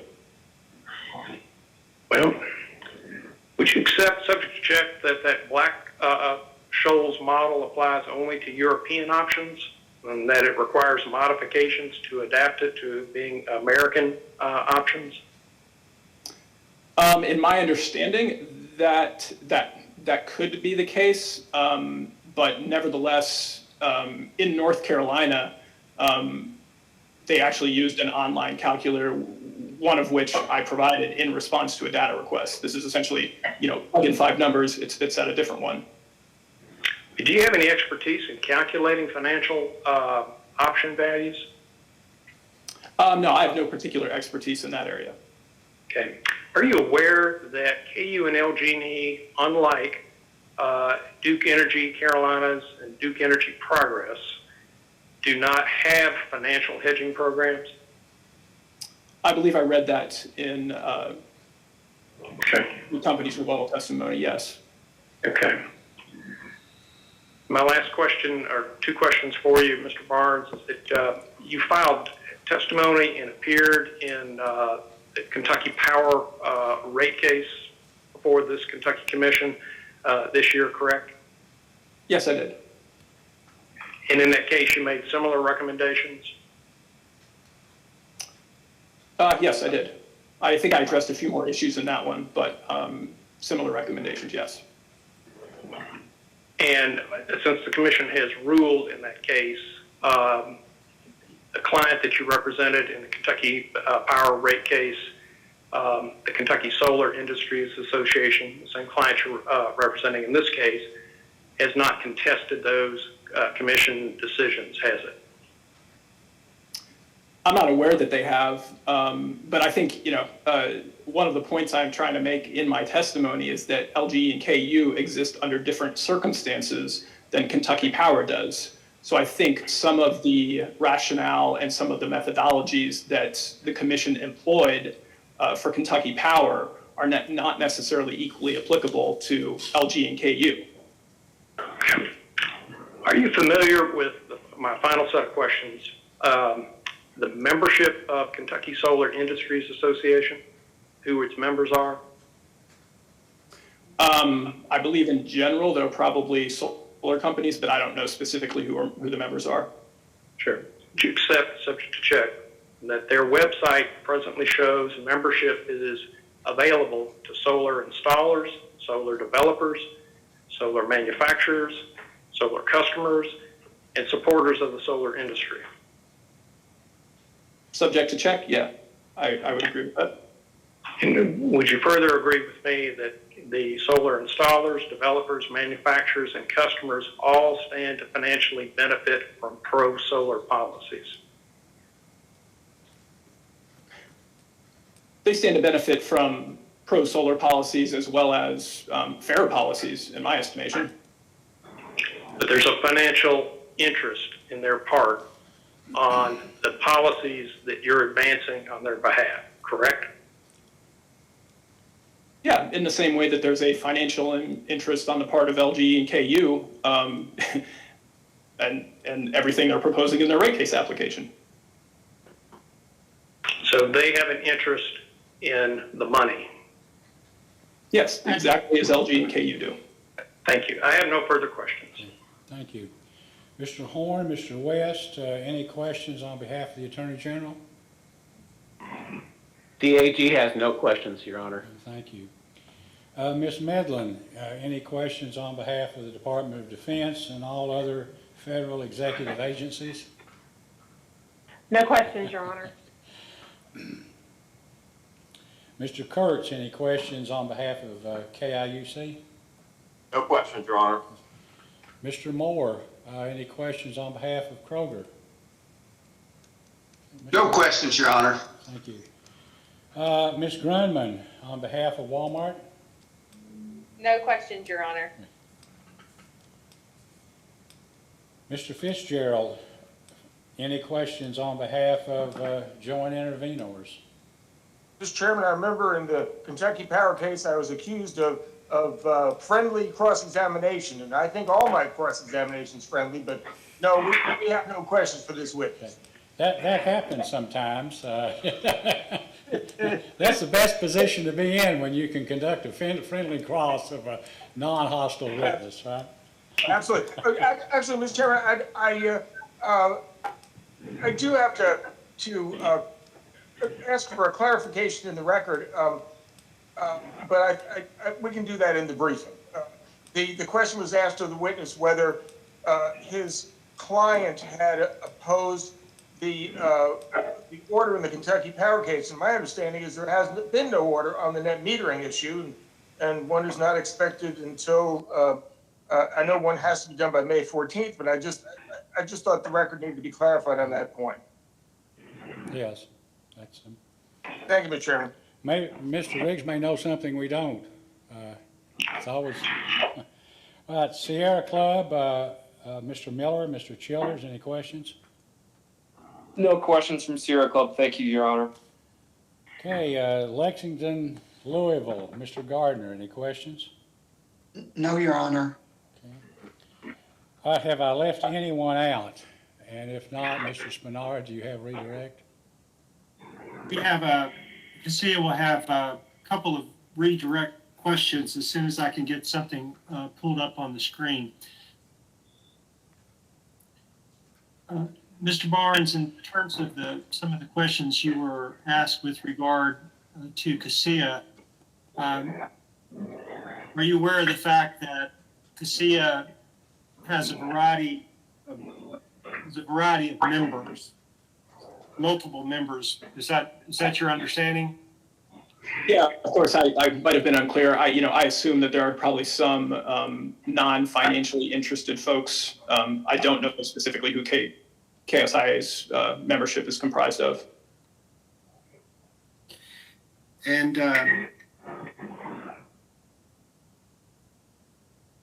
have you, I think that's all we need for now, Mr. Chairman. Okay, thank you. SIA has no additional redirect. All right. Mr. Riggs, anything further? Anything? No, Your Honor, thank you. No. Okay, thank you. All right, may Mr. Barnes be excused? No objection. All right, without objection, Mr. Barnes, you may step down and you're excused. Thank you. Thank you, Your Honor. Thank you, Your Honor. You have another witness, Mr. Spinard? Yes, at this time, Cassia calls Benjamin D. Inskeep to the stand. Good afternoon. Good afternoon. Mr. Inskeep, please raise your right hand. Do you solemnly swear or affirm under penalty of perjury that the testimony you're about to give will be the truth, the whole truth, and nothing but the truth? I do. Okay, thank you, Mr. Spinard. Yes. Please state your name and your business address. Benjamin Inskeep, 1155 Kildare Farm Road, Suite 202, Cary, North Carolina, 27511. And by whom are you employed in connection with these proceedings? I'm employed by EQ Research, and in this proceeding, I filed testimony on behalf of the Kentucky Solar Industries Association. Okay. In addition to testimonies filed for Kentucky Solar Industries Association, did you also respond to requests for information that have been submitted in both proceedings? Yes, I did. Okay. And did you prepare an errata sheet for these proceedings? Yes, I did. Okay. And is the information in the errata sheet true and correct to the best of your information, belief, and knowledge? Yes, it is. Okay. And if I were to ask you the same questions in your filed testimony and the responses to the questions in the request for information, as those items have been corrected by the errata sheet, would your answers today be the same? Yes, they would. Okay. And with that, Mr. Chairman, Cassia tenders its witness for examination. Thank you. Mr. Nguyen, questions? Yes, just a couple. Thank you, Chairman. Good afternoon, Mr. Inskeep. Can you hear me okay? Good afternoon, I can. Good. Do you recall in your direct testimony a reference to ICF International's an article called Review of Recent, or an analysis called Review of Recent Cost-Benefit Studies Related to Net Metering and Distributed Solar? Yes, I do recall that reference. Okay. And is it your opinion that, according to this meta-analysis, that it is a best practice to calculate avoided generation capacity as a value category for distributed resources? That is my understanding, yes. Okay. What about calculating avoided transmission capacity as well as avoided distribution capacity as value categories for distributed resources? Yes, it's my understanding that those are also value categories that are common across cost-benefit analyses for distributed energy resources. Okay. And do you know if the companies included or determined to calculate an avoided generation capacity, transmission capacity, or distribution capacity in the development of a net metering export value in these cases? No, it's my understanding that the companies did not perform such an analysis.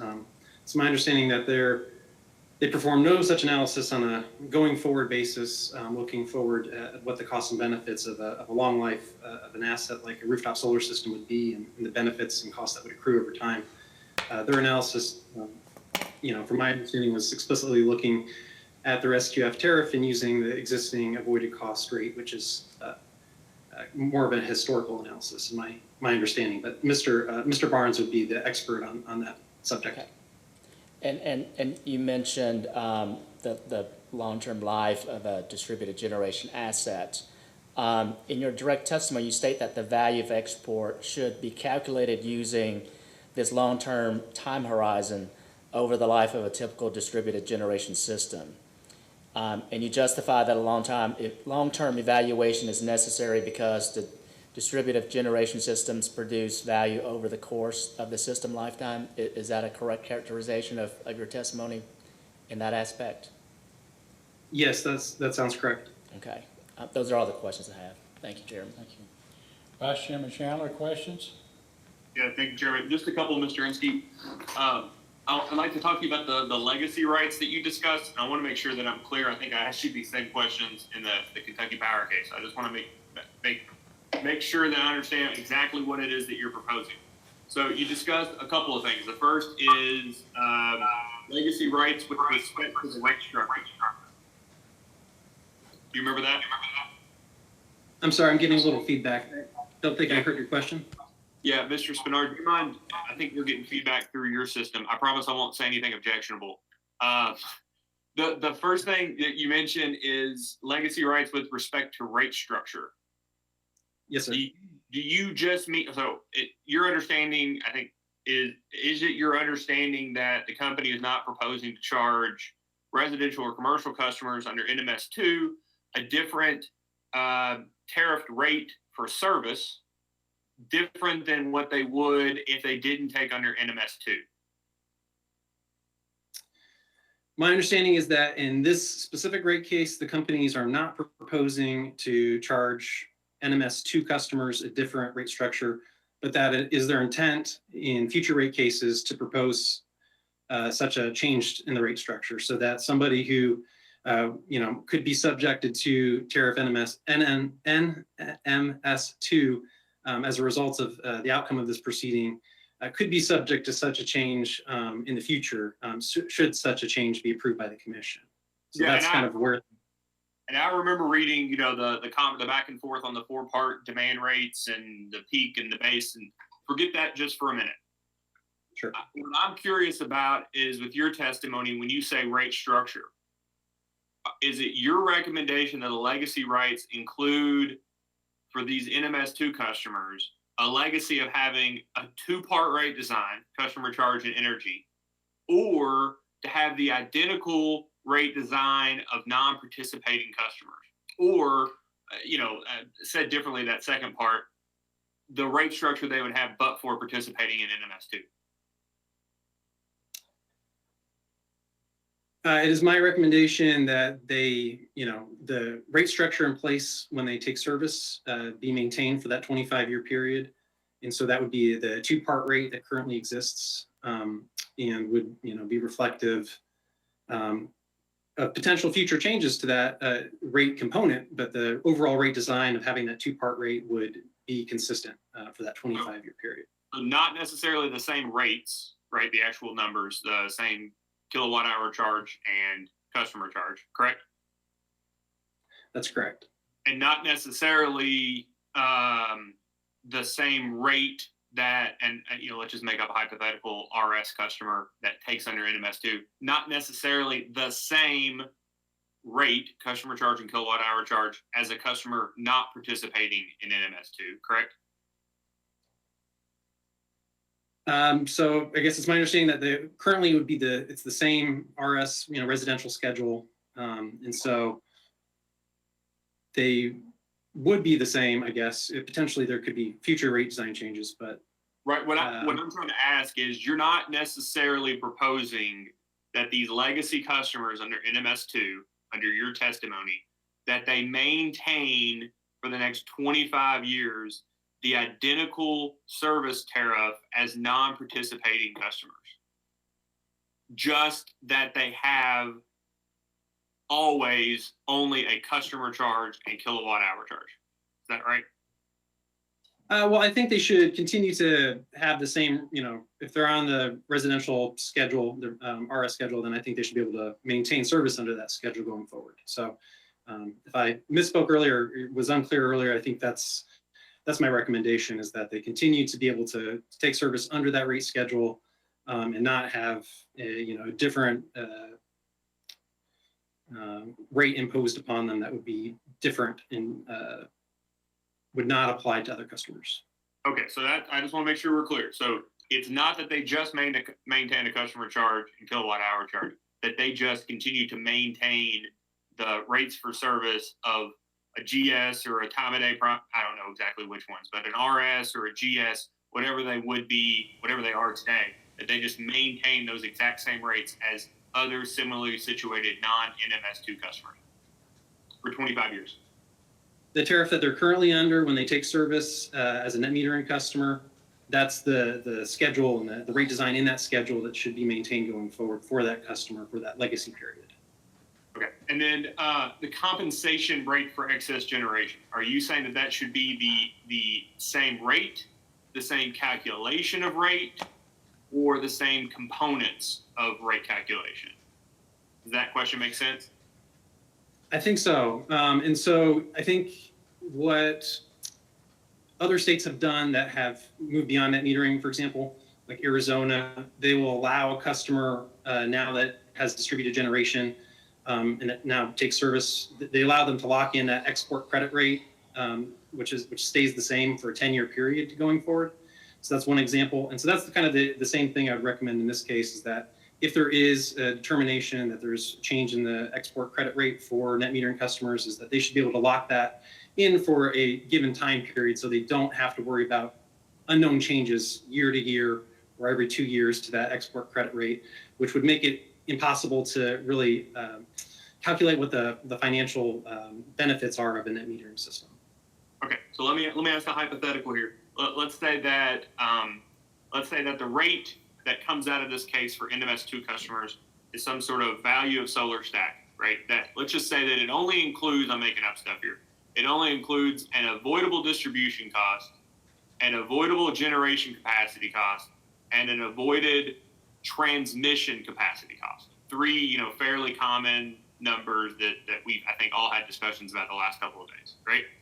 And again, making up a number, it's 5 cents, right? And of that 5 cents, 2.5 cents is the avoided generation capacity cost. You follow up to now? Mm-hmm. So it would be your recommendation for the next 25 years that a customer that's NMS2 will get that 5 cents per kilowatt hour net generation NMS2 compensation rate. Is that right? Maybe to clarify, just add a little bit more color to that. So a customer that would take service would get that 5 cent per kilowatt hour rate for that 25-year period.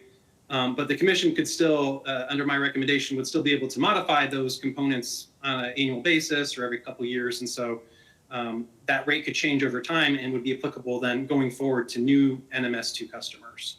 So that rate might go down to 4 cents in the future, and then it would apply to those new set of customers going forward. Okay. And so if, again, let's make up something, right? So in 5 years' time, the commission goes back and looks, all of the same rate components are the same. It adds up to the 5 cents, right? But the commission decides that you can now look at an avoided technical losses, right? Line loss. And you know what I mean by technical losses? I'm not sure I'm aware of that specific term. Line losses, I'm aware of that term. So like line losses that aren't theft, basically, right? So we'll just say like, using physics, right, which I don't understand, but basically line losses that, can be attributed to math and science, not just, unmetered system or meters that don't work, whatever it may be. So the commission determines there's an avoided line loss amount that's worth making up again 2 cents a kilowatt hour for the compensation rate. So you're saying those folks in the first 5 years will be compensated at 5 cents for the next 25 years.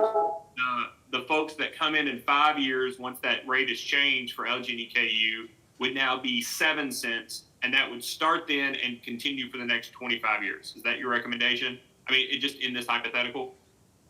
So I guess in this hypothetical, the concept of legacy rights, is to protect, residential customers that are not sophisticated, large industrial scale customers or merchant power plants, that kind of thing. And so, my recommendation would be that, legacy customer or customer on that rate would always have the option to go off of their legacy rights and take service under a new rate offering that is available to all customers.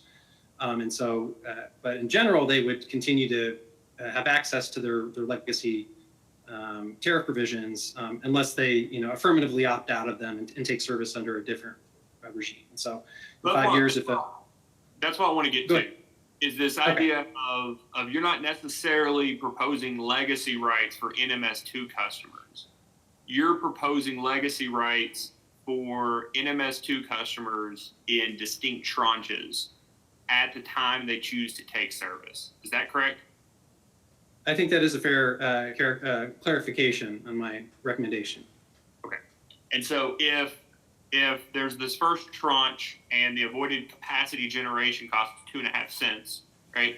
And let's just say, people become more energy efficient over the next couple of years. Right now there's this expectation of capacity addition in the next 7 years. That's what that 2.5 cents is calculated on, just making up numbers. But that's 7 years out, customers become more efficient users, right? And then we get 4 years down the road and the company actually looks at it and says, we can make retirements or whatever it may be. We have no expectation that we're going to have to build generation over the next 15, 20, 30 years, right? So that there's effectively no avoided generation capacity cost. And at that point, the value of solar, even if you include, for instance, this new line loss, this new technical loss, avoided technical losses, is instead of it being 5 cents, you lose the 2.5 cents for avoided generation capacity. You add this 2 cents to it, it's now only 4.5 cents. So your proposal would be once the effective date of that rate goes into effect, new NMS2 customer, let's just make up a term, tranche 2, would be compensated at 4.5 cents. But that does not necessarily mean that NMS2 customers, tranche 1, can't choose, for whatever reason, to stop taking service under their legacy rights for NMS2 tranche 1 and start a new 25-year period under NMS2 tranche 2. Is that accurate? I think I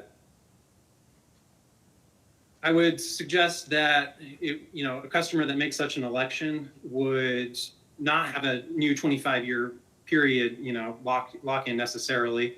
I think the purpose of the 25-year legacy right for NMS2 customer is to give them that stability for the minimum life of the system.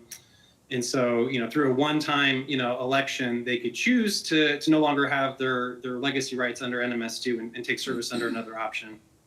But it doesn't otherwise, it doesn't restart the 25-year clock, is what your proposal would be. not necessarily. It might be, for that kind of customer, it might be appropriate to have a different length of time.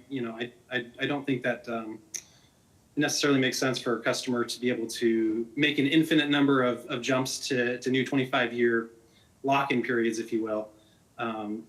But it certainly makes sense to, have at least an initial period, 25 years under the existing terms and conditions and rates that a customer can have some sort of certainty under.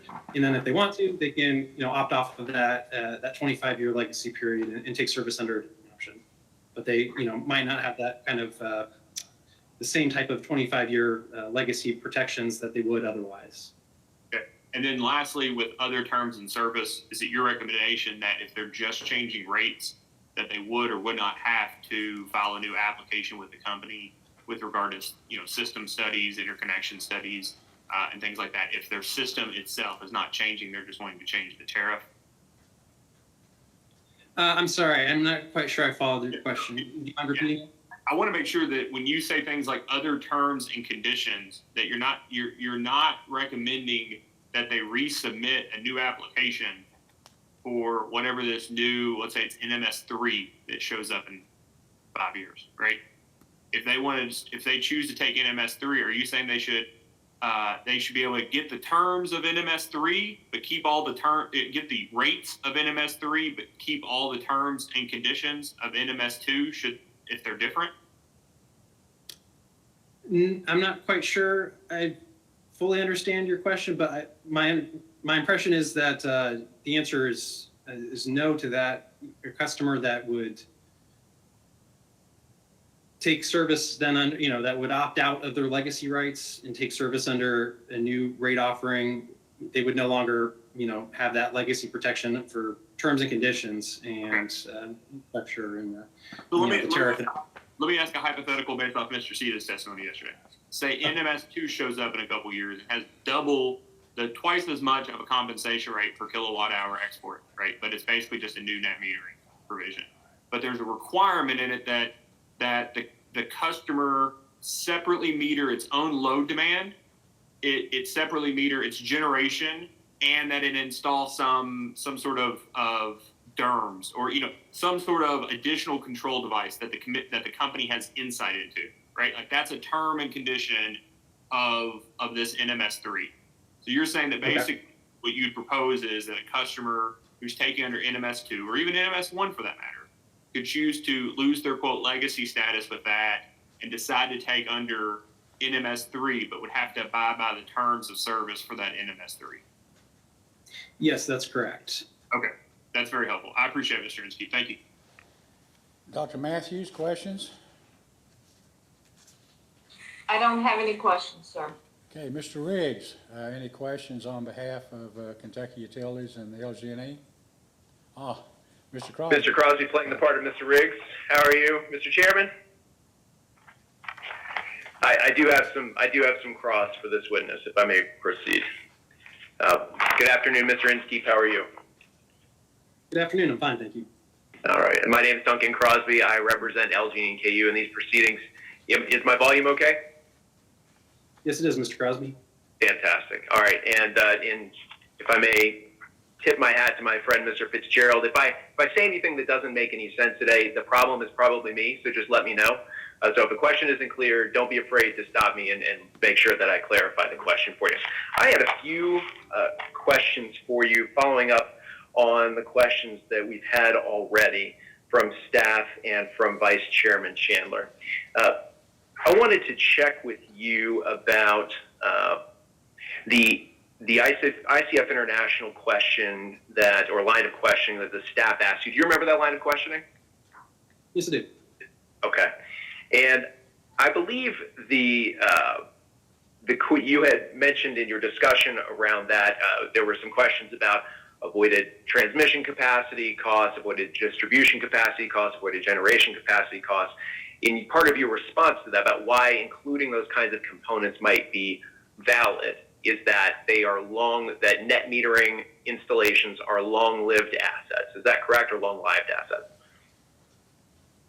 Yes, that's correct. Okay. And just out of curiosity, are you familiar with Kentucky's net metering statutes? Have you read those over? Yes, sir, I have. Okay.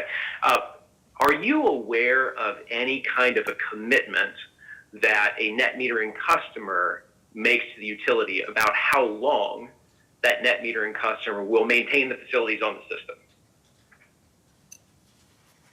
Under the statute, I don't recall any specific provision addressing that, but in general, a customer that's making a significant financial investment in a rooftop solar system, for example, taking service under net metering, has a pretty strong incentive to keep that system producing energy and benefiting financially from that, significant financial investment.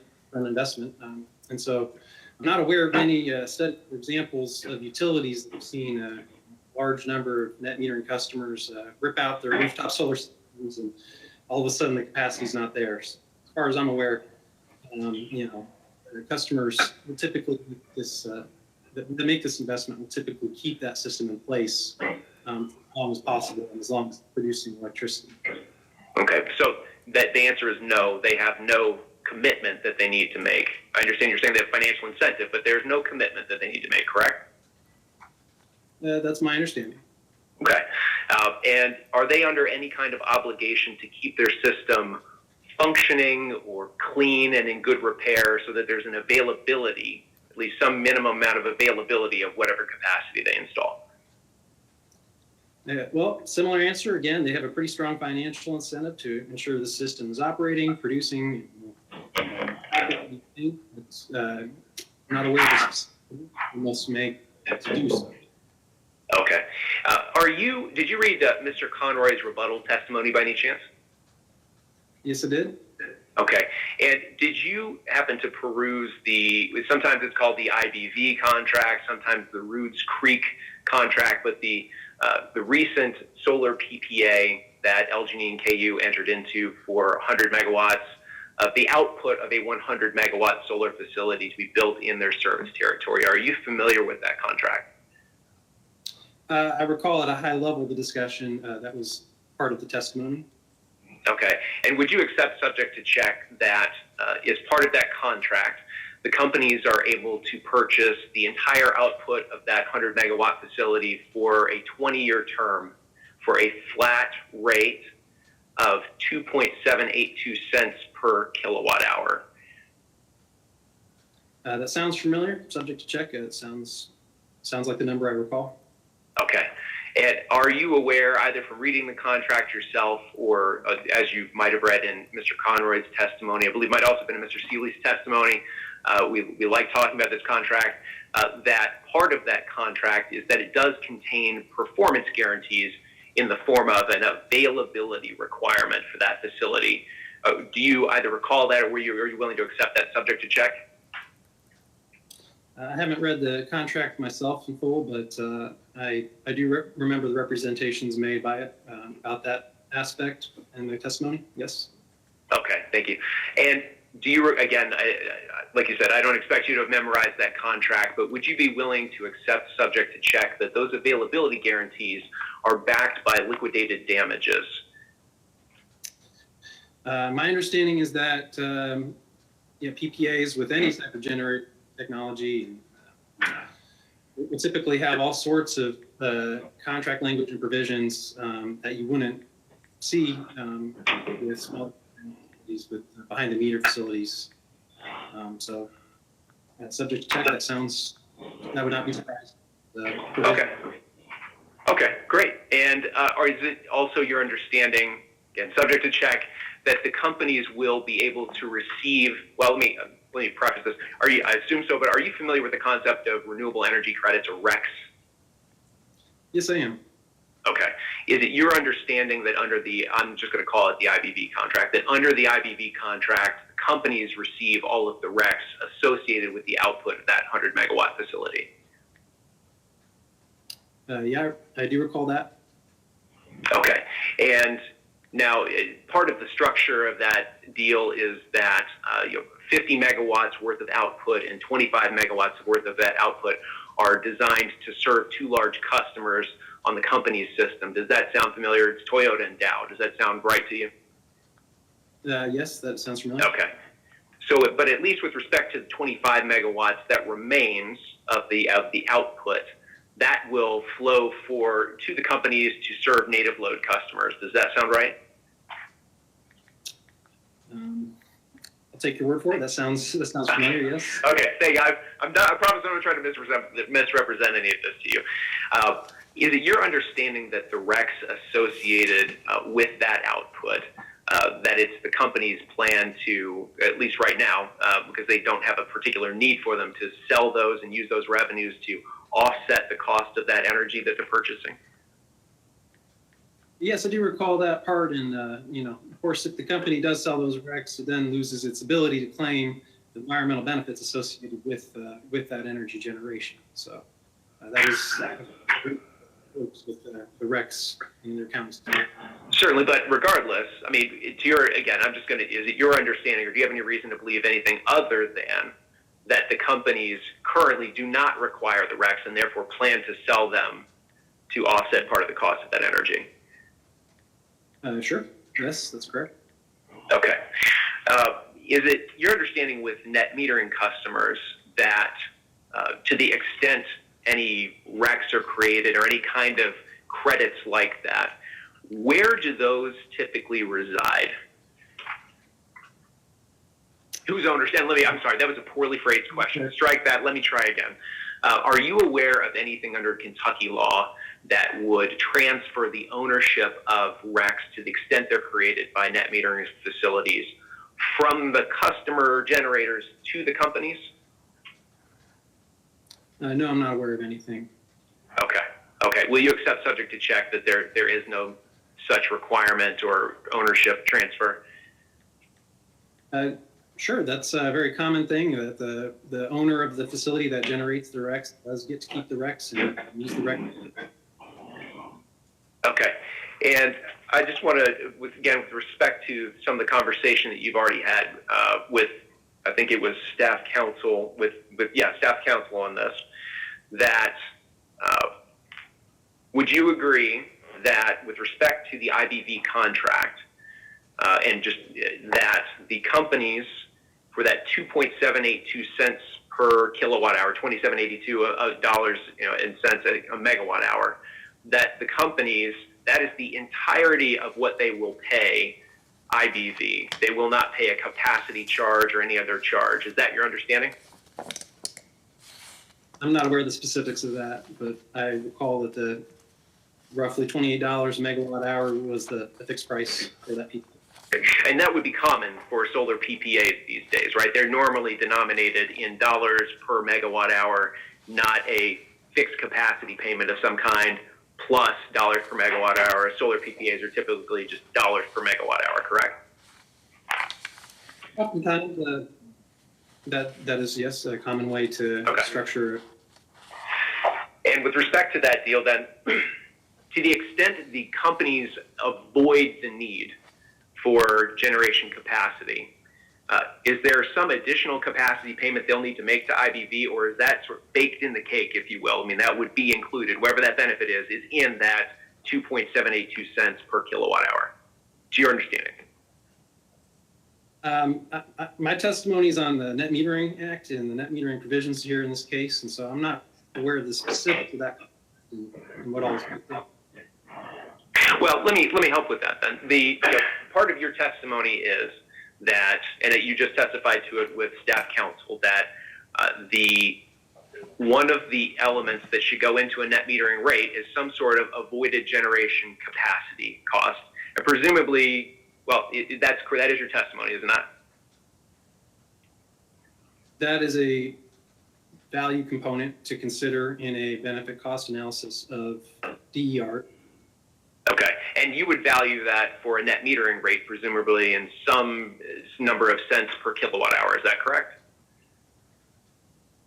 My recommendation in this case is that the retail rate net metering be maintained. It's not to do some sort of bottom-up calculation. Okay, but you've not calculated, and I'm glad you said that. You've not calculated anywhere in your testimony or responses to data requests, you've not put forward a net metering rate and said, this is what it should be instead of what the companies have proposed, correct? My recommendation is that the credit rate for exports be the applicable volumetric retail rate that the customer currently pays. Okay, and so the answer is no, you have not put forward a rate that, in terms of cents or dollars per kilowatt hour, that the company should pay NMS to customers. You have not calculated such a rate, correct? I've not calculated a different rate other than the rate that's reflected in the retail rate that the customer pays. That's correct. And are you aware of how many different customer classes are currently served under the existing rider NMS? How many different kinds of customers there are in terms of rate classes? I know there's residential and non-residential, but I'm not sure how many specific rate classes relative to non. Okay, that's fair enough. Let me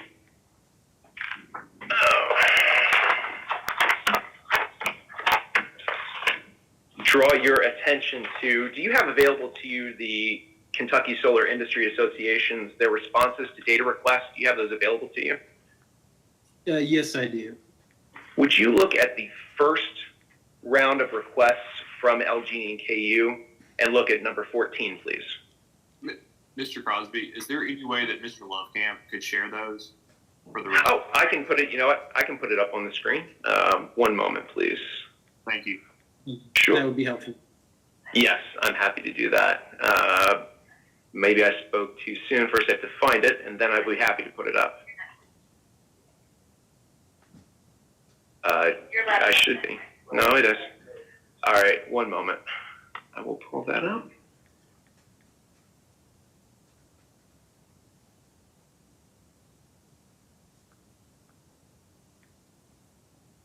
Fun with technology. Here we go. All right. Well, you know, I said that. I'm sorry, Mr. Inskeep. Give me one more moment. Well, No problem. yeah, thank you. It was all going so well. Mr. Crosby, if you can, that's okay. It would just be helpful to follow along. Yep, absolutely. I couldn't agree more. And that is why, one moment, almost as though by magic, there are many attachments to this one. Actual response. Here we go. And Mr. Inskeep, I'll confess, I don't think this is one. Oh my goodness. Self-ran down. Suffice it to say, Mr. Inskeep, there's more than one. I directed you in the wrong direction. It's actually the company's response to Kentucky Solar Industry Association, round one, number 14. And now, I'll explain why I was having such a hard time finding it in the Kentucky Solar responses.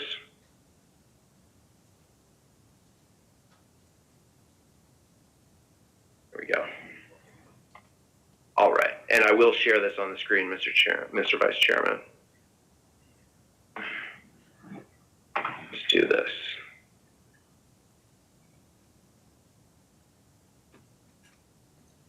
All right, so it's going to be a little confusing for me, but let's see. Much better. Okay, so can you see my screen now, Mr. Inskeep? Yes, sir, I can. Okay, and again, this is I'm going to show you the KU version of this, but I believe the response, well, they're slightly different between companies, but this is good enough for my purposes.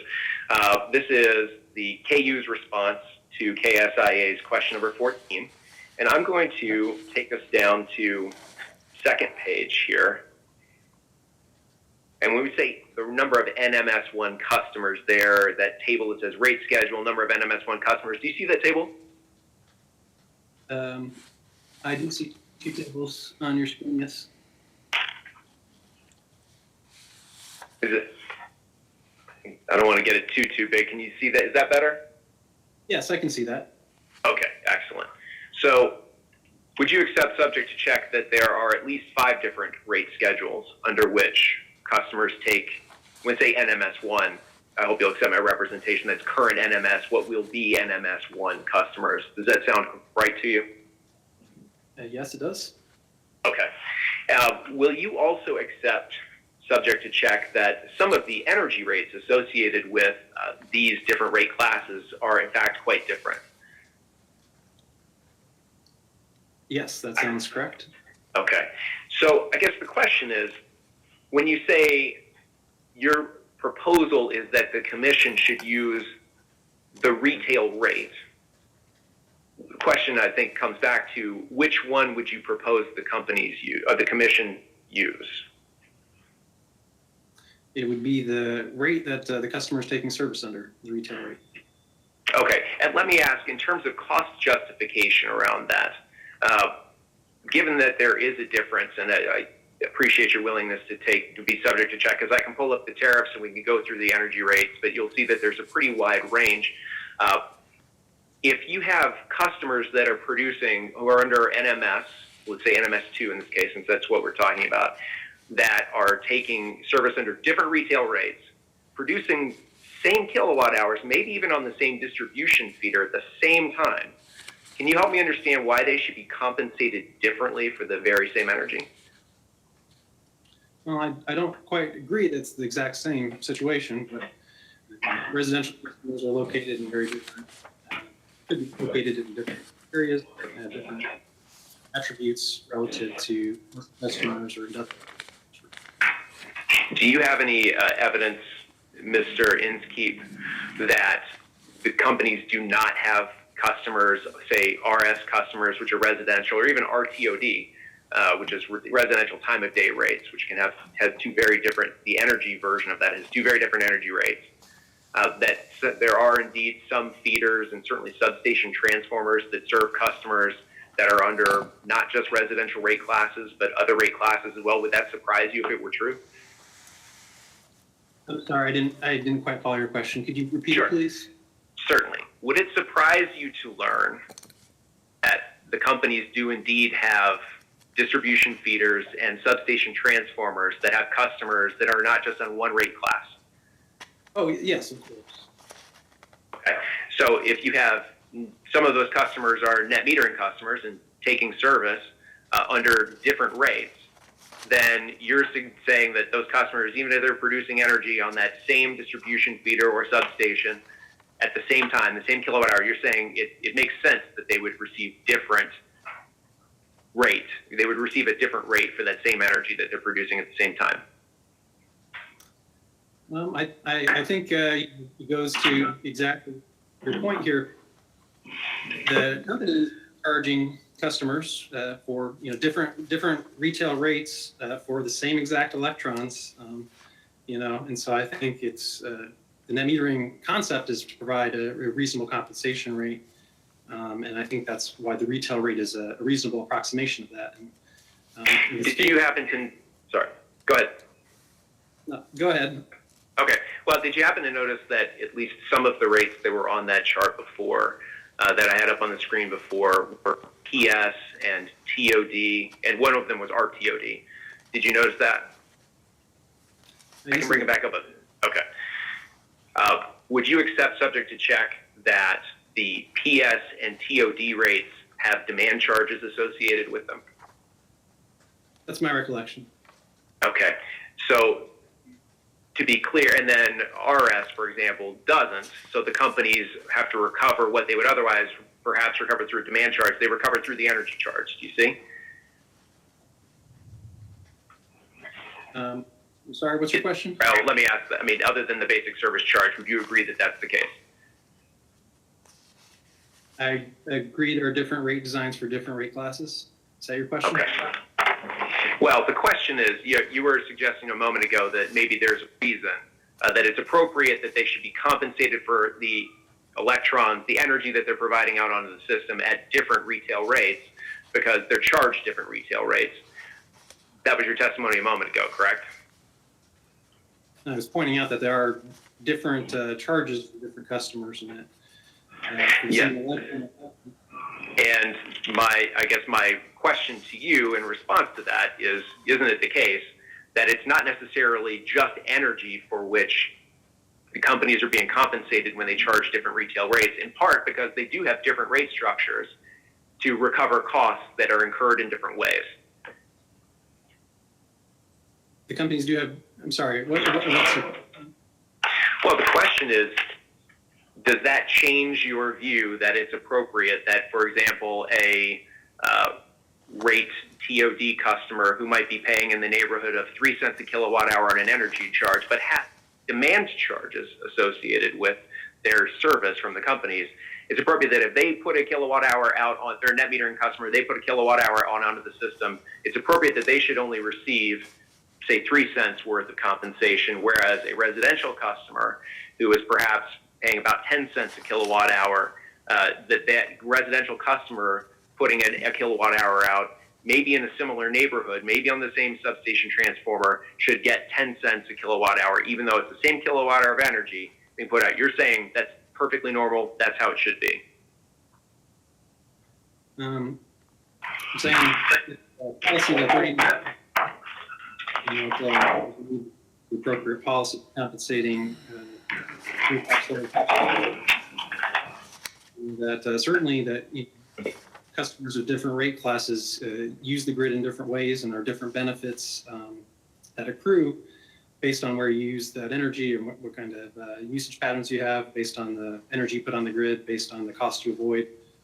So there are differences between rate classes in terms of how costs are allocated, as well as how benefits could accrue from things like distributed generation.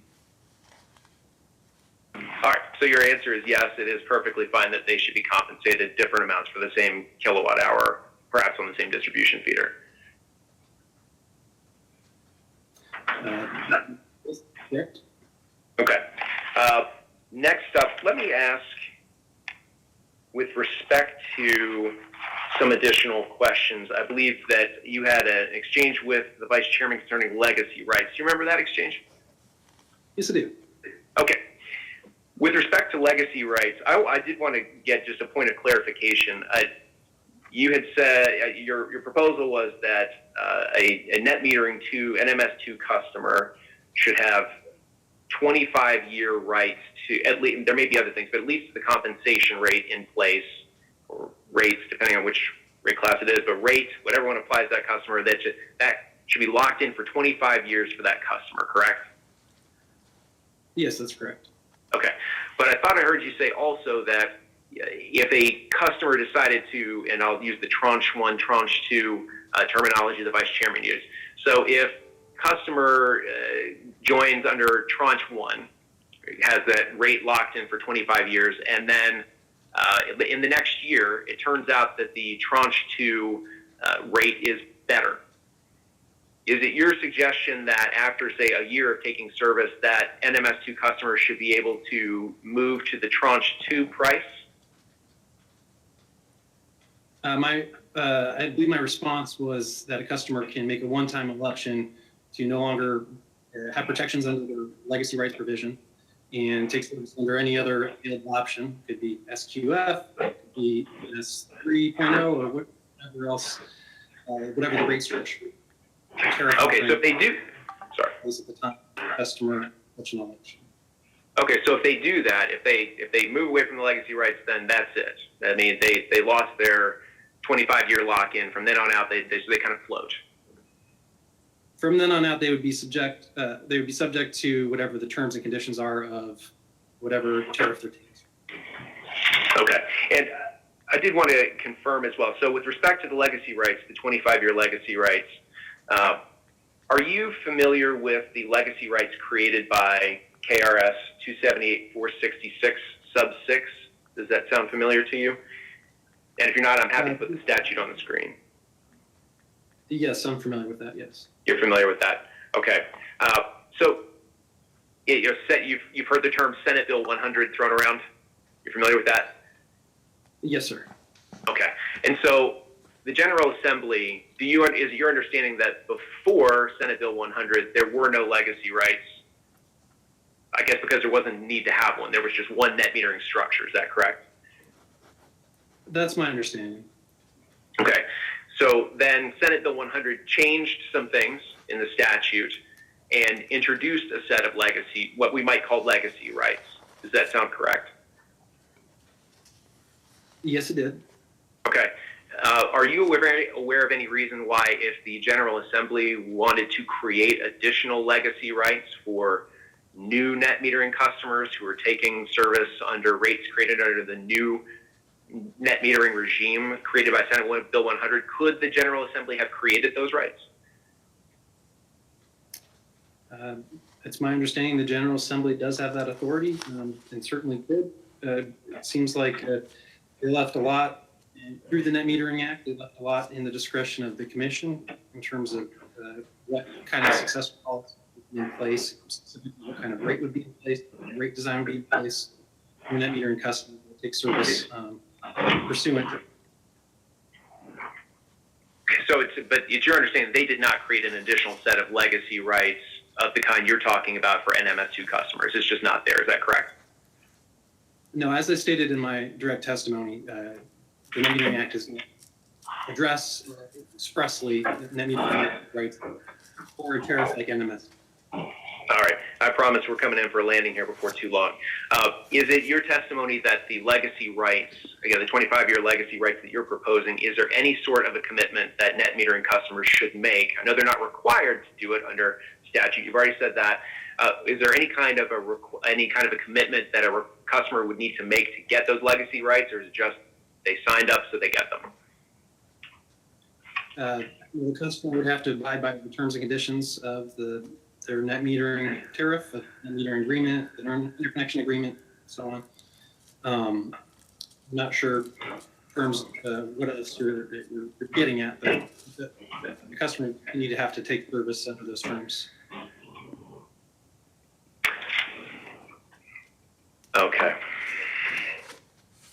One other question about legacy rights. I think I might have gotten a bit confused in some of the testimony about the rate under which a customer would take service from the utility. Is it, and I hate to have you repeat yourself, but can you just tell me, is it your proposal that a net metering NMS2 customer would continue to should have a legacy right to continue to take service under whatever the applicable tariff, consumption tariff is for a similarly situated non-net metering customer? They should be able to have that right for the 25-year term. Is that right? Yes. So, for example, a residential service customer that takes service under NMS2 would get to continue to take service under the residential schedule for that 25-year period, even if the company ends residential service in general and moves to RS1, for example, for most other customers. Okay, thank you. Are you familiar, do you still have that copy of KRS 278-466 in front of you? Yes, sir, I did. Okay, and have you read subsection 5 by any chance? I'll go ahead and put that up on the screen. Okay. And I know that you're not a lawyer and don't purport to be a legal expert, correct? Yes, sir, that's correct. Okay. So I'm not going to hold you to statutory interpretation, but have you reviewed this provision before, subsection 5? Yes, sir, I have. Okay.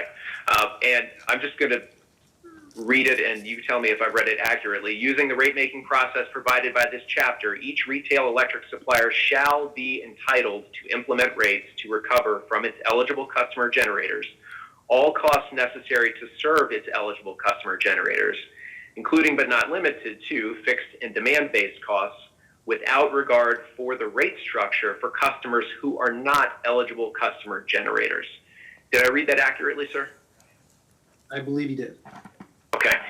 And is it your testimony that you believe that your legacy proposal with regard to retaining a consumption, the service, the rate class under which the net metering customer takes service, that they should have that 25-year legacy right. Is it your testimony that that particular portion of the 25-year legacy right is consistent with this statute? I believe it is. I think. Okay. I'm sorry. I didn't mean to cut you off. Oh, I was saying, yes, I believe that, commissions can, implement provisions in a way that would ensure customers have some basic protections. That would be detrimental to customers and ability to adopt benefits of rooftop solar and other kind of distributed generation technology. Okay. And I promise this is actually the last line of questioning. It's only going to be a couple questions. Are you familiar generally with qualifying facilities, QFs? Yes, sir. I'm familiar with that term. Okay. Would you agree with me that generally to get capacity payments for QFs, they have to take service or they have to provide service under a legally enforceable obligation? Does that sound right?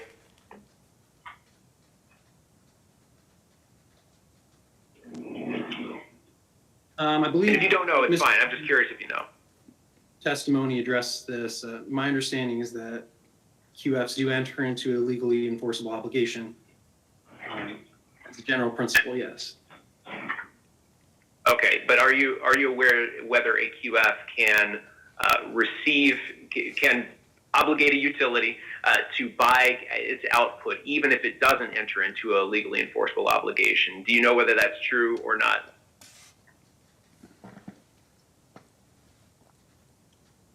I believe the enforceable obligation is typically necessary for a QF to sell energy and capacity, but subject to correction by Mr. Barnes, who would be the expert on this topic. Okay. All right. Well, I think that does it. Thank you very much for your time, Mr. Inskeep. It's been a pleasure. Mr. Chairman, Thank he's you. available. Are there questions from the Office of the Kentucky Attorney General? The AG has no questions, Your Honor. Okay. Ms. Medlin, any questions for the Department of Defense? No questions, Your Honor. Mr. Kurtz, questions? Yes, sir. I do have a few. Good afternoon, Mr. Inskeep. This 25-year legacy right concept that you're proposing, do you know under Kentucky law whether this commission can bind future commissions 25 years out into the future? I apologize. Before you answer, I apologize.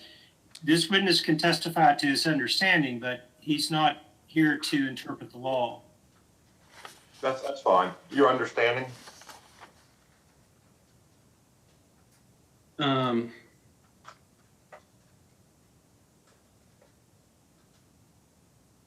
My understanding is that legacy rights as a general principle are commonplace, in fact, nearly universal across the country when it comes to changes to net metering.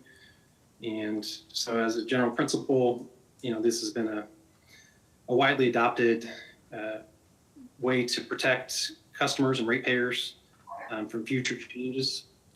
So I'm not sure about the specifics of Kentucky law on this respect.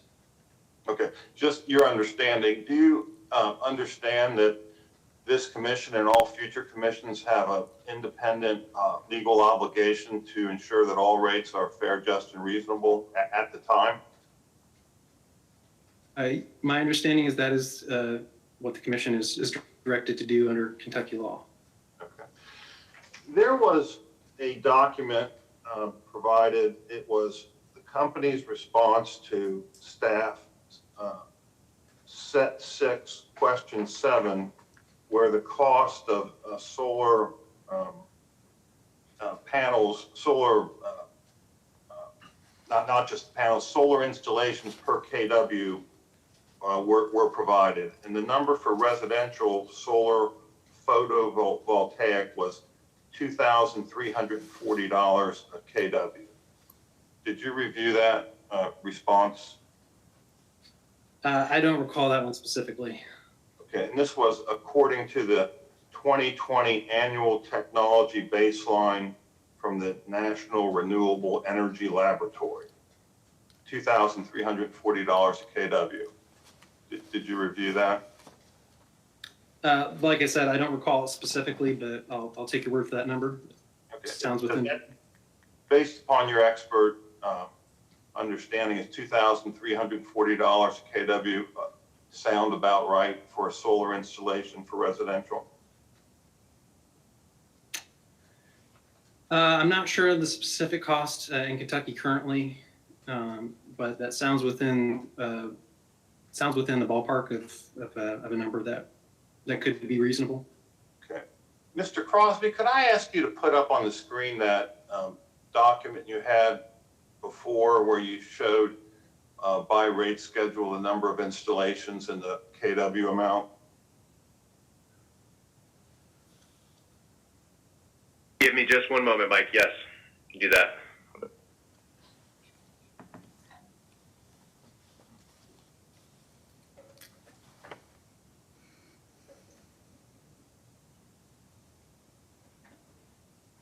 Okay, Mr. Inskeep, for RS residential, there were 486 customers, total generating capacity of 4,240 kW.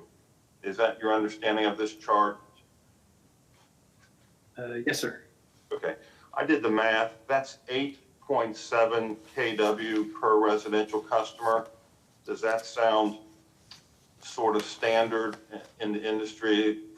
Is Kentucky's experience consistent with what you've seen around the country, 8.7 kW?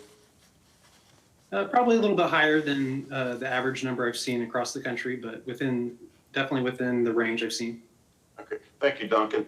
If I do the math right, 8.7 kW times $2,340 per kW, that's $20,358 per residential installation.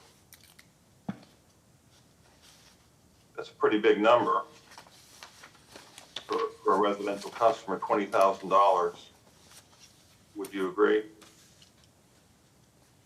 It depends on what you're comparing that number to, sir. If you're comparing it over, comparing it to what a residential customer pays typically to the companies over a 25-year period for their electric bills, I think it might actually compare favorably. But certainly, if you're asking, I'll leave it at that, I guess. Well, do you think the average residential customer of the companies can afford $20,000 for a solar installation on the roof? I think one of the great things we've seen about solar is the dramatic cost declines and the ability of new financing mechanisms to open up solar and rooftop solar to more and more types of customers. And that's exactly what we're seeing across the country, particularly with financing mechanisms like third-party PPAs, states that allow that. You see these kind of financing mechanisms allow folks middle income and lower income as well, even be able to access rooftop solar thanks to those financing mechanisms, so they don't have to pay that cost up front. Even access to loans, for example, to help for that upfront cost is another way for a customer to be able to afford that kind of investment that has a large upfront cost. Well, who's going to loan $20,000 to a residential customer with bad credit? I'm not sure of the specifics of the example you're referring to, but I do know that there are solar companies that do make loans to individuals and households, regardless of credit score, even based on their financing models that allow those kind of systems to be financed that way. Well, unlike a $20,000 truck, you can't repossess a $20,000 solar installation, can you, if you're the lender? You certainly can, actually.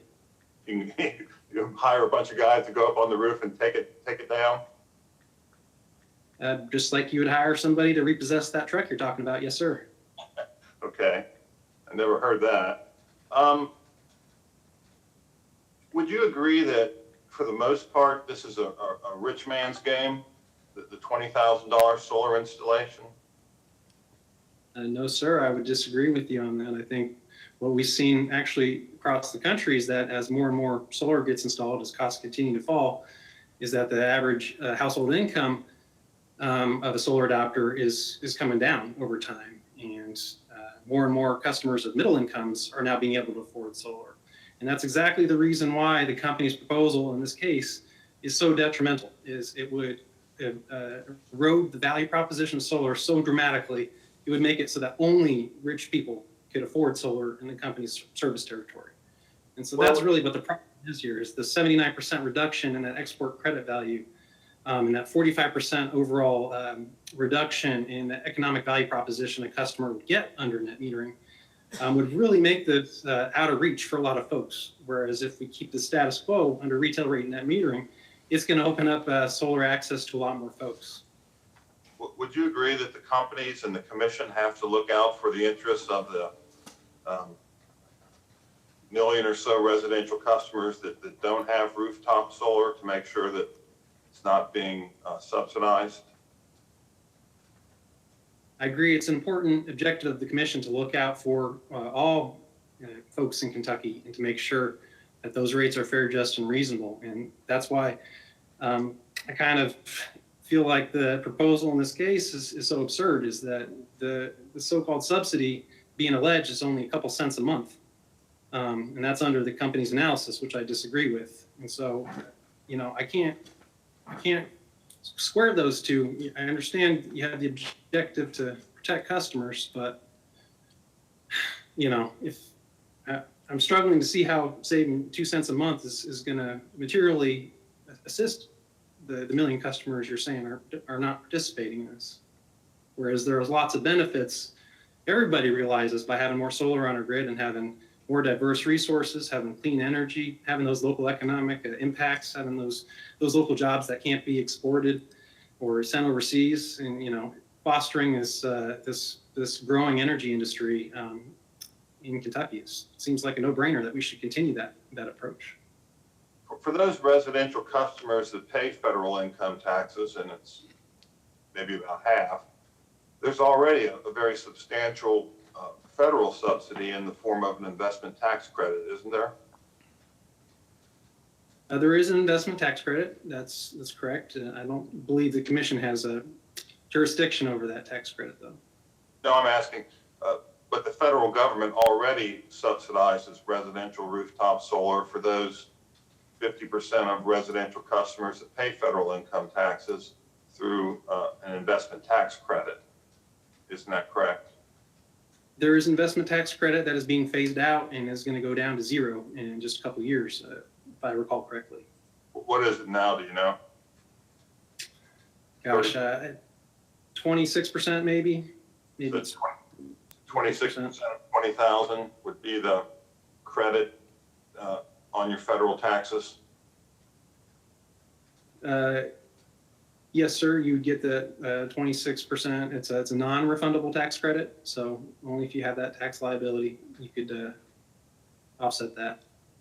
So you have to be a federal taxpayer to benefit from that. You have to pay federal taxes. Everybody has to file, but not everybody pays. Yeah, and that goes to my point about the third-party financing and being beneficial. Is it opens up that tax credit availability to folks like nonprofits and other folks who don't have that federal tax credit liability. It allows an entity to take advantage of it and those cost reductions to be passed on to the ultimate end user. Okay, the net metering statute applies to solar installations up to 45 kW. Is that correct? Yes, sir. That's my understanding. Okay, and applying that same $2,340 per kW, that would be $105,000 for a 45 kW installation, correct? I'm not sure. I'm sorry. I'm not sure the math on that, but. Okay. You understand that this program applies to 1% of the peak demand of each of the utilities? Yeah, I understand that the Net Metering Act limits net metering to only 1% of utilities' annual peak load, I believe. And so this program is a very small program. It's very limited in the number of customers that can take service under it. It's limited in terms of the system size. And so really there's a lot of guardrails to ensure that there are no significant negative impacts should there be any. Do you know what the peak demand of, it changes every year, but peak demand of KU and or LG&E was in 2020? I can't recall, I'm sorry. Okay. Would you accept subject to check that 1% of KU's 2020 peak demand was 36,380 kW and that 1% of LG&E's 2020 peak demand was 25,050 kW? 25,000 kilowatts is the peak demand? Well, the peak demand was for LG&E was 2,505 megawatts. So 1% of that is 25,000 kilowatts. 25 megawatts or 25,000 kilowatts. Okay, I'm with you. 25 megawatts. Okay. And just another, by way of simple math, if there was installation, well, I'll skip that part. Are you familiar with the LG&E and KU residential rate structure? Generally speaking. Okay, and there is a customer charge and a basic service charge and then an energy charge. Is that your understanding? Yeah, basic service charge and energy charge. Yes, sir. Okay. And your proposal is to compensate the net metering customers for the energy charge at the same level as the energy charge.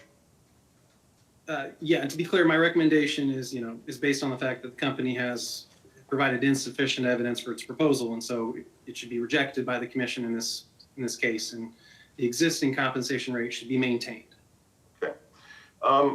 The existing KU energy charge is broken into two pieces, variable and infrastructure. Are you aware of that? I'm aware there's that distinction, yes, sir. Okay. And variable shall be the rate comprised of costs such as fuel that fluctuate with the production of energy used by customers. That's from the tariff. So in other words, the company can avoid burning coal or gas or something else. If somebody is generating their own electricity, they can avoid that variable energy cost, correct? Yeah, I'm sorry, if who's avoiding it? The utility avoids an energy cost if customers making their own electricity. Yes, sir. Okay. Now, the infrastructure portion of the energy rate is different though, isn't it? In what respect, sir? Infrastructure is defined by the KU tariff shall be the rate comprised of costs associated with meeting system demand that do not fluctuate directly with energy usage, as well as the portion of fixed customer related expenses not recovered in the basic service charge. In other words, meeting system demand, the transmission, distribution, and generation demand component of the residential rate is recovered in the infrastructure component, not the variable component. Would you agree with that? I haven't reviewed in detail the specifics of what is included in the infrastructure versus the variable, but I'm aware that they are both per kilowatt hour charges, and so I would probably take issue with how the company is defining fixed in this issue in terms of what can be avoided, but I'm aware that that's a distinction the company does make. Now, you've read Mr. Seeley's testimony, I take it? Yes, sir. His position is that infrastructure component of the energy charge is overly generous to self-generators for meeting their own usage, not feeding back power onto the grid, because it's his position that the self-generator, the solar customer creates the same demand costs, even if they're making their own power for part of the day. Do you understand his position on that? Maybe I can clarify it with you just to make sure I have the right understanding. Are you saying Mr. Seeley was saying that customers should not be able to self-generate and self-consume energy, and by doing so, they're imposing some sort of cost on the utility, or No. it's unfair in some way? What he's saying is there should be the four-part rate that the vice chairman was talking about, that there should be a customer charge, an energy charge to recover variable costs, and a demand charge, on-peak, off-peak demand charge, so that the solar generating customer would not avoid paying the demand charges. That's what he thinks the rate should be, even though the company's not proposing that today. I recall Mr. Seeley recommending a four-part rate composed of energy charge, fixed charge, and then two demand charge components. If I recall correctly, one was based on the peak and one was based on the non-coincident peak. Okay. So right now, the energy charge on the KU system is 9 cents a kilowatt hour. So when a residential customer has rooftop solar and they're making their own electricity, they're essentially, and they're not overproducing, they're not pushing power onto the grid, they're just making enough for themselves. They're essentially paying themselves 9 cents a kilowatt hour for energy they're not buying from KU, correct? I would disagree with that characterization. I think they're not paying themselves anything. They're generating electricity with a distributed generation facility that they purchased or otherwise acquired.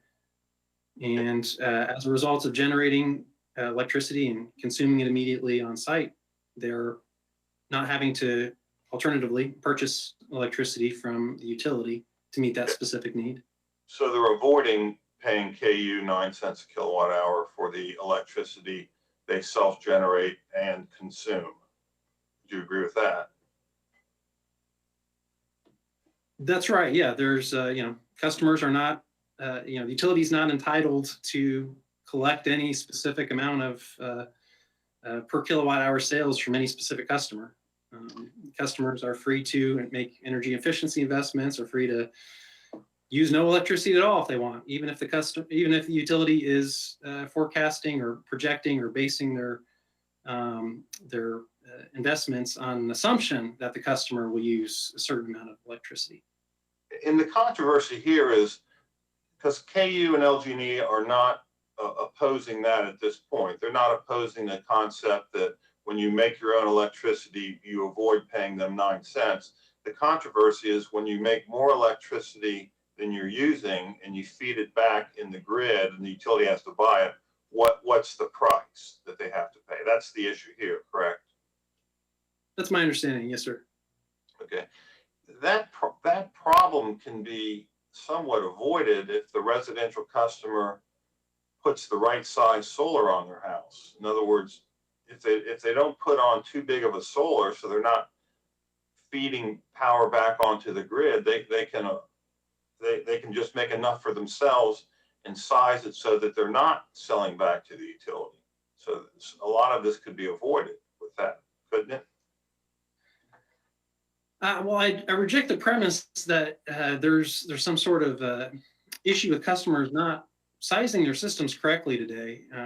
Customers are sizing their systems under net metering to produce electricity up to their annual electricity usage. So they're not oversizing them to produce more than their annual usage. They're not, they certainly get no benefit from utilities from such an arrangement. Utilities don't pay customers for that electricity. They only credit them. Customer forfeits all those credits if they leave the utility. They can't cash out those credits in any way. So it's not like they're, taking advantage or abusing that in any way. They're just, as a result of sizing their system and the way solar produces electricity, it doesn't match perfectly with customers' energy usage patterns typically because, solar generates electricity during sunlight hours and customers use energy throughout the day, including hours when the solar system is not producing. Did you hear Mr.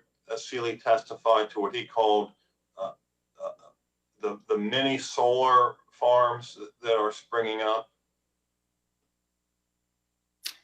I'm trying to recall that specific part. I did listen to Mr. Seeley's testimony, but I'm not sure of the specific reference you have in mind here.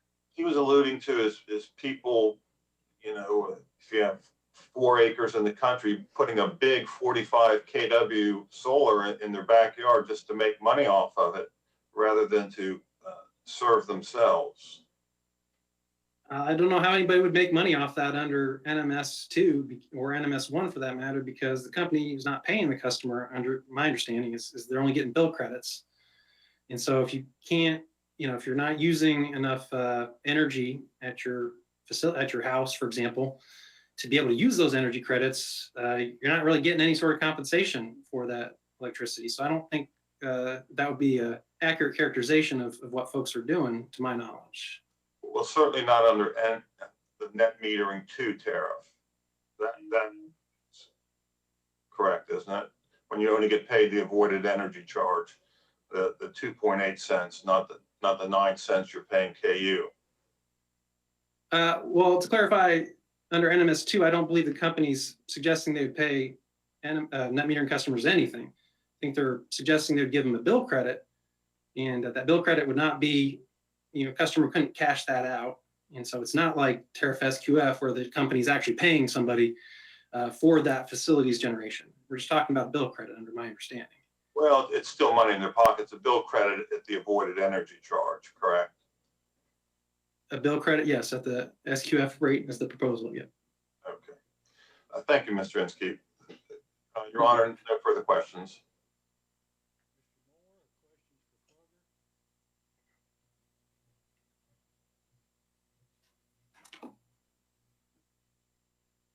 Mr. Chairman, I believe you're muted again. Oh, wait, I asked Mr. Moore.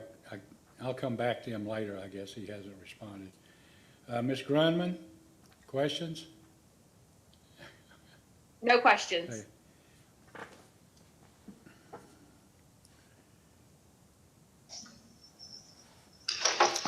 Mr. Chairman? Mr. Gardner, Mr. Osterloh, questions? No questions, Your Honor. Mr. Miller, Mr. Childers, questions? None, Your Honor. Thank you. Okay, Mr. Fitzgerald. Yes, Your Honor, but I think Mr. Moore wanted to respond, and I think he's okay, I'm sorry. Mr. Moore, do you have questions for this witness? No, Your Honor. I'll defer to Mr. Fitzgerald. I'm sure Mr. Fitzgerald will have questions. Friendly cross-examination, huh? But I'll try to be more hostile, Mr. Chairman. Thank you, Mr. Moore. Mike was doing such a great job. I think I might just defer to him and let him keep asking questions. But Mr. Inskeep, hi, can you hear me okay? Yes, sir, Mr. Fitzgerald. Okay, I'm interested in exploring the distinctions, if we can, if any, between a homeowner and a PPA developer, okay? Yes, sir. Because it sure sounded to me like, you know, we're talking about applying the SQF factor, but I just want to explore a couple of things. Does a net metering customer, a rooftop residential solar customer, have access to the modified accelerated cost recovery depreciation? No, sir, not to my knowledge. Okay, do they have access to investment tax credits? Yes, sir, they do have access to the federal investment tax credit. Okay, and that's the solar credit that is expiring? Yes, sir, that the credit is currently being phased out and is scheduled to expire, unlike the commercial solar investment tax credit, which does not expire. It will be phased down to 10% and continue in perpetuity. Okay, and just so I understand, that tax credit can be spread over more than 1 year for customers who don't don't produce taxable income sufficient to exhaust the credit in a given year. Is that correct? Yes, sir, that's my understanding. Okay, couple other things. I just wanted to, if you give me just a second here, let me look through my notes here. I was trying to type frantically. Does a typical homeowner have access to a team of professional rate analysts, to your knowledge? Certainly not. Okay. Does FERC consider the transactions between a net metering customer and their utility to be jurisdictional sales subject to PURPA? I think FERC has repeatedly ruled that net metering is permissible and is not a sale for resale under Federal Power Act, my understanding. And Okay. that monthly bidding is certainly permissible under that arrangement, according to FERC. Okay, and as you know, or may know, the Federal Power Act and PURPA are both grounded in the Commerce Clause of the U.S. Constitution and deal with interstate transactions. Is that correct? I believe so, sir. Okay, and is your understanding that states, public utility commissions, legislatures are free to define the credit to be provided or the value to be provided for electrons based on such things as avoided environmental costs, economic development, and just as they do with other rates that are reviewed for utilities? Yes, that's my understanding. Okay, and has FERC, to your knowledge, ever said that state utility commissions are required to compensate net metering customers as if they were wholesale qualifying facilities? I believe they've actually explicitly rejected arguments that suggested net metering was impermissible and that net metering customers should instead be treated as those types of facilities. Okay. Now, you had been asked whether a customer who was using net metering was avoiding paying for avoiding paying the incumbent utility. In fact, is a net metering customer modifying their load?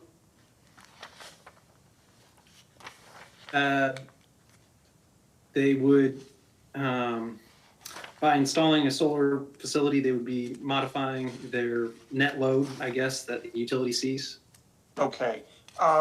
That's all the questions I have. Mr. Chairman, thank you very much. Mr. Inskeep, I hope that wasn't too friendly. No, sir, it was very hostile. Mr. Spernard, any redirect? Just very few, Mr. Chairman.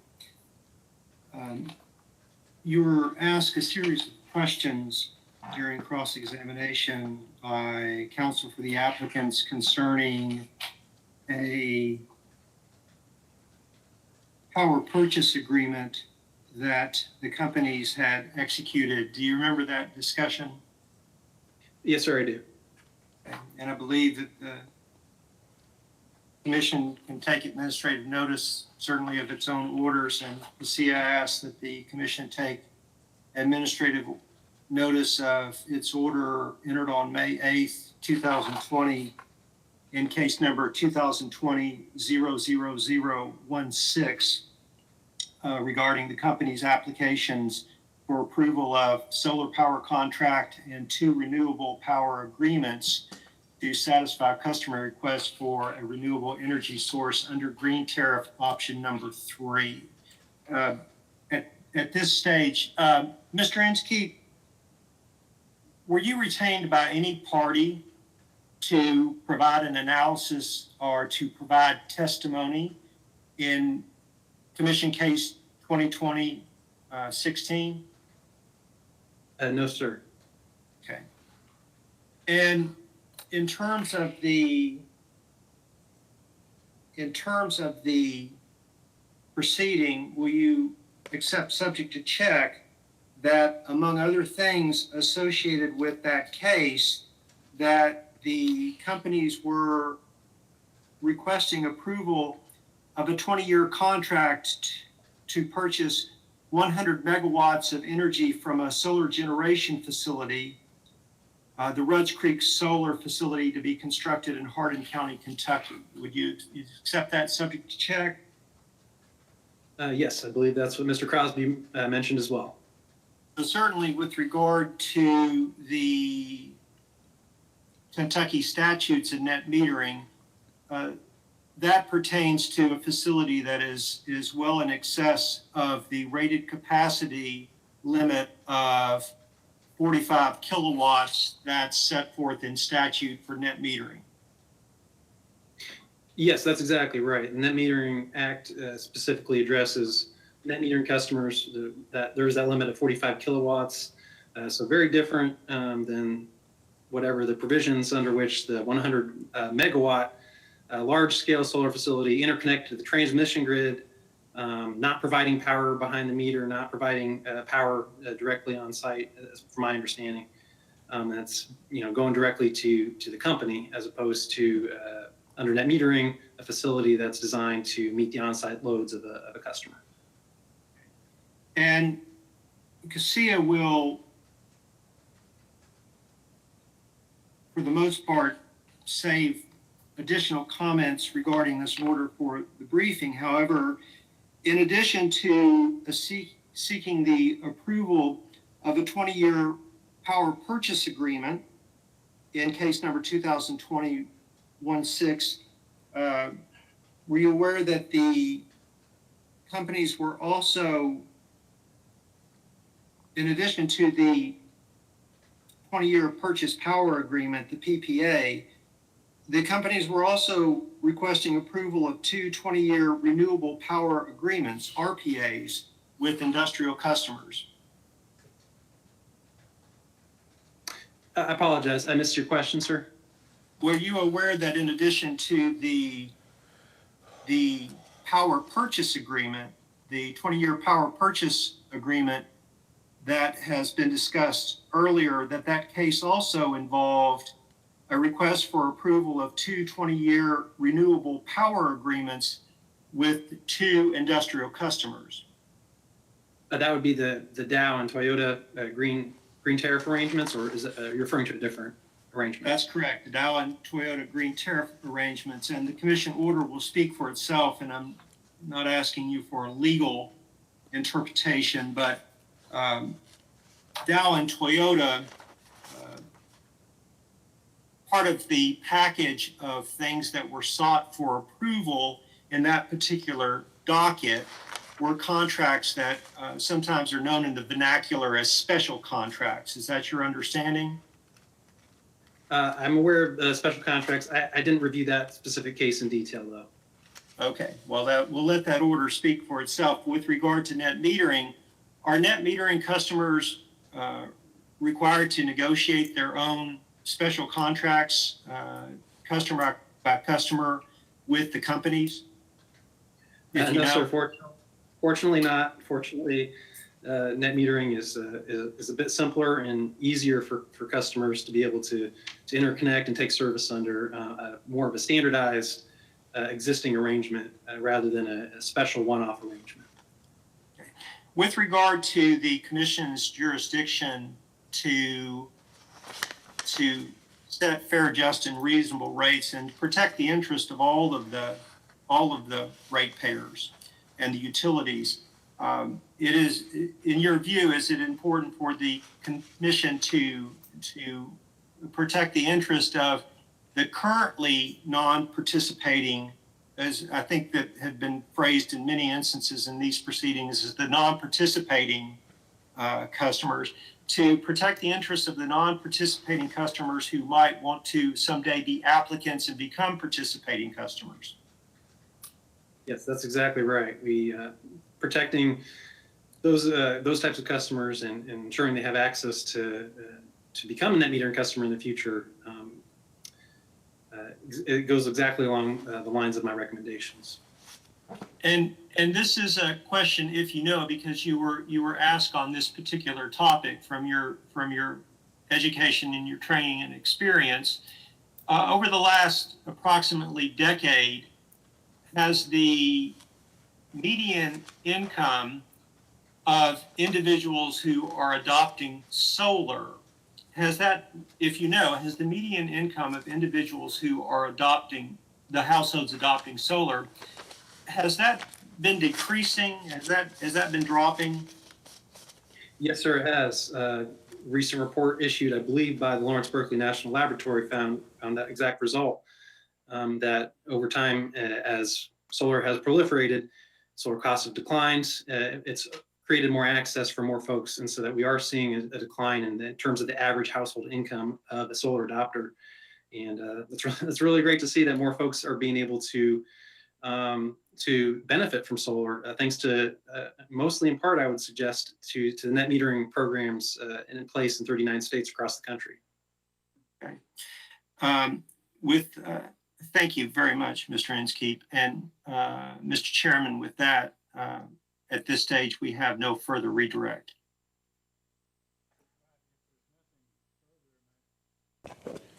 If there's nothing further, may Mr. Inskeep be excused, or Mr. Crosby, do you have a question? No, I just wanted to let you know we have no objection to his being excused, Your Honor. Okay, thank you, sir. You may step down and you may be excused. Does this brings your presentation of evidence to a close, does it not, Mr. Spinard? That's correct, Mr. Chairman. Okay. Thank you. All right, we have our reporter here. We've been going about almost 2 hours. No, can we go? She says proceed.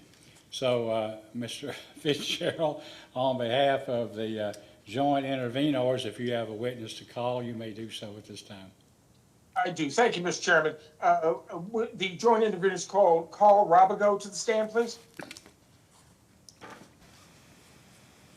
Okay. Mr. Robert. Good day, everyone. Hopefully, you will see an activated screen and hear my voice. Okay. Please raise your right hand, sir. Do you solemnly swear or affirm under penalty of perjury that the testimony you're about to give will be the truth, the whole truth, and nothing but the truth? I do. Okay. Thank you. Mr. Fitzgerald. Thank you, Your Honor. Mr. Robigo, would you state your full name and where you are employed and what is your position with your employment? Yes, my name is Carl R. Robigo, and I am the principal of Robigo Energy LLC, a Colorado limited liability company. My business address is 2025 East 24th Avenue, Denver, Colorado, 80205.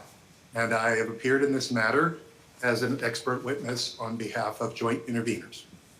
Thank you. And on behalf of the joint intervenors, did you cause to be filed in this case direct testimony and revised direct testimony, as well as answering a number of data requests from the various parties?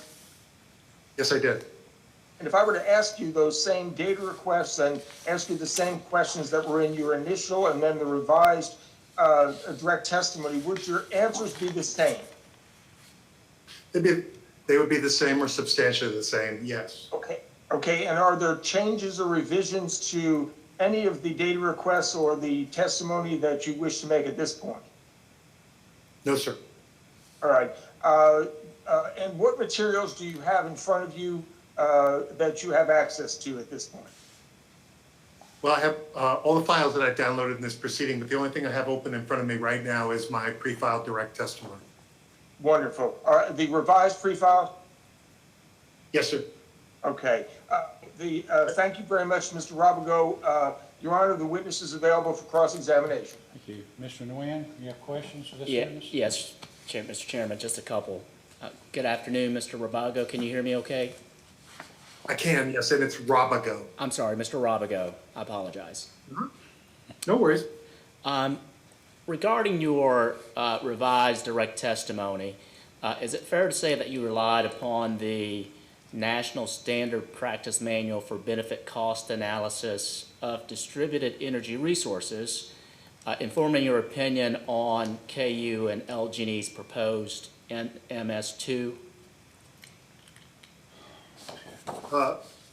Yes, it is. I cited extensively from the NSPM DER, which is the acronym for the long title you just read, as providing guidance for how to do benefit cost analysis, which would inform a just and reasonable design for a net metering tariff. Okay.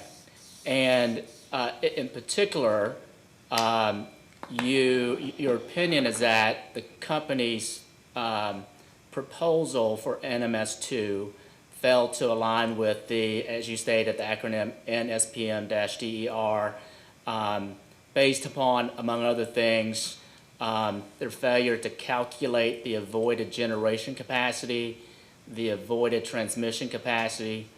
Is that correct?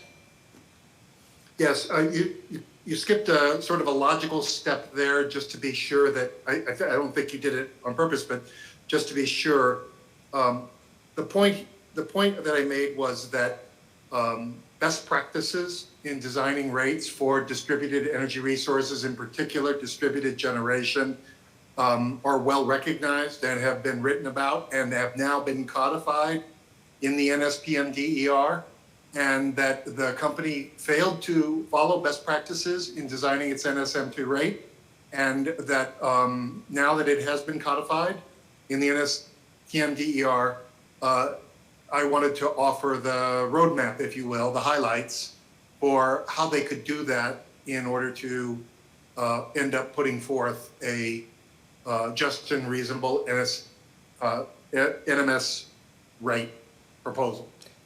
And just for my own benefit, what do you mean when you say it's been these various best practices have been codified in the NSPM-DER? So I've been involved in doing rates based on cost-benefit analysis and going back more than a decade. And what we have always done, in fact, what we've always done is we've in fact, a lot of this, what I was going to say, I'll go ahead and flesh it out.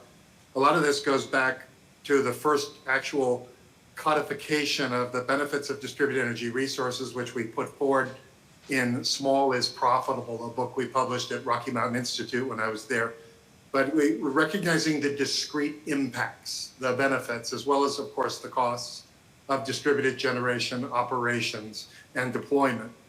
And these sort of best practices are that you should treat distributed energy resources as a resource.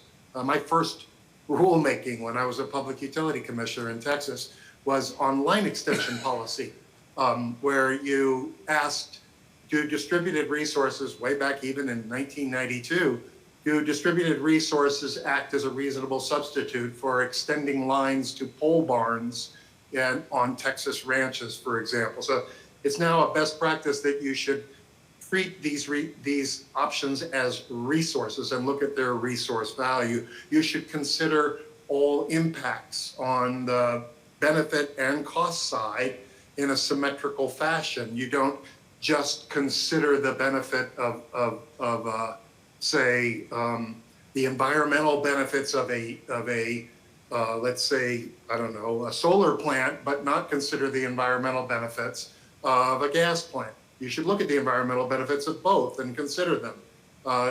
So there's a number of these approaches, and they're outlined in my testimony: treat as a resource, symmetrical analysis, long-term forward-looking, et cetera, that are detailed there, that we've seen enough times in value of solar studies, we've seen enough times in cost effectiveness evaluation of energy efficiency programs and portfolios.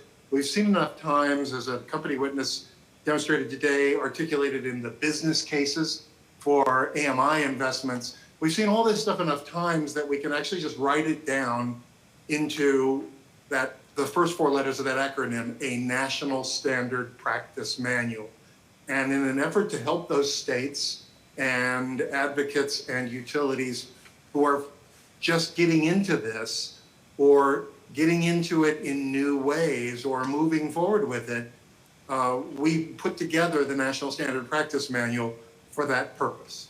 That's a very long-winded, but I hope I got to, somewhere in there I got to the answer to So your it question. serves as a guide for public utility commissions, public service commissions, perhaps other regulators to provide a framework in determining the types of components that would be or should be considered in developing an export rate for a distributed energy resource. Yes, and it starts with articulation of the principles that should be followed. It includes an articulation of the process steps that should be followed. Then it categorizes that range of impacts, considerations, issues that from the various perspectives, utility, host participant, society. And so it acts as a sort of a generic cookbook, sort of a cooking manual from which you can construct an appropriate jurisdictional recipe, a framework. Okay. So are you aware, or if you know, have any of these various best practice components that's been listed in the NSPM-DER, have those been formally adopted or accepted as a standard by another jurisdiction, another public service commission, public utility commission, or any regulatory agency? Yes, well, this is, yes. And this is one of the reasons why I talk about it sort of as a codification. The idea of using standard cost effectiveness tests that everybody can understand goes back to California in the 60s or so, 70, I don't know, when it was maybe 80s, but I cited in my testimony when California published this California Standard Practice Manual, the California version of cost effectiveness tests. I participated in Docket 4600 in Rhode Island, in which we developed a Rhode Island specific test I participated in the New York Rev proceeding, in which we, the commission ultimately adopted a BCA benefit cost assessment chapter in the mandatory, acronyms, DSIPs, distribution system implementation plans that it ordered as part of the New York Rev proceeding. All of those, by the way, preceded the publication of the NSPM-DER.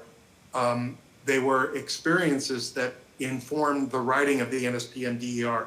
I should also add to that list half a dozen, I think, value of solar studies that follow the same kind of approach and really are nothing but cost effectiveness evaluations, and that I personally participated in or reviewed. Minnesota, Maine, others that have followed that kind of approach. And those, like Maine, was sponsored by the Maine Attorney General's office. Minnesota was developed by the Maine Department of Commerce, reviewed and approved by the Minnesota Public Service Commission in 3 initial proceedings and subsequent proceedings. So this approach is very common in terms of doing cost effectiveness analysis. Okay, thank you. No further questions, Mr. Chairman. Thank you. Vice Chairman Chandler, questions? Just very few. Good afternoon, Mr. Robigo. Hi there. I had the benefit that Mr. Nguyen did not of checking the name in the last hearing that we participated in, so I won't make the mistake. I appreciate it. So do my ancestors.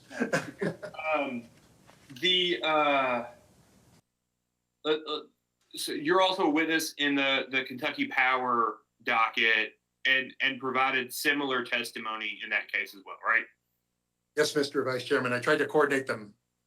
Okay. And so one of the things that you discuss is, I think it's your testimony that your preference or your recommendation would be that something like a value of solar, and to just use that term generally, should should look at more marginal costing instead of embedded costing. Is that fair? I would say in addition to, but yes, I mean, if all you have is embedded or historical cost data, then you can do like jurisdictions that move into future test years do. You take that data and you apply a reasonable extrapolation to it in order to project future effects. The goal is to get to those future effects and to ask how things change. So just what you said, I don't know why I said it again. Yes. So, and the reason I ask is Kentucky Power and LG&E and KU are differently situated as utilities. One is a member of a wholesale energy market. Kentucky Power doesn't participate in the capacity market, but it's in an RTO that has a capacity market. Those capacity markets and those energy markets, by having LMP, those are all marginal price signals, right? A capacity clearing price and an LMP at any given time are marginal pricing signals. Yes. Okay. And LG&E and KU are not part of an RTO, do not participate in any liquid forward markets necessarily that show some marginal pricing. Is that fair? Right. And yes. That even if we have what is the avoided capacity cost, right? Or let's take a step back. Even if we have, let's just take energy at this point, it's really not, maybe avoided energy would be the marginal energy. But when we're looking at the cost of, dispatch, it's really the variable cost of any given generation at a particular time. Is that right? Right. Yes, so when you look at them and take your testimony, is looking at the two entities, is it easier, harder, or just different to accommodate what your recommendation is for a utility that's vertically integrated, not part of an RTO, not part of any of these markets, versus a utility that is part of an RTO or a market and has these marginal price signals? So I think Secretary Rumsfeld said it right best. You go to war with the army you have, not the army you wish you had. I think it depends, and you make adjustments for what you have, right? Because, for example, while it's convenient to say that in an organized market you might have an LMP as an energy price, and wow, all you have to do is just pluck the LMP number, and you can throw it in there as the future value of energy. LMPs are basically nothing more than legacies of bidding behavior. So they don't really, you can forecast an LMP, you can follow a trend, but you don't really have a sense of where it's likely to go, though you've got more data points from which to project a future trend. Same with the capacity value as well. A utility that's really mindful of its distribution, transmission, and generation investments and does a really good job on its integrated resource plans is likely to have pretty good company-specific information that might have more locational value than an RTO. So it's use what you got and correct for what your deficiencies are, but at least acknowledge them. Okay. All right. I appreciate it, Mr. Rabigo. Thank you very much. Yes, sir.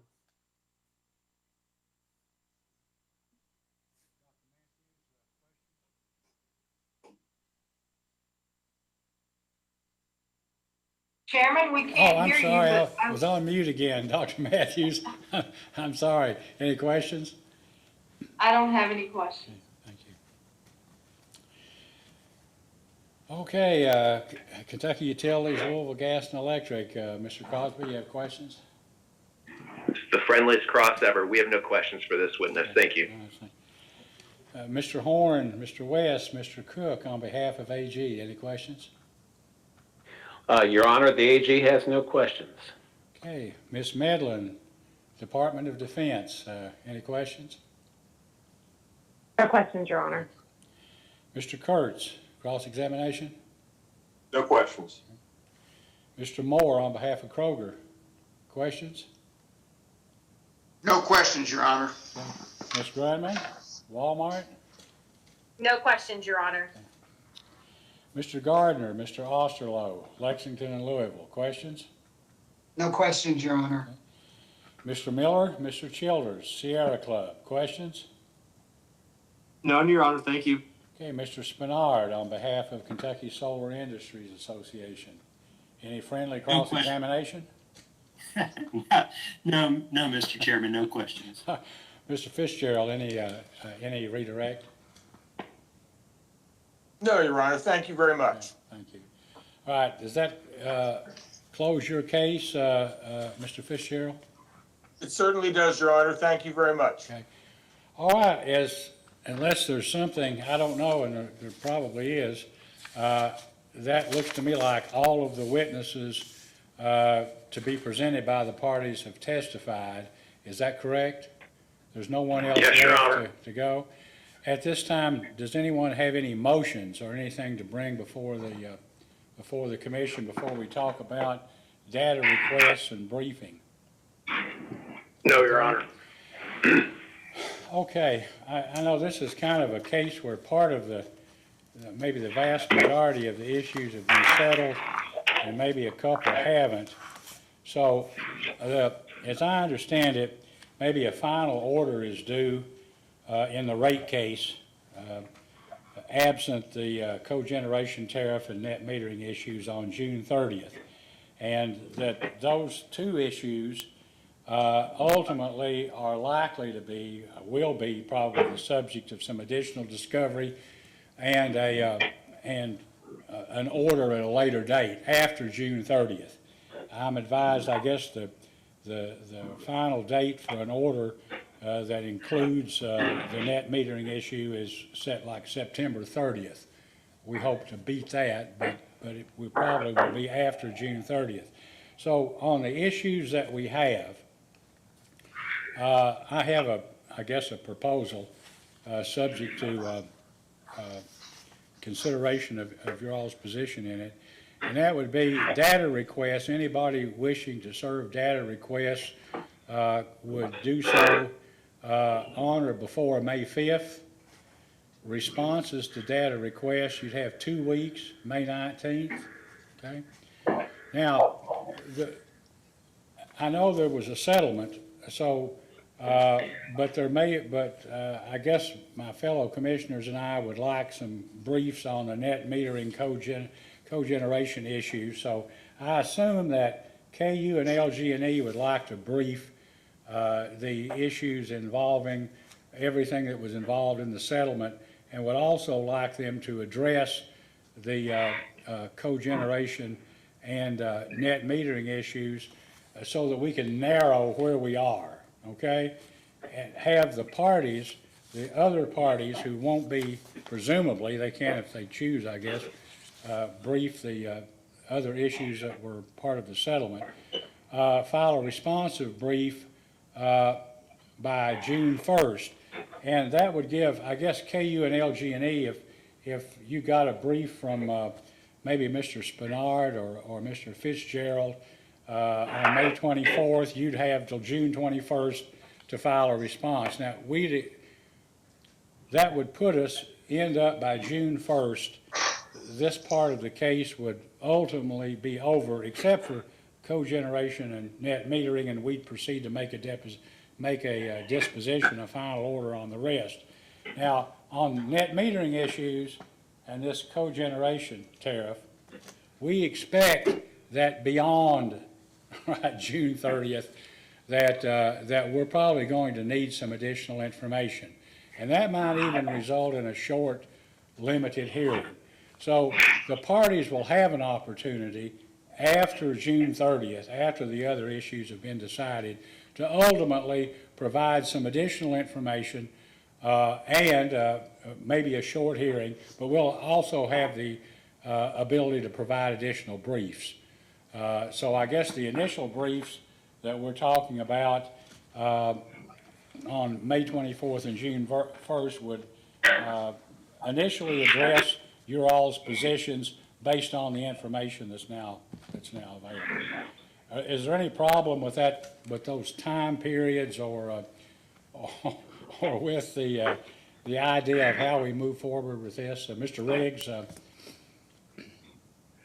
Your Honor, I'm confused a little bit, and we'll certainly provide the commission with whatever it needs. But we have a unanimous settlement among all the parties on all the issues in the case, with the exception of two, the net metering and the cogeneration rates. Correct.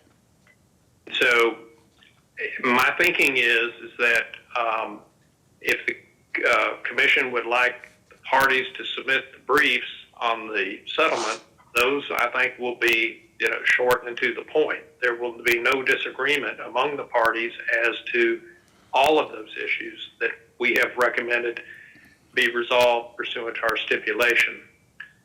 With respect to briefing the issues on the cogeneration and net metering at this time, in light of the commission's interest in having further discovery and perhaps even a shorter hearing, I'm not sure what the commission is, what the value is in briefing the issues on those two unresolved issues at this time. Well, I think we Now, could get. If the commission desires to do that, we'll do that. Excuse me, Mr. Chairman, but I just raised that question. No, I think we'd like you to do it. I don't think they have to be extensive. I think they have to be would be more in skeletal form, issues, points. They don't have to be extensive, but I think we'd like to see where everybody is on both sides in terms of the attorneys in form of a sort of an outline brief. I know we're going to have more extensive briefs later on, but I think we'd like to have something along those lines, right? Narrowing the scope and having your ideas boiled down to a few paragraphs. It doesn't have to be extensive.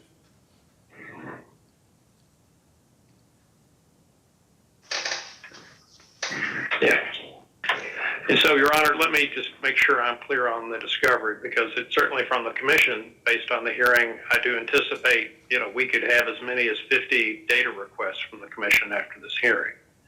And so, as I understand it, you said May 5th is the deadline to submit those data requests to us.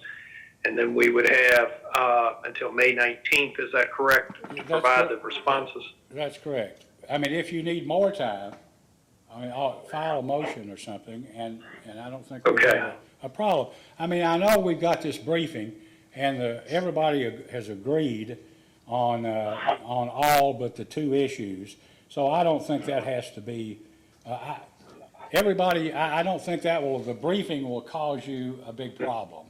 So if you need some additional time on the data request, I don't think we'd object to that, but we just need to get the order. Obviously, we need to get the order out by June 30th. And we've still got Kentucky Power in the works. We have this case. We've had a solar case or two a week for the last 3 or 4 weeks. We have Columbia Gas coming in and Delta with rate cases. So as you know, and as we've complained about since I came on board here, the General Assembly thinks you can do a lot with very little. And so, we're working with a skeleton crew, and the commissioners are doing a lot of independent work themselves. So we're just doing the best we can. So we want to accommodate you, and we want to treat everybody fairly. But yes, if we could keep this schedule, and if you have a problem, you have need additional time, if you'll file a short motion saying we need additional time, I can promise you that it will be looked upon favorably.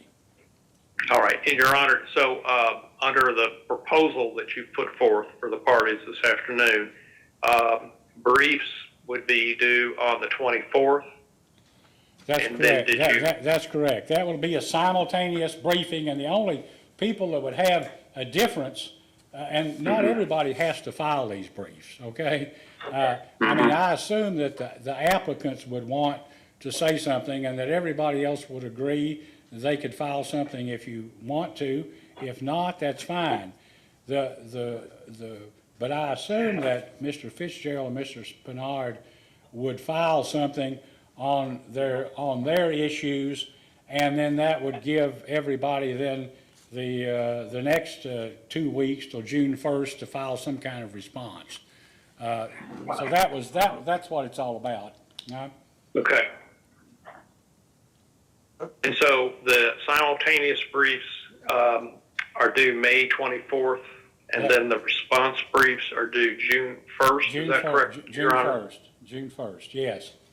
Okay. All right. And at that point, the case will be taken under submission for decision. At that point, the case, all except those two issues, will be submitted for final decision on the merits. Right. Okay? I'll tell you, the best-looking lawyer in this case is, in addition to Ms. Grudman there, is her co-counsel. I tell you how, these have been entertaining cases. We had some of the, I don't know if you all watched the public comment section where we had people with kids and everybody, and it was fun to do. Anyway, is there anything else at this time that? Your Honor, I'm sorry, this is Tom Fitzgerald, just so I understand. The simultaneous briefs on May 24th, you'd like us to address the issues and the points as we see it regarding the net metering, cogen, and interconnection? Yes. And then to respond to the other parties that filed briefs by May 1st? Yes. We'd like for you to do that. Okay? Okay. And Chairman, if I may, I think I want to make sure that it's not lost on it. And should the company want to file with the same brief, different brief, whatever it may be, on their case, to have an opportunity to speak on the entire case, including in support of the stipulation. Great. I'm sorry, Mr. Chandler. Yeah, I couldn't pick up. I want to make sure I understand as well that in addition to that, the company, should you choose, or anybody, can file in support of the company's case in chief, including the stipulation. Oh, they're going to do that. Yeah, we've already discussed that, sure. Okay, I just wanted to make sure we were on the same page. That should the company choose to, they can file a brief in support of their case, or their case in chief as modified by the stipulation, as the company with the burden. Okay, thank you. It's exactly like we discussed, Mr. Riggs. Is there a particular issue you would like the company to address in its brief? Not necessarily. I think it's important that you all have an opportunity to do so with the party as the burden of proof.